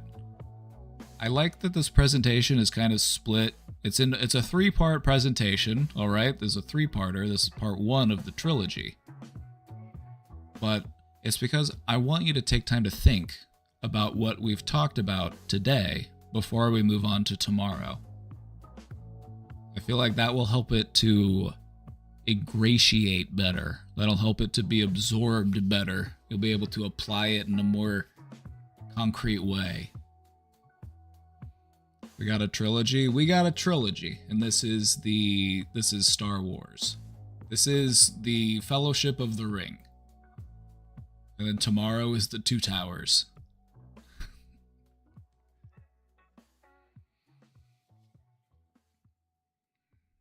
Just a reminder that it's okay to feel frustrated, sad, or lonely. Your feelings and your experiences are valid.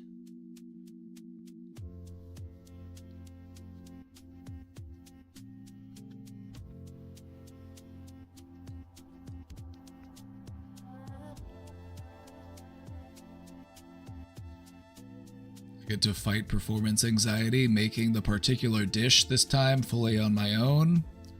You know, that anxiety is actually performance anxiety is part of the energy that allows you to perform.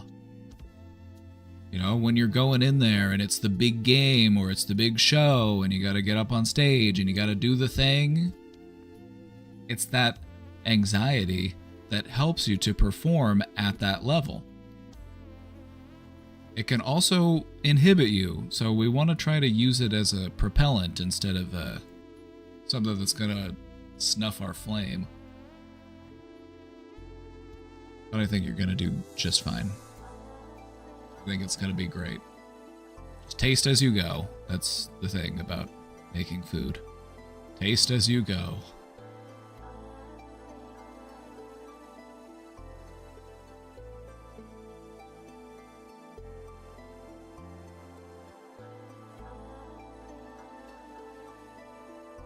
Today what we did was take some time to acknowledge the emotional complexities of the holidays.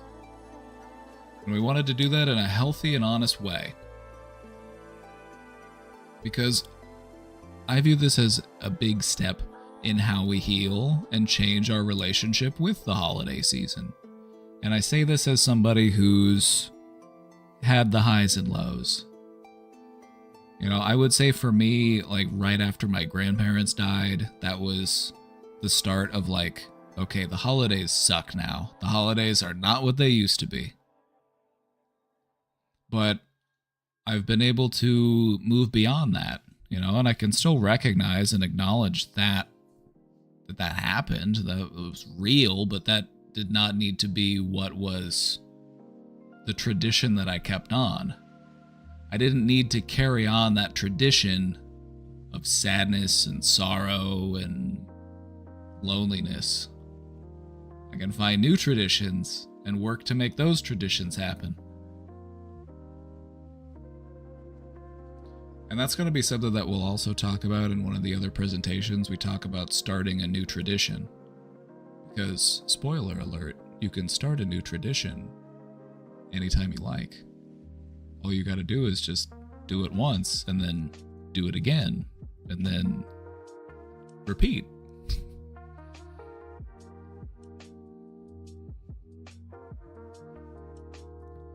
I think when it comes to traditions, what normally ends up happening for people is they do it once, maybe even 2 or 3 times, without thinking about it, and then they realize like, oh, this is a tradition now. But it takes a couple times of doing it before it really starts to feel like a tradition.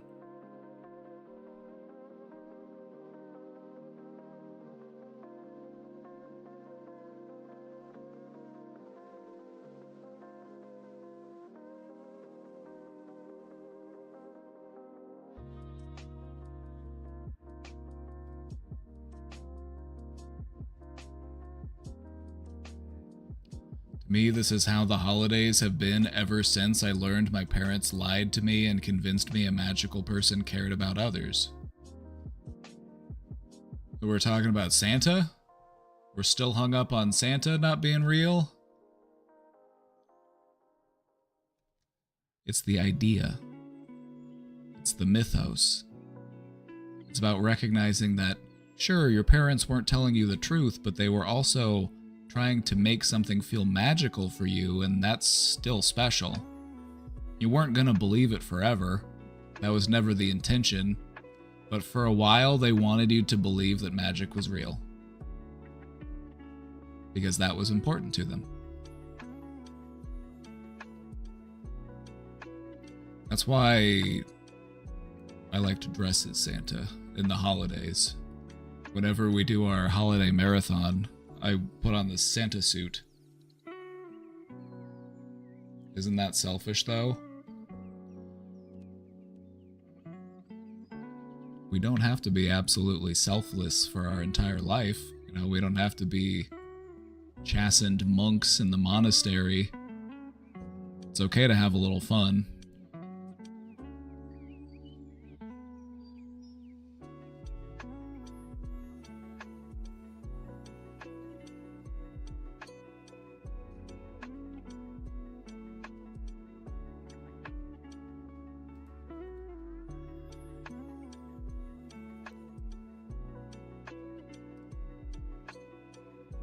Put on a Santa suit. I mean, every year Santa comes to visit and he reads the letters from Santa, but I always miss him. I'm never here when that happens. I miss him every year, and that sucks because I love Santa. Maybe this year I'll fight. Maybe this year I'll catch him.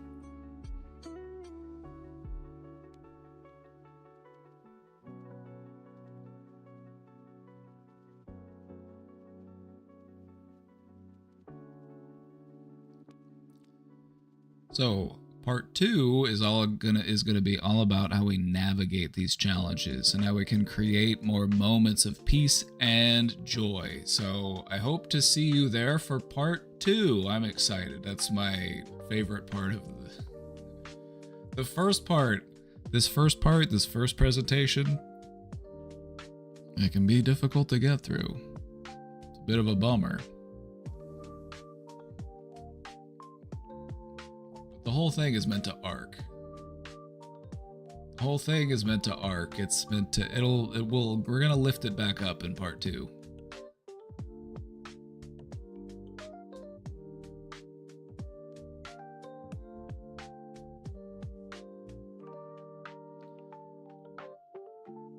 Seeing Casey play Mario Odyssey made me want to get it. I hate that it grew on me. Look at Goobins, they're afraid to like stuff. Everybody point at him.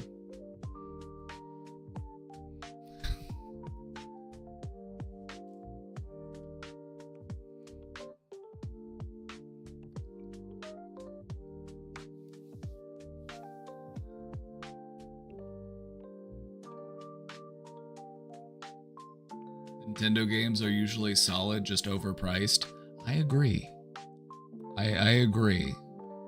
Especially when it comes to like the resale market on some of these Nintendo games, like, because Nintendo will just make games and then they'll stop making that game and they'll never make it again, and so it'll get really expensive. It's kind of stupid. And then they're also notoriously anti-emulation. It's like, don't you love a company that's pro-consumer?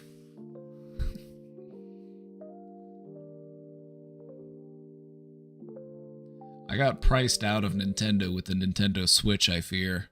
I got priced out, brother. Ain't no way I'm paying $80 for Mario Kart. Ain't no way. Ain't no way I'm paying $80 to get to first place and then get my ass blue shelled and get sent back to 8th place, alright? Ain't no way I'm paying top dollar for that experience. I've had it before. I've been to that rodeo.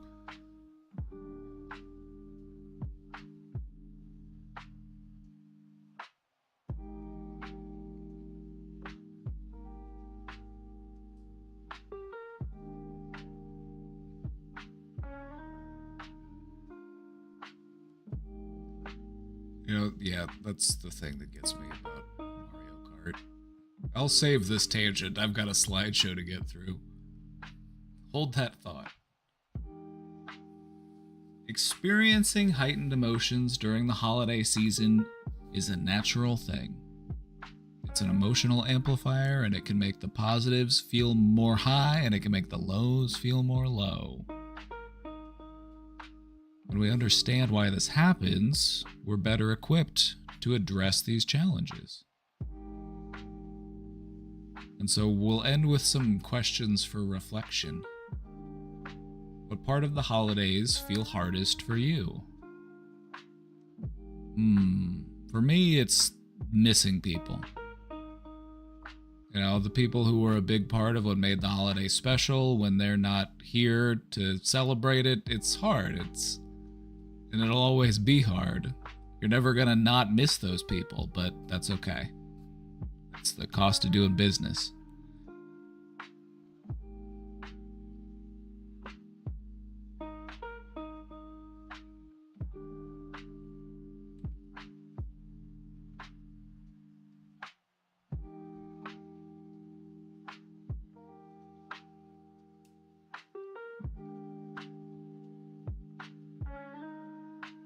And on the flip side,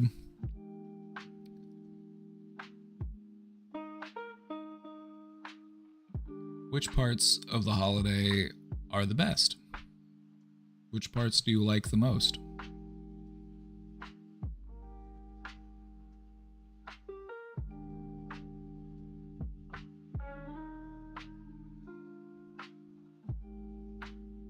For me, I think it's that I don't have family and I have bad memories associated with this time of year.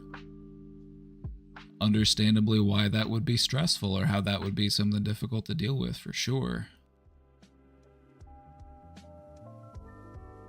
But I look at it as a fantastic opportunity to reclaim your narrative.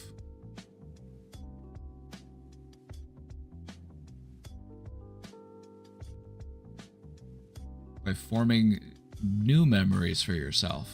By reclaiming that time, it doesn't need to be a time that I will always hate. I can create something new. I have that power. That to me is what's so special about it.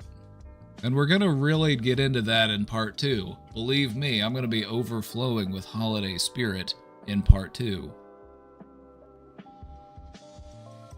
Parts 2 and 3, I'm going to be channeling the spirit of old Saint Nick.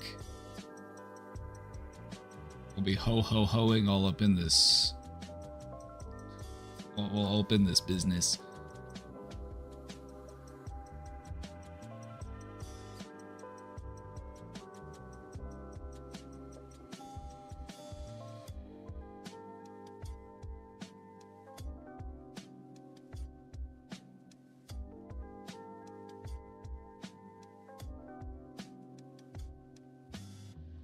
I hurt my psych's feelings. I'm sure I said, oh, so you, okay. I wouldn't worry about that. What I would think about is, what can I do to make it right? Like, next time I see them, next time I talk to them, I can let them know, like, hey, if I hurt your feelings with what I said, I apologize. You know, just own it. Just be accountable for it. It's okay. I said, no one cares like I care, and she said, that's not fair to say, and I can't stop thinking about it. Then I would just look into how you can make it right. You know, just own it. Just be like, hey, I just want to know. I just want to let you know I've been thinking about what I said last time. And if I made you feel weird or uncomfortable, or if it hurts your feelings, I just want to apologize.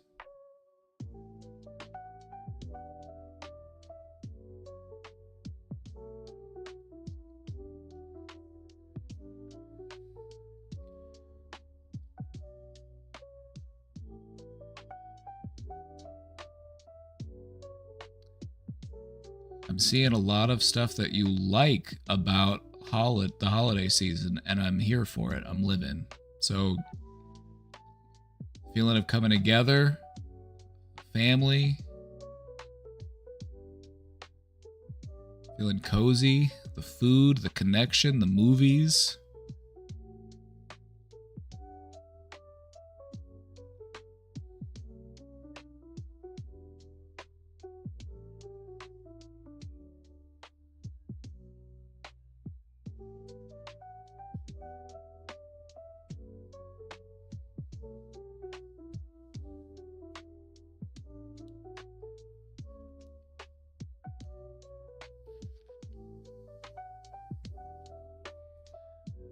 Last week for movie night, we did one of my personal favorites. It's not the best Christmas movie, but it's really funny because it's really over the top. It's called Jingle All the Way.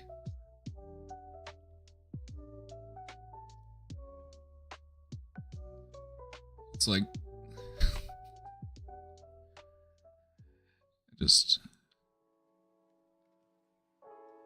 a good one. It's very unhinged.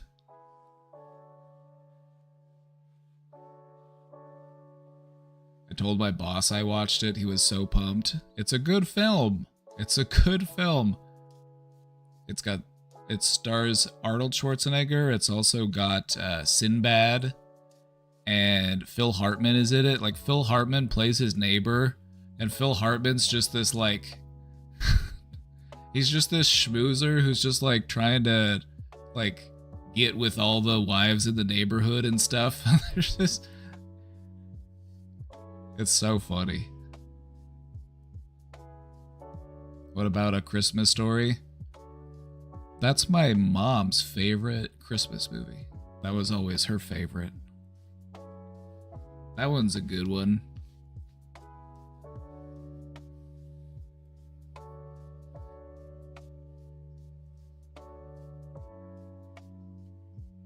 Your boss also likes chit?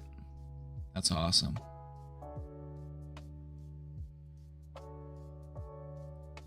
You should make him do a trust fall.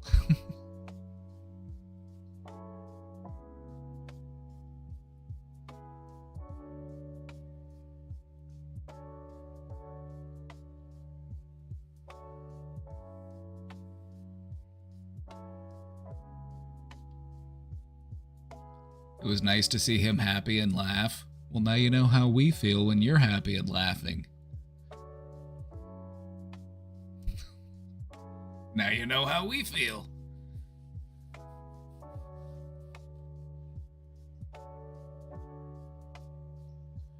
Another question for reflection. What would you like help in navigating this season? Since this season is going to be a time of reflection and introspection, and there might be some hard feelings that resurface, can we identify what we might need a little bit of help in navigating this season?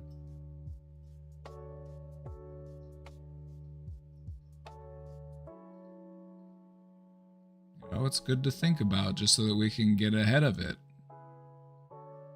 before it sneaks up on us.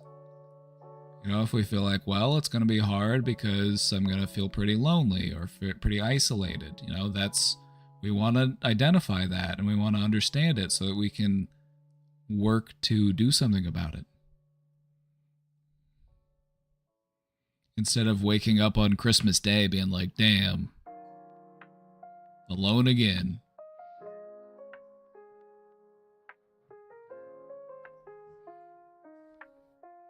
Feeling like everyone hates me? I mean absolutely no offense in this, so don't take this the wrong way, but that's the stupidest thing I've ever heard you say.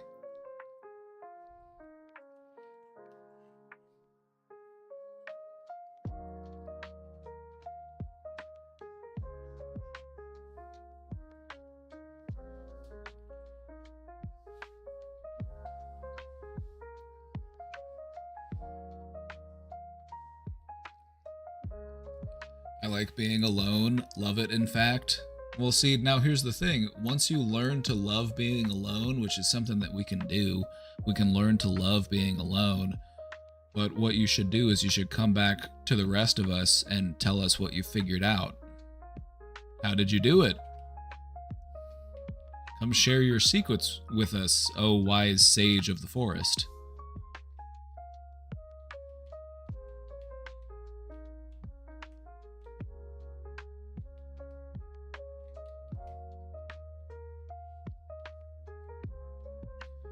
For me, it's financially stressful. My family all say they're not doing gifts every year, but then every year everyone ends up giving gifts anyway.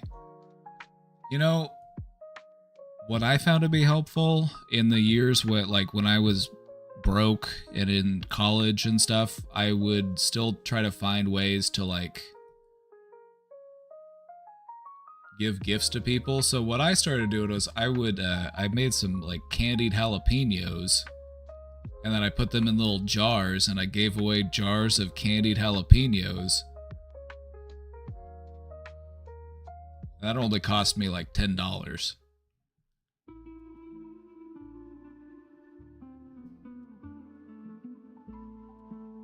Candied jalapenos. Yeah, it's basically like a pickled jalapeno, except you have sugar in there, so it's got like a little bit of sweetness to it. It's pretty good. You pull them out, you chop them up. Mix them with some cream cheese. It's delicious.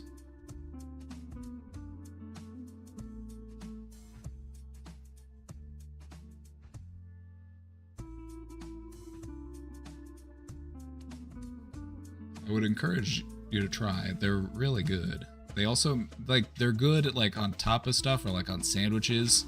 But if you mix them into a dip, it's really good. Especially a cream cheese dip. It goes that's where I first ever tried it. Was at some snack store at some strip mall somewhere. It was one of those stores where they sell jellies and you know what I mean? You ever been to one of those types of stores? They got cheese and sausage and jelly and that type of stuff. It was there, and they had this dip where it was candied jalapenos and cream cheese. It's so good. And so it inspired me. I'm gonna make candied jalapenos at home.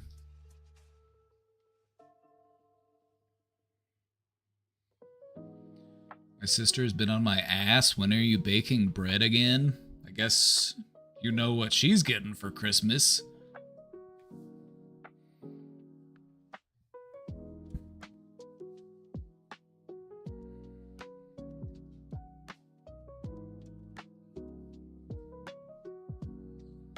Big bread. Shaped like her.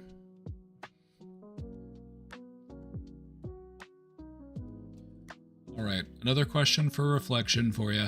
In what ways can we help others to navigate this season as well?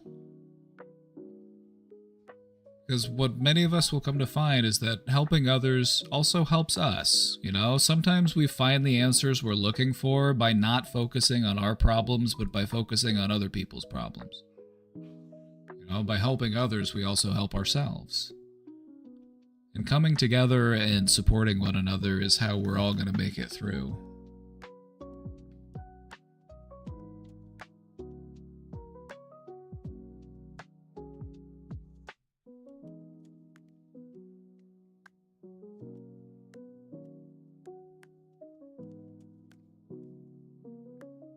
So just be mindful of what we can do to support ourselves and to support others. I want to thank you all for joining and for participating, and we will continue the discussion tomorrow in part 2. So thank you. This has been the part 1 of the Holiday Survival Guide. You have made it through the most difficult section of the trilogy. You did it. You did it. Part 2 is going to be way more upbeat, alright?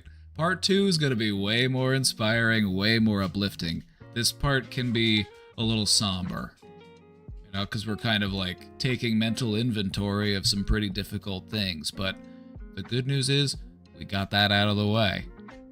The hard part, we did it.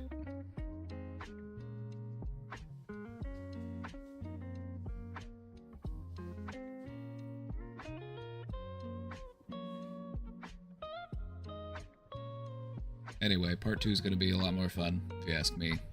This is an important presentation, and it's always the hardest one to get to. I remember it being the hardest one to get through last year, because you're talking about all the hard stuff, but don't worry. Just take some time, think, reflect, and part 2, we'll talk about what we can do about it. I won't leave you hanging.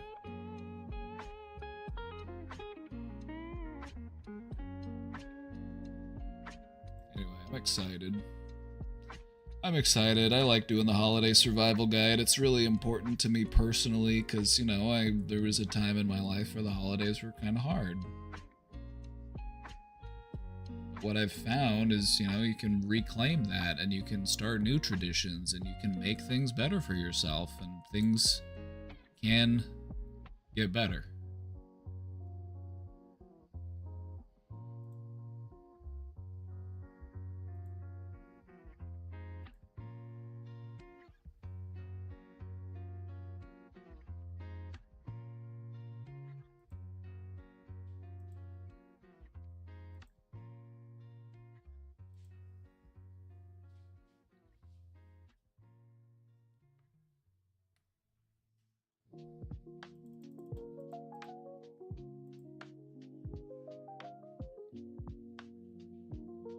Alright, everybody. I just checked the question box and we've got 7 questions in the box.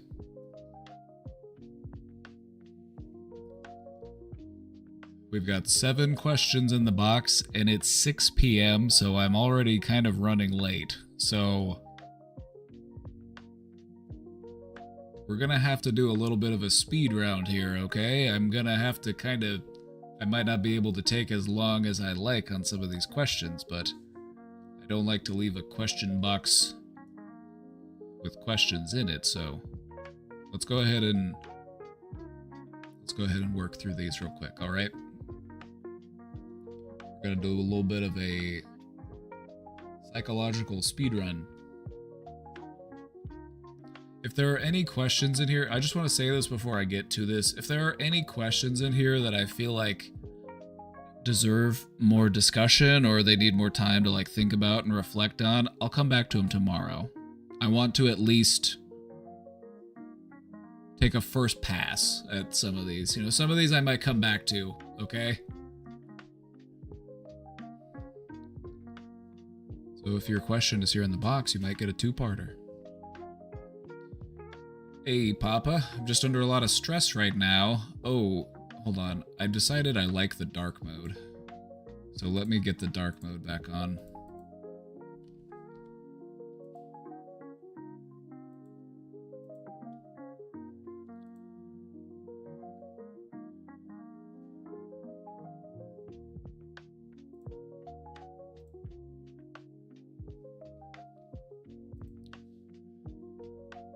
Hey, Papa. I'm just under a lot of stress right now. Most of it comes from living with my dad, who is ex-military, in a 2-bedroom apartment, and I don't have the funds to be on my own. My dad suffers from psychosis and has gotten so much worse lately. Is he in any sort of treatment? Is he receiving any sort of services? He said he's ex-military, so he should be eligible for services through the VA? So long as he was honorably discharged. Like, I have my own complaints about that. Like, I feel like the VA should give you services even if you get dishonorably discharged, because it's probably the military that messed you up and got you discharged dishonorably in the first place. Anyway, does your dad have VA benefits? Because they should be like the primary go-to, because they'll be able to...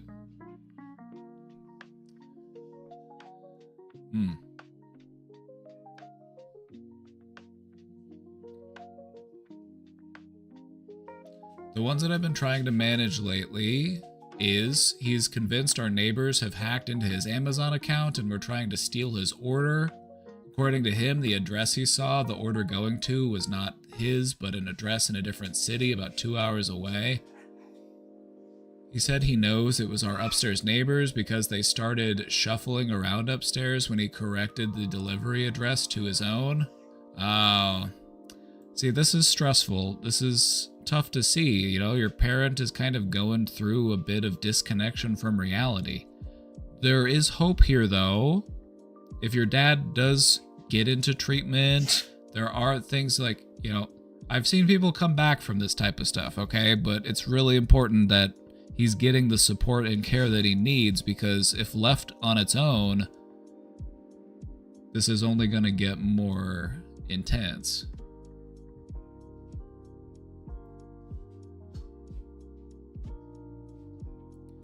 Since then, he claims that they may be listening to his phone calls, spying on him through his windows, following him around, and enlisting others to follow him around town. So this is already getting kind of intense. He's moved on to gang stalking. Okay.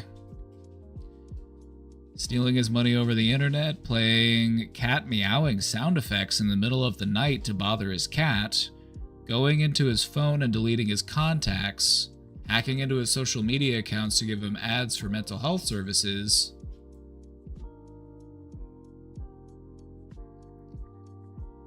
I wonder why he's getting those. I wonder why he would be getting those. I wonder what about his web activity and his time on... I wonder why those would be popping up.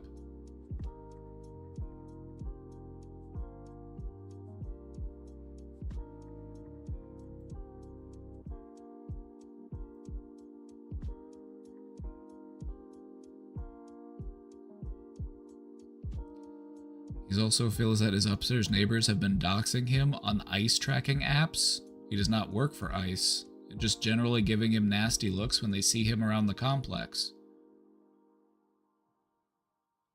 It's just gotten so hard to manage his delusions and psychosis, and it's hard to get him to take his meds because he believes it's my boyfriend trying to poison him. He believes he is the leader of a Mexican drug cartel trying to gain information on him, which couldn't be further from the truth. My boyfriend is a 130-pound twink who is a manager at Calvin Klein.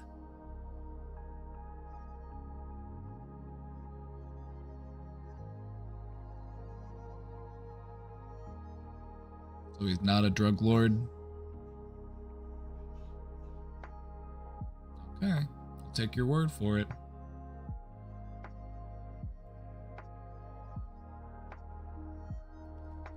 I just don't know what to do anymore. I'm getting frustrated and angry. I love my dad, but I'm afraid and under constant stress. When I'm at college or at work or even with my boyfriend, I can never truly be relaxed as I am always wondering what trouble he is getting up to when I'm gone. I just don't know what to do anymore. Should I just live my life and let him become hospitalized or picked up by the cops? No. Okay. Your dad's going through it, and this is scary and confusing for him too, okay? This is scary and confusing for him too, so everyone involved here is scared and confused, so remember that. What you need is additional support. This isn't the type of thing that is just on you to take care of. Even if he is seeing a doctor and getting prescribed medications, we need to take the next step in his level of care. He needs case management. He needs somebody like visiting with him, talking with him, providing that extra layer of care and support so that his symptoms can be more appropriately managed.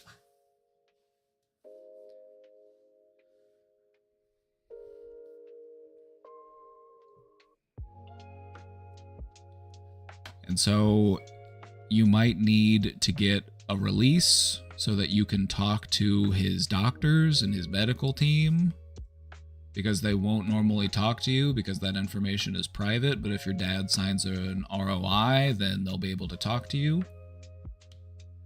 And so I would try to approach your dad and talk to him about that whenever he's in a good mood. I wouldn't do that whenever he's riled up. But first things, I would contact whoever his providers are and just, they cannot confirm nor deny that he is a patient of them if you don't have a release, but you can at least, you can still talk to them and they can still, tell you what your next steps are. Anyway, I'm sorry to hear that you're going through this. It's really stressful, but there are people out there who can help, and I would encourage you to reach out to them. Counselors, case managers, those sorts of things. This reminds me a lot of the type of person that I would have on my caseload whenever I was a case manager. And case management and those types of services can do a lot to help a person.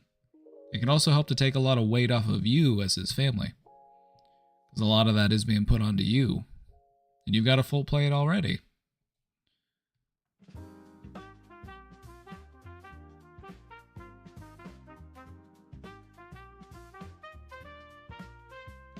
Sounds scary, but how risky is it to live with a person like that? Are guests actually at risk?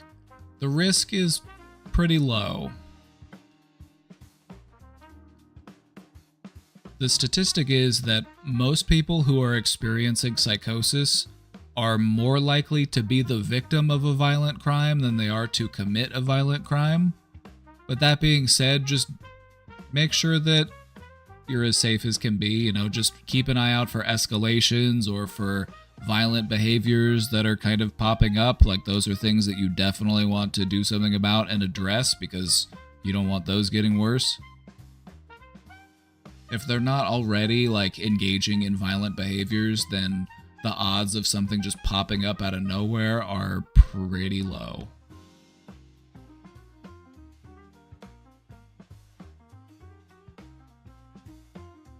A lot of that just has to do with his stress level. So that's what I would talk to him about. I would talk to him about getting him some extra support so that he's not so stressed. You want to see him less stressed. You care about him. You can tell that he's stressed. Make it about that. Talk about stress with him. Dad, it seems like you've been really stressed about a lot of stuff lately. Just be on his team. Be a support. Be somebody that he can trust. Be consistent.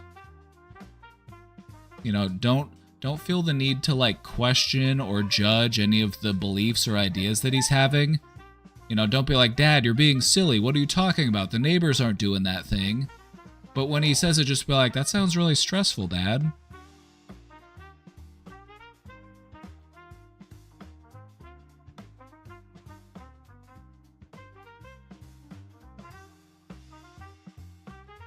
if you don't have a release to be able to like talk to his doctor already, that's where I would start, is by trying to get a release so that they can talk to you and so that you can tell them what's going on. And I would frame it from the perspective of, you know, Dad, you've been really stressed lately. I want to talk to your doctor about it. I need you to sign this release for me. Would that be okay? You know, or just be like, I want to help you with setting up your appointments. You know, I can tell you're so stressed. I don't want you to have to worry about doing that. Just keep framing it from the perspective of, Dad, I can tell that you're stressed, and I want to help you reduce that stress.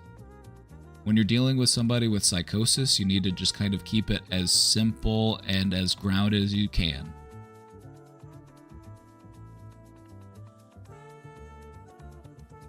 All right, we've got more questions. Let's keep chugging. My ex and I recently finally sent each other our stuff back. They still have my very loved pair of boots and owe me a not small amount of money. I asked them about it and they said they will look and send them. It's been about a month. I emailed and asked for an update and haven't heard anything. How do I go about this? Because I feel like I am pulling teeth. Not to mention the box they sent me with my stuff. They wrote a letter saying that they still deeply care about me and hope I can forgive them. They cheated and we tried to work through it. I was extremely accommodating with giving them reassurance for the 2 months following that. But you can't see it, but I'm rolling my eyes behind my sunglasses. Like, imagine getting cheated on and then having to baby this person to make them feel better.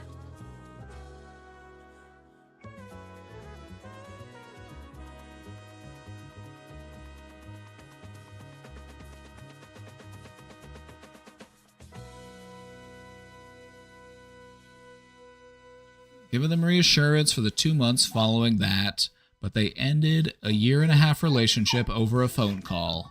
I've been no contact except for talking about getting our stuff together to ship out. Just very contrasting feelings, and I don't know how to make sense of, how to proceed, so I can get this chapter over with.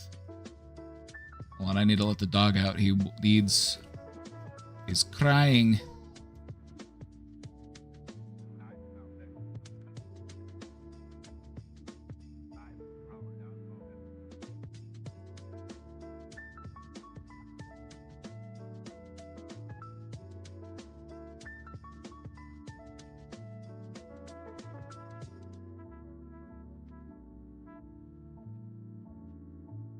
This isn't going to be what you want to hear, but sometimes you just got to let that stuff go, and that's just the price of closure. I know, it sucks. But sometimes you just got to consider, is it worth the hassle? Is it worth the hassle to have to continue to deal with this person?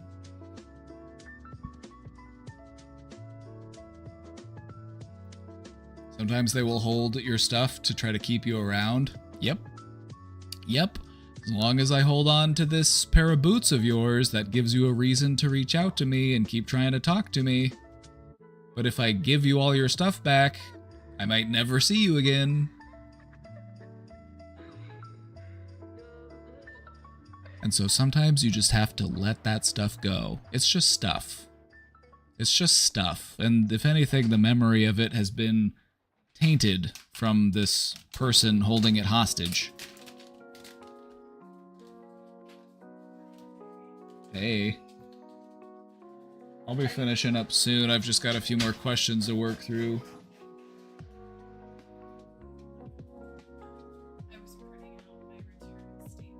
Oh, okay.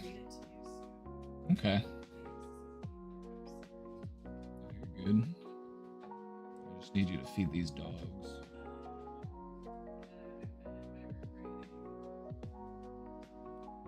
You got it all taken care of. Is that out of paper? It's out of paper.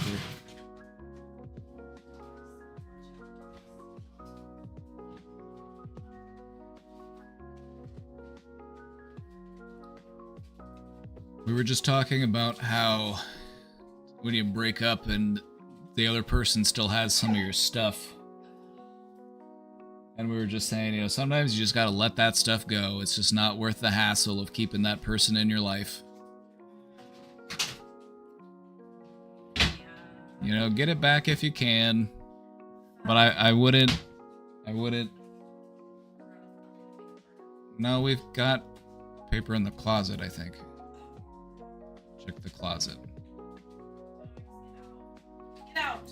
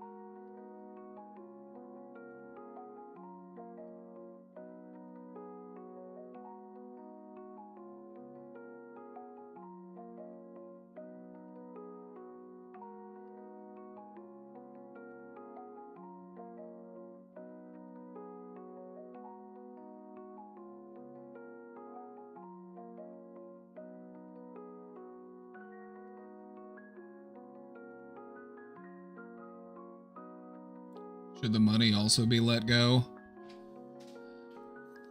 Depends on how much money it is, honestly. Just, you have to factor in. You have to do a cost benefit, you have to do a cost analysis here. Is the amount of money that I'm looking for, the amount of money I'm looking to get back, is that worth all of the hassle that it's going to take to get it?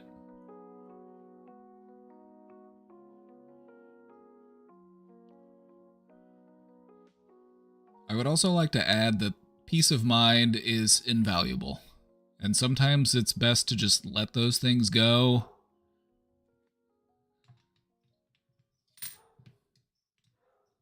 Just so that you don't have to think about it anymore, just so you don't have to worry about hounding this person or hunting them down and getting, you know what I mean? It's like,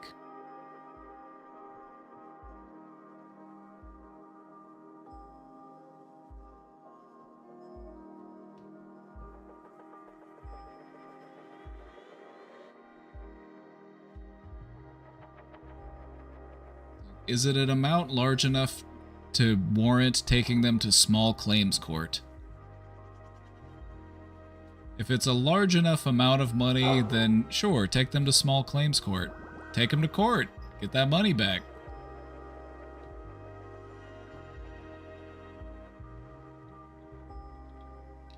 I have a legit cowboy duster that I break out in the winter. See, that's what I need. I need the other half. Then you need the hat. Then we can match.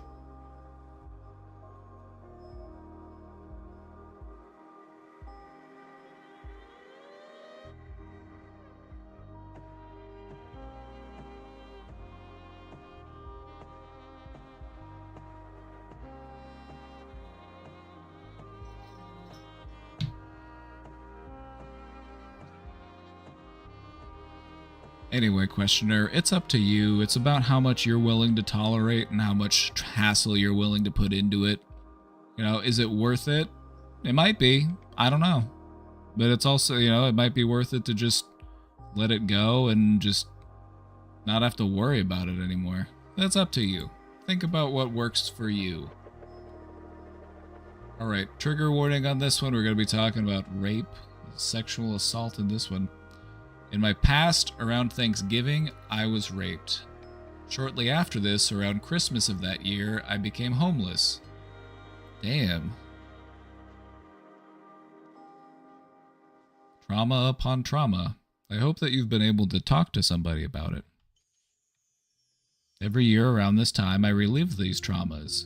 How can I disconnect that association between this time of year and what happened in the past? I didn't get the justice I deserved, but I would like to move on from carrying this with me. I want to associate the holidays with new and positive things. Thank you. Any advice helps. It's definitely difficult, but it doesn't mean it's impossible.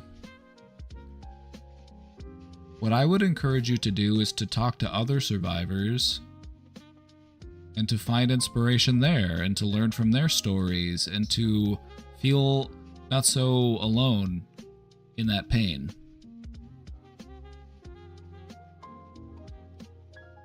Because when you've endured trauma, what you will find is that if you look out into the world, your trauma is very not unique. Unfortunately, trauma is all over the place, and there have been a lot of people that have been impacted by it. But what you will find is that you will find people who have been able to persevere. You will find people that have been able to recover and heal and grow, redefine themselves.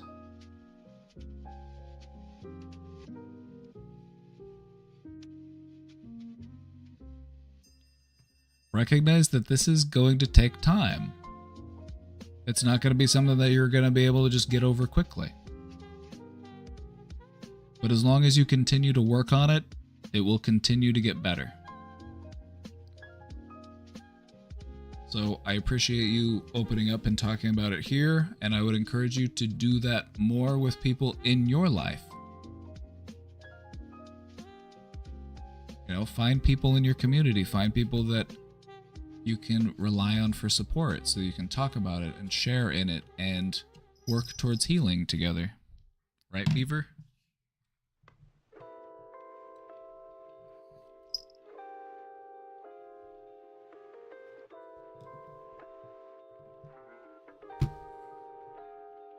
You will find that meaning that you're looking for so long as you are willing to seek it. Don't give up.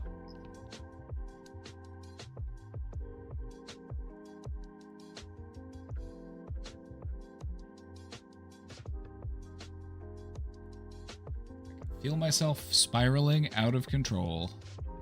I went through an allergic reaction last night and didn't get much sleep. I have a lot of sleep anxiety, and it's causing me so much anxiety, and it's causing my mind to go out of control. I'm just so scared and feel alone and not safe, and I'm just going through it, and I don't know how to get past this. First off, just breathe.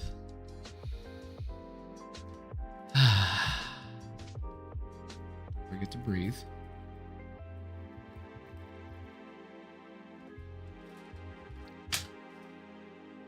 Not getting a good night's sleep is a big part of why things are so stressful for you right now.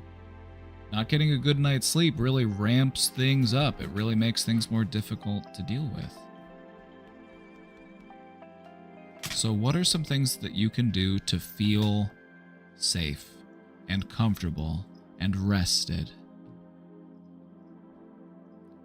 Consider the environment that sleep thrives in, that rest and peace thrive in. Consider the lights, the sounds, the smells, anything that your body is sensing. Just try to create an atmosphere where you can feel peaceful and calm. Your comfiest clothes. Your favoritist snack. You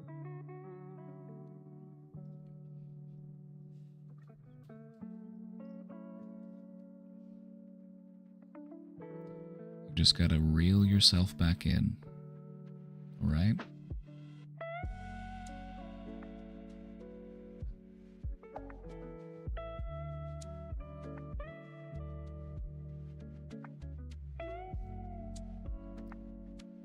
If there are people in your life that help you to feel grounded and relaxed and safe, I would encourage you to reach out to them as well.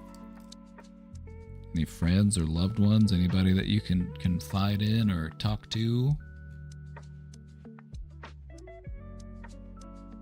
Other people can do a lot to help us feel more grounded.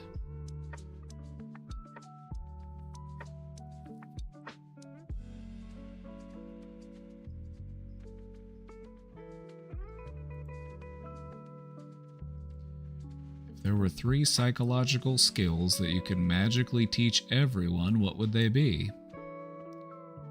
Empathy, mindfulness,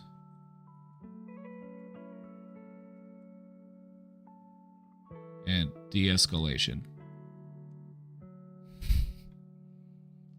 No, I will not be elaborating.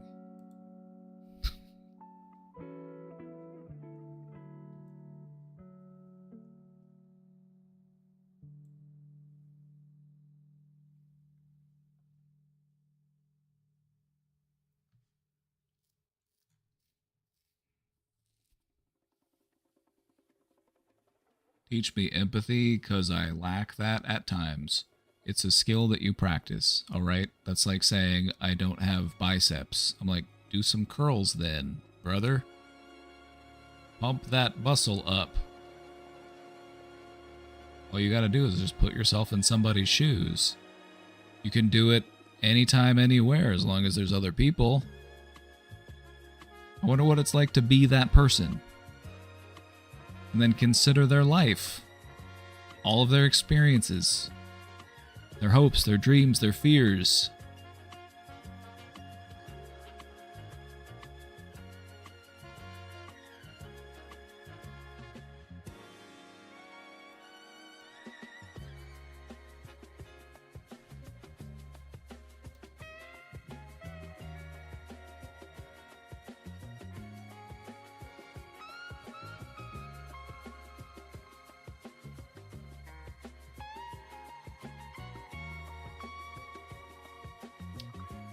All right. Let's take a look at this one. I struggled in school my whole life due to lack of accommodation for undiagnosed learning disabilities and related mental health issues. Damn. You hate to see it, honestly. This is an all too common story of the failures of the school system. The school system is not well designed to take care of anybody with any type of mental health issue or a learning disability or anything like that. It's underfunded, understaffed, under-equipped. It's just a crisis waiting to happen.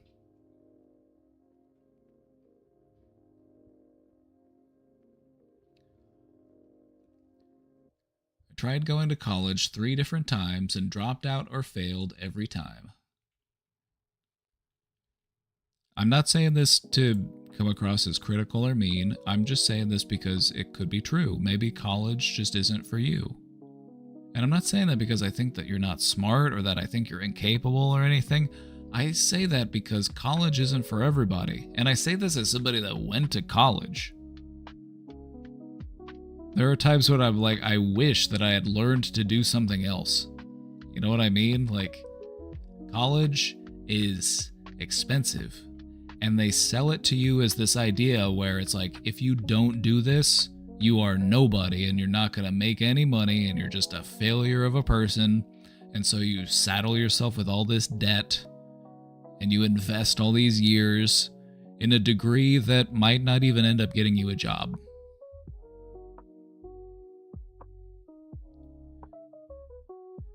If there are things that you want to learn, there is nothing stopping you from learning them, okay?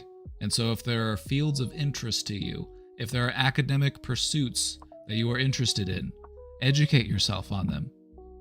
Find mentors, find tutors. Don't let that stop you from learning, all right? Learn in a way that works for you.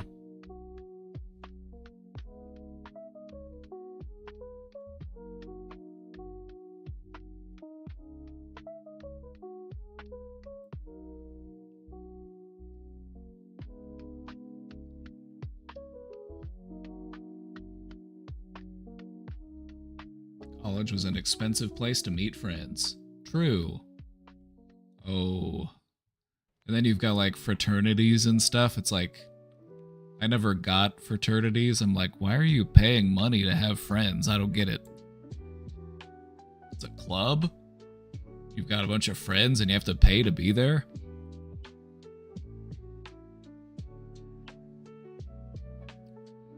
I don't get it.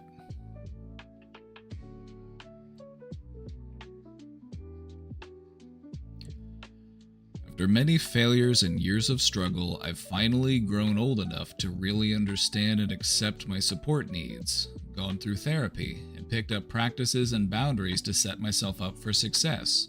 Hell yeah, brother. Now that's a W. So I'm happy to report that I just finished my very first full semester of classes in community college with an A in every class. Look at you, Tiger. Now that's a win. And I really enjoyed my time doing it as well. I never made it this far in school without dropping out or giving up. Even though it's only one semester, I'm taking it as proof that it's possible for me to succeed. Okay. This is a good example of how it is proof that you can succeed. But also, look at everything else that you've done. Look at all of the other odds that you've had to overcome. If you look back on your story, it is full of examples of your ability to succeed. It's woven in. It's a thread that binds it all together.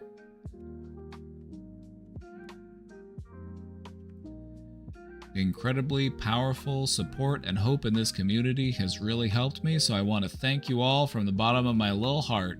I wish that everyone here can pursue their goals. Failing once or even 100 times doesn't mean you can't ever find success. Well said. Thank you.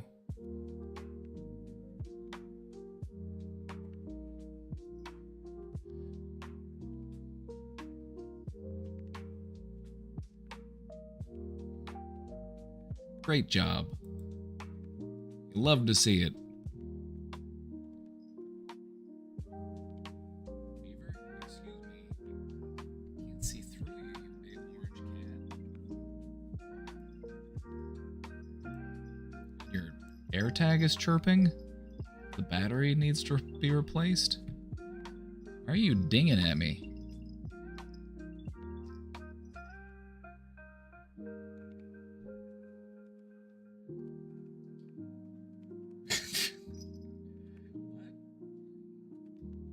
What?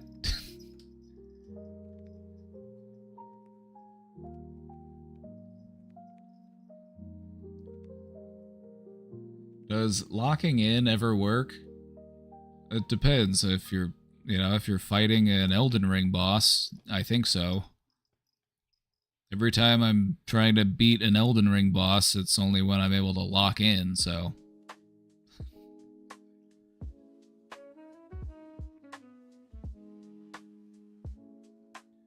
You looked so doofy for a second. If anybody's able to get a screenshot, feel free to post it in the Discord. I only ever lock in when I game, not even at work. I hear ya. I hear that. Does locking in ever work? Hey, 2026 will be my year. I'll spend 2 hours in the gym daily, start working for X hours, end all my addictions, and they always fail. Yeah, because it doesn't really work that way, does it? If you're going to change things in your life, change them one at a time. They always fail. We learned our lesson, so how do I have a healthy road of improvement? I want to leave 2025 behind and be a better man in 2026, hopefully. Well, first off, I believe in you. I believe in you. Take it one step at a time, all right? So if there are things that you want to do, you want to be more fit, you want to change some of your bad habits, you want to, embrace better habits, healthier habits, you can do all those things. Just don't try to do it all at once. Don't get ahead of yourself, because that's when you end up failing. If you want to build lasting change, you have to do it one step at a time. You got to focus on one thing at a time.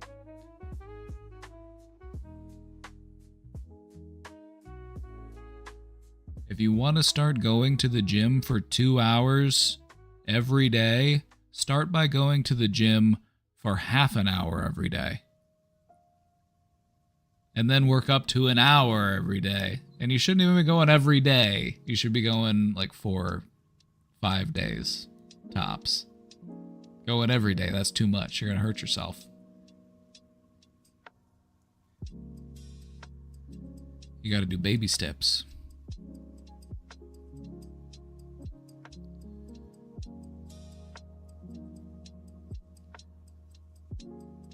If you're working on ending addictions, I would start by practicing harm reduction. Recognize what behaviors that are tied into your addictions, which of those are the most harmful to me. I need to, take steps so that I can make this safer while I work towards letting the addiction go.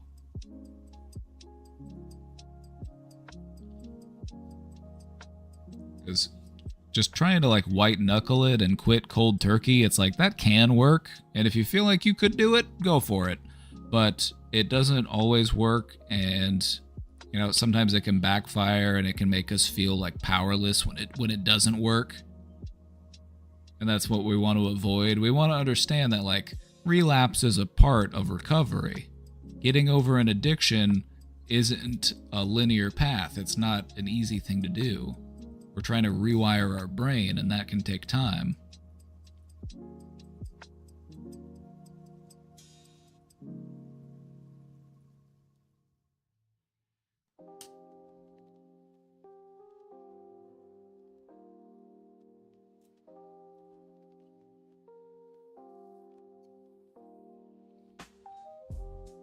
If you have to do it every day for habit's sake, have stretching days or maybe nutrition days.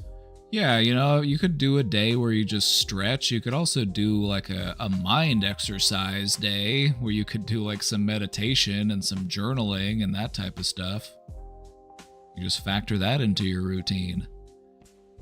When it comes to building a routine, you do it piece by piece. You want to add something new to your routine? Add something new. Make sure that it's something that's feasible. Going from 0 hours a day to 2 hours a day, that's a big shift. That's a big commitment. It's a part-time job.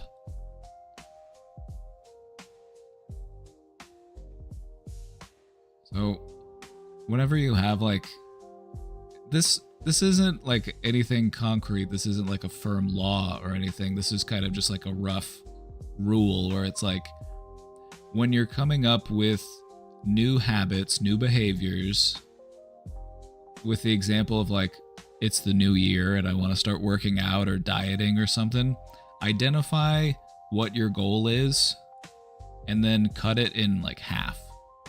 You want to start going to the gym 5 days a week, 2 hours a day.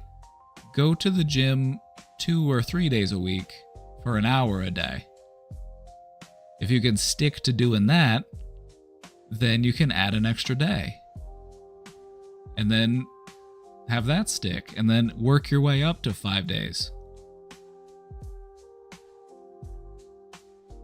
If you're working on eating less sugar, it's instead of just cutting it out completely, cut it in half. And then reduce it by a further half whenever you're ready. Because one of the things that we do is we get a little too excited, we get ahead of ourselves, and we make our goals too big. And that doesn't really work with our brain, because our brain likes changes to be gradual. Whenever changes are too intense or too drastic, our brain goes, "Nuh-uh, this is not for me," and it resists.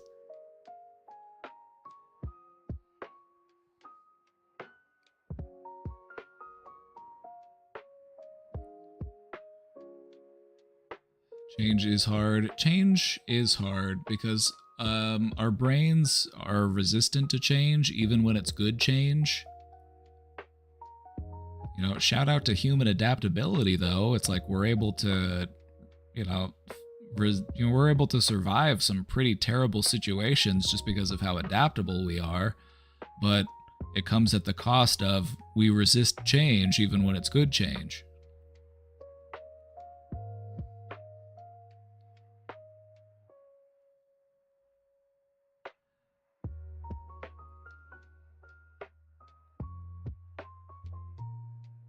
The The thing about self-improvement, though, is that when you really do start to get into the habit of it, it kind of becomes its own addiction. You'll always be like, now, what further ways can I grow, and what other ways can I improve? You know, as I continue to become a more fully actualized person.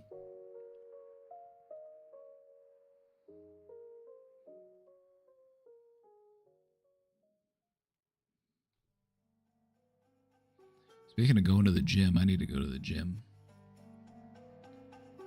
I've been meaning to go. I've been working out a little bit at home, but I've been needing to get back into the gym because they've got bigger weights at the gym that I don't have here. So that's why I go.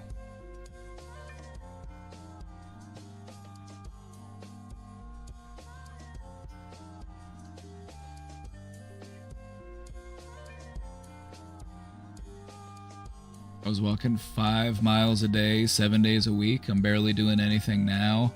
You could be planning out your spring routes. We're like, all right, so whenever the weather is warmer, here's where I want to go. Now you can be planning ahead.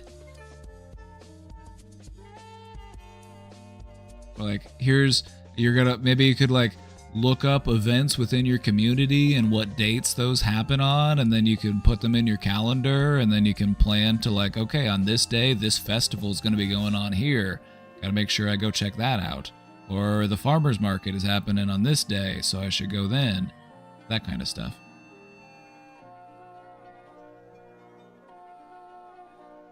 You know, it's normal to have times in your life where you'll be doing a lot of things, and then there's other times in your life where you do more planning of things. It kind of tends to go with the seasons, you know? Like, for a lot of people, the colder time it's like, that's a time for rejuvenation and rest and introspection and, you know, planning ahead for what we're going to do whenever things warm back up. And then the warm time is like, all right, let's get to it. Let's take this opportunity and get some stuff done.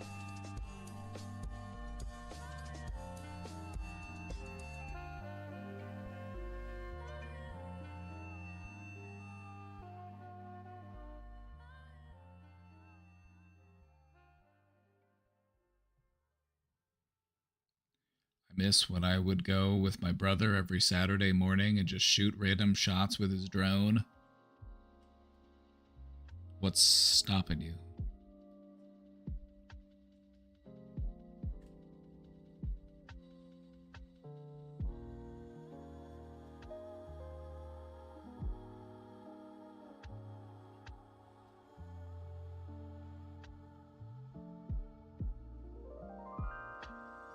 His job. Capitalism at it again. I feel like I'm stuck in a Scooby-Doo situation. I keep pulling the mask off the monster, and it's capitalism. It's Jeff Bezos' face. Pull off the mask, it's Zuckerberg. Like, damn it, Elon at it again. Larry Ellison? Peter Thiel?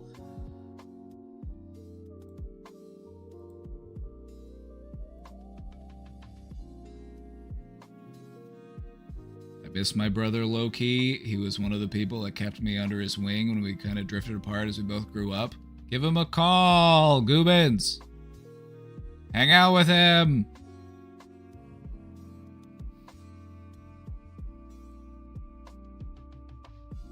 Anyone want to come with me to the skating rink? Oh, I would. I like to skate.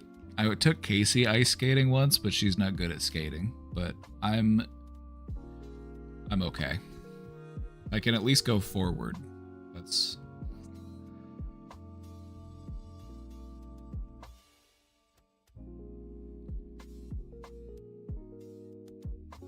I might.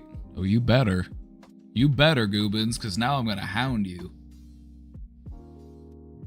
Now I'm going to hound you, Goobins. Every time I see you, I'm going to be like, have you talked to your brother?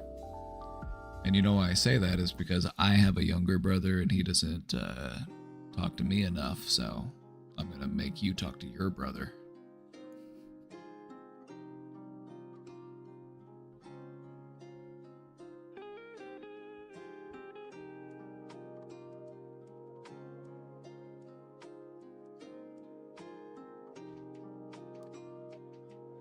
Just let him know that you're thinking about him and that you miss him. You know, and this goes for anybody in chat. If there's anybody that's been on your mind and you've been thinking about them and you miss them, just let them know. They won't be upset to hear from you, probably. Unless they're like an ex or something, or they're crazy. In which case...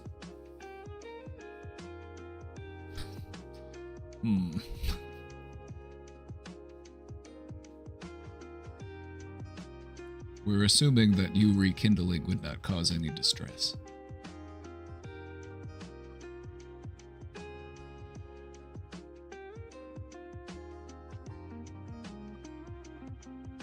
If you have a friend or a family member, somebody that's been on your mind, somebody that you've been thinking about, somebody that you miss, reach out to them. Let them know that you're thinking about them. You might make their whole week with a small gesture.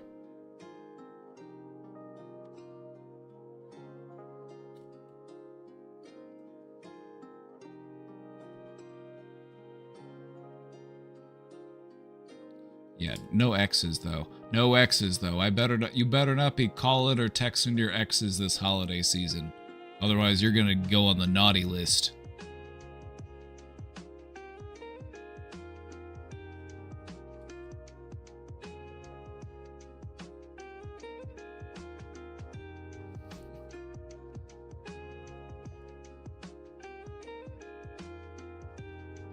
I texted my ex for a question a while ago and she kind of went ballistic. Is it the same one that you blocked for completely valid reasons? Like, surprise, surprise. It's like, hey, I stepped on a landmine and it exploded? What was that about? Well, here's the thing.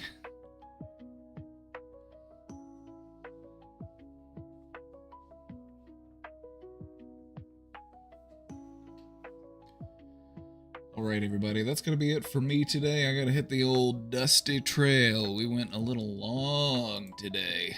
We're having too much fun with it, weren't we? So that's gonna be it for me today. I hope you all have a great night. Hope you all have a great night. Thank you all for hanging out. It was good to have you.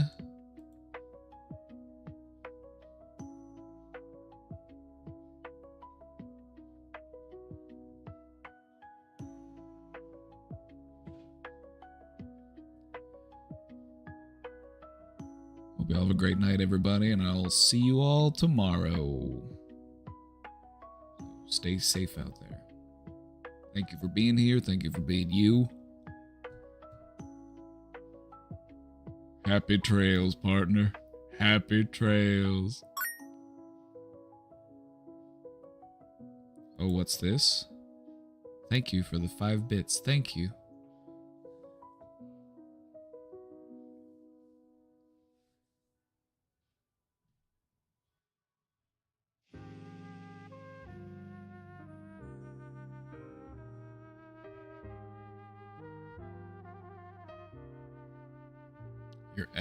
Hold on. Your ex changed the playlist that she made for you on Spotify like 2 days ago, and you guys haven't talked in a long time. The playlist had over 200 songs, and now it only has Goodbye by Sabrina Carpenter. Dang, Goobins. They never got over you, Goobins. Damn, Goobins, your power.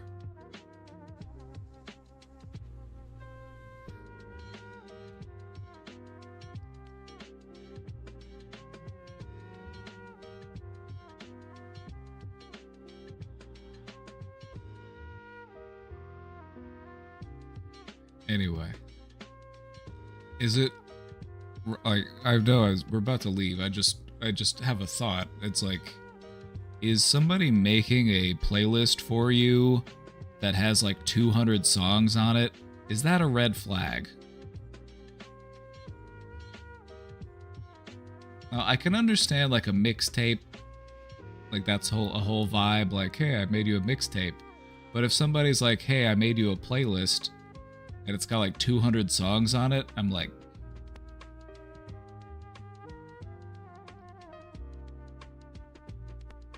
that's a lot. Like, that's a lot of songs.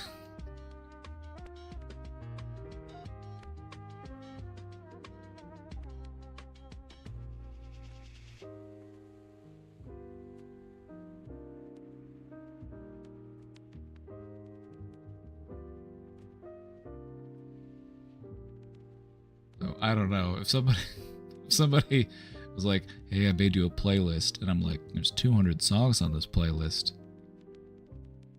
You made this? You selected all of the songs yourself? Okay. All right. Okay. Okay.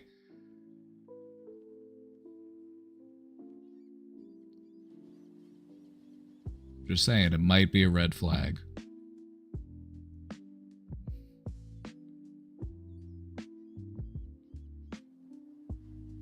Anyway, have a great night, everybody. See you all tomorrow. Bye.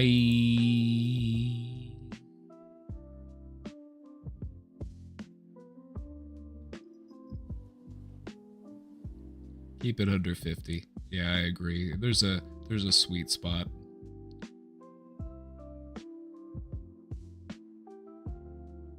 There's definitely a sweet spot for the number of songs to include in a playlist about somebody. It's like too many songs. It's like, do you even know me? Like, surely not all of these songs could remind me of you. If there's only like 2 songs on it, it's like, okay, I'm insulted. Like, there's not nearly enough songs here. There's got to be a sweet spot. It's probably between like 12 and...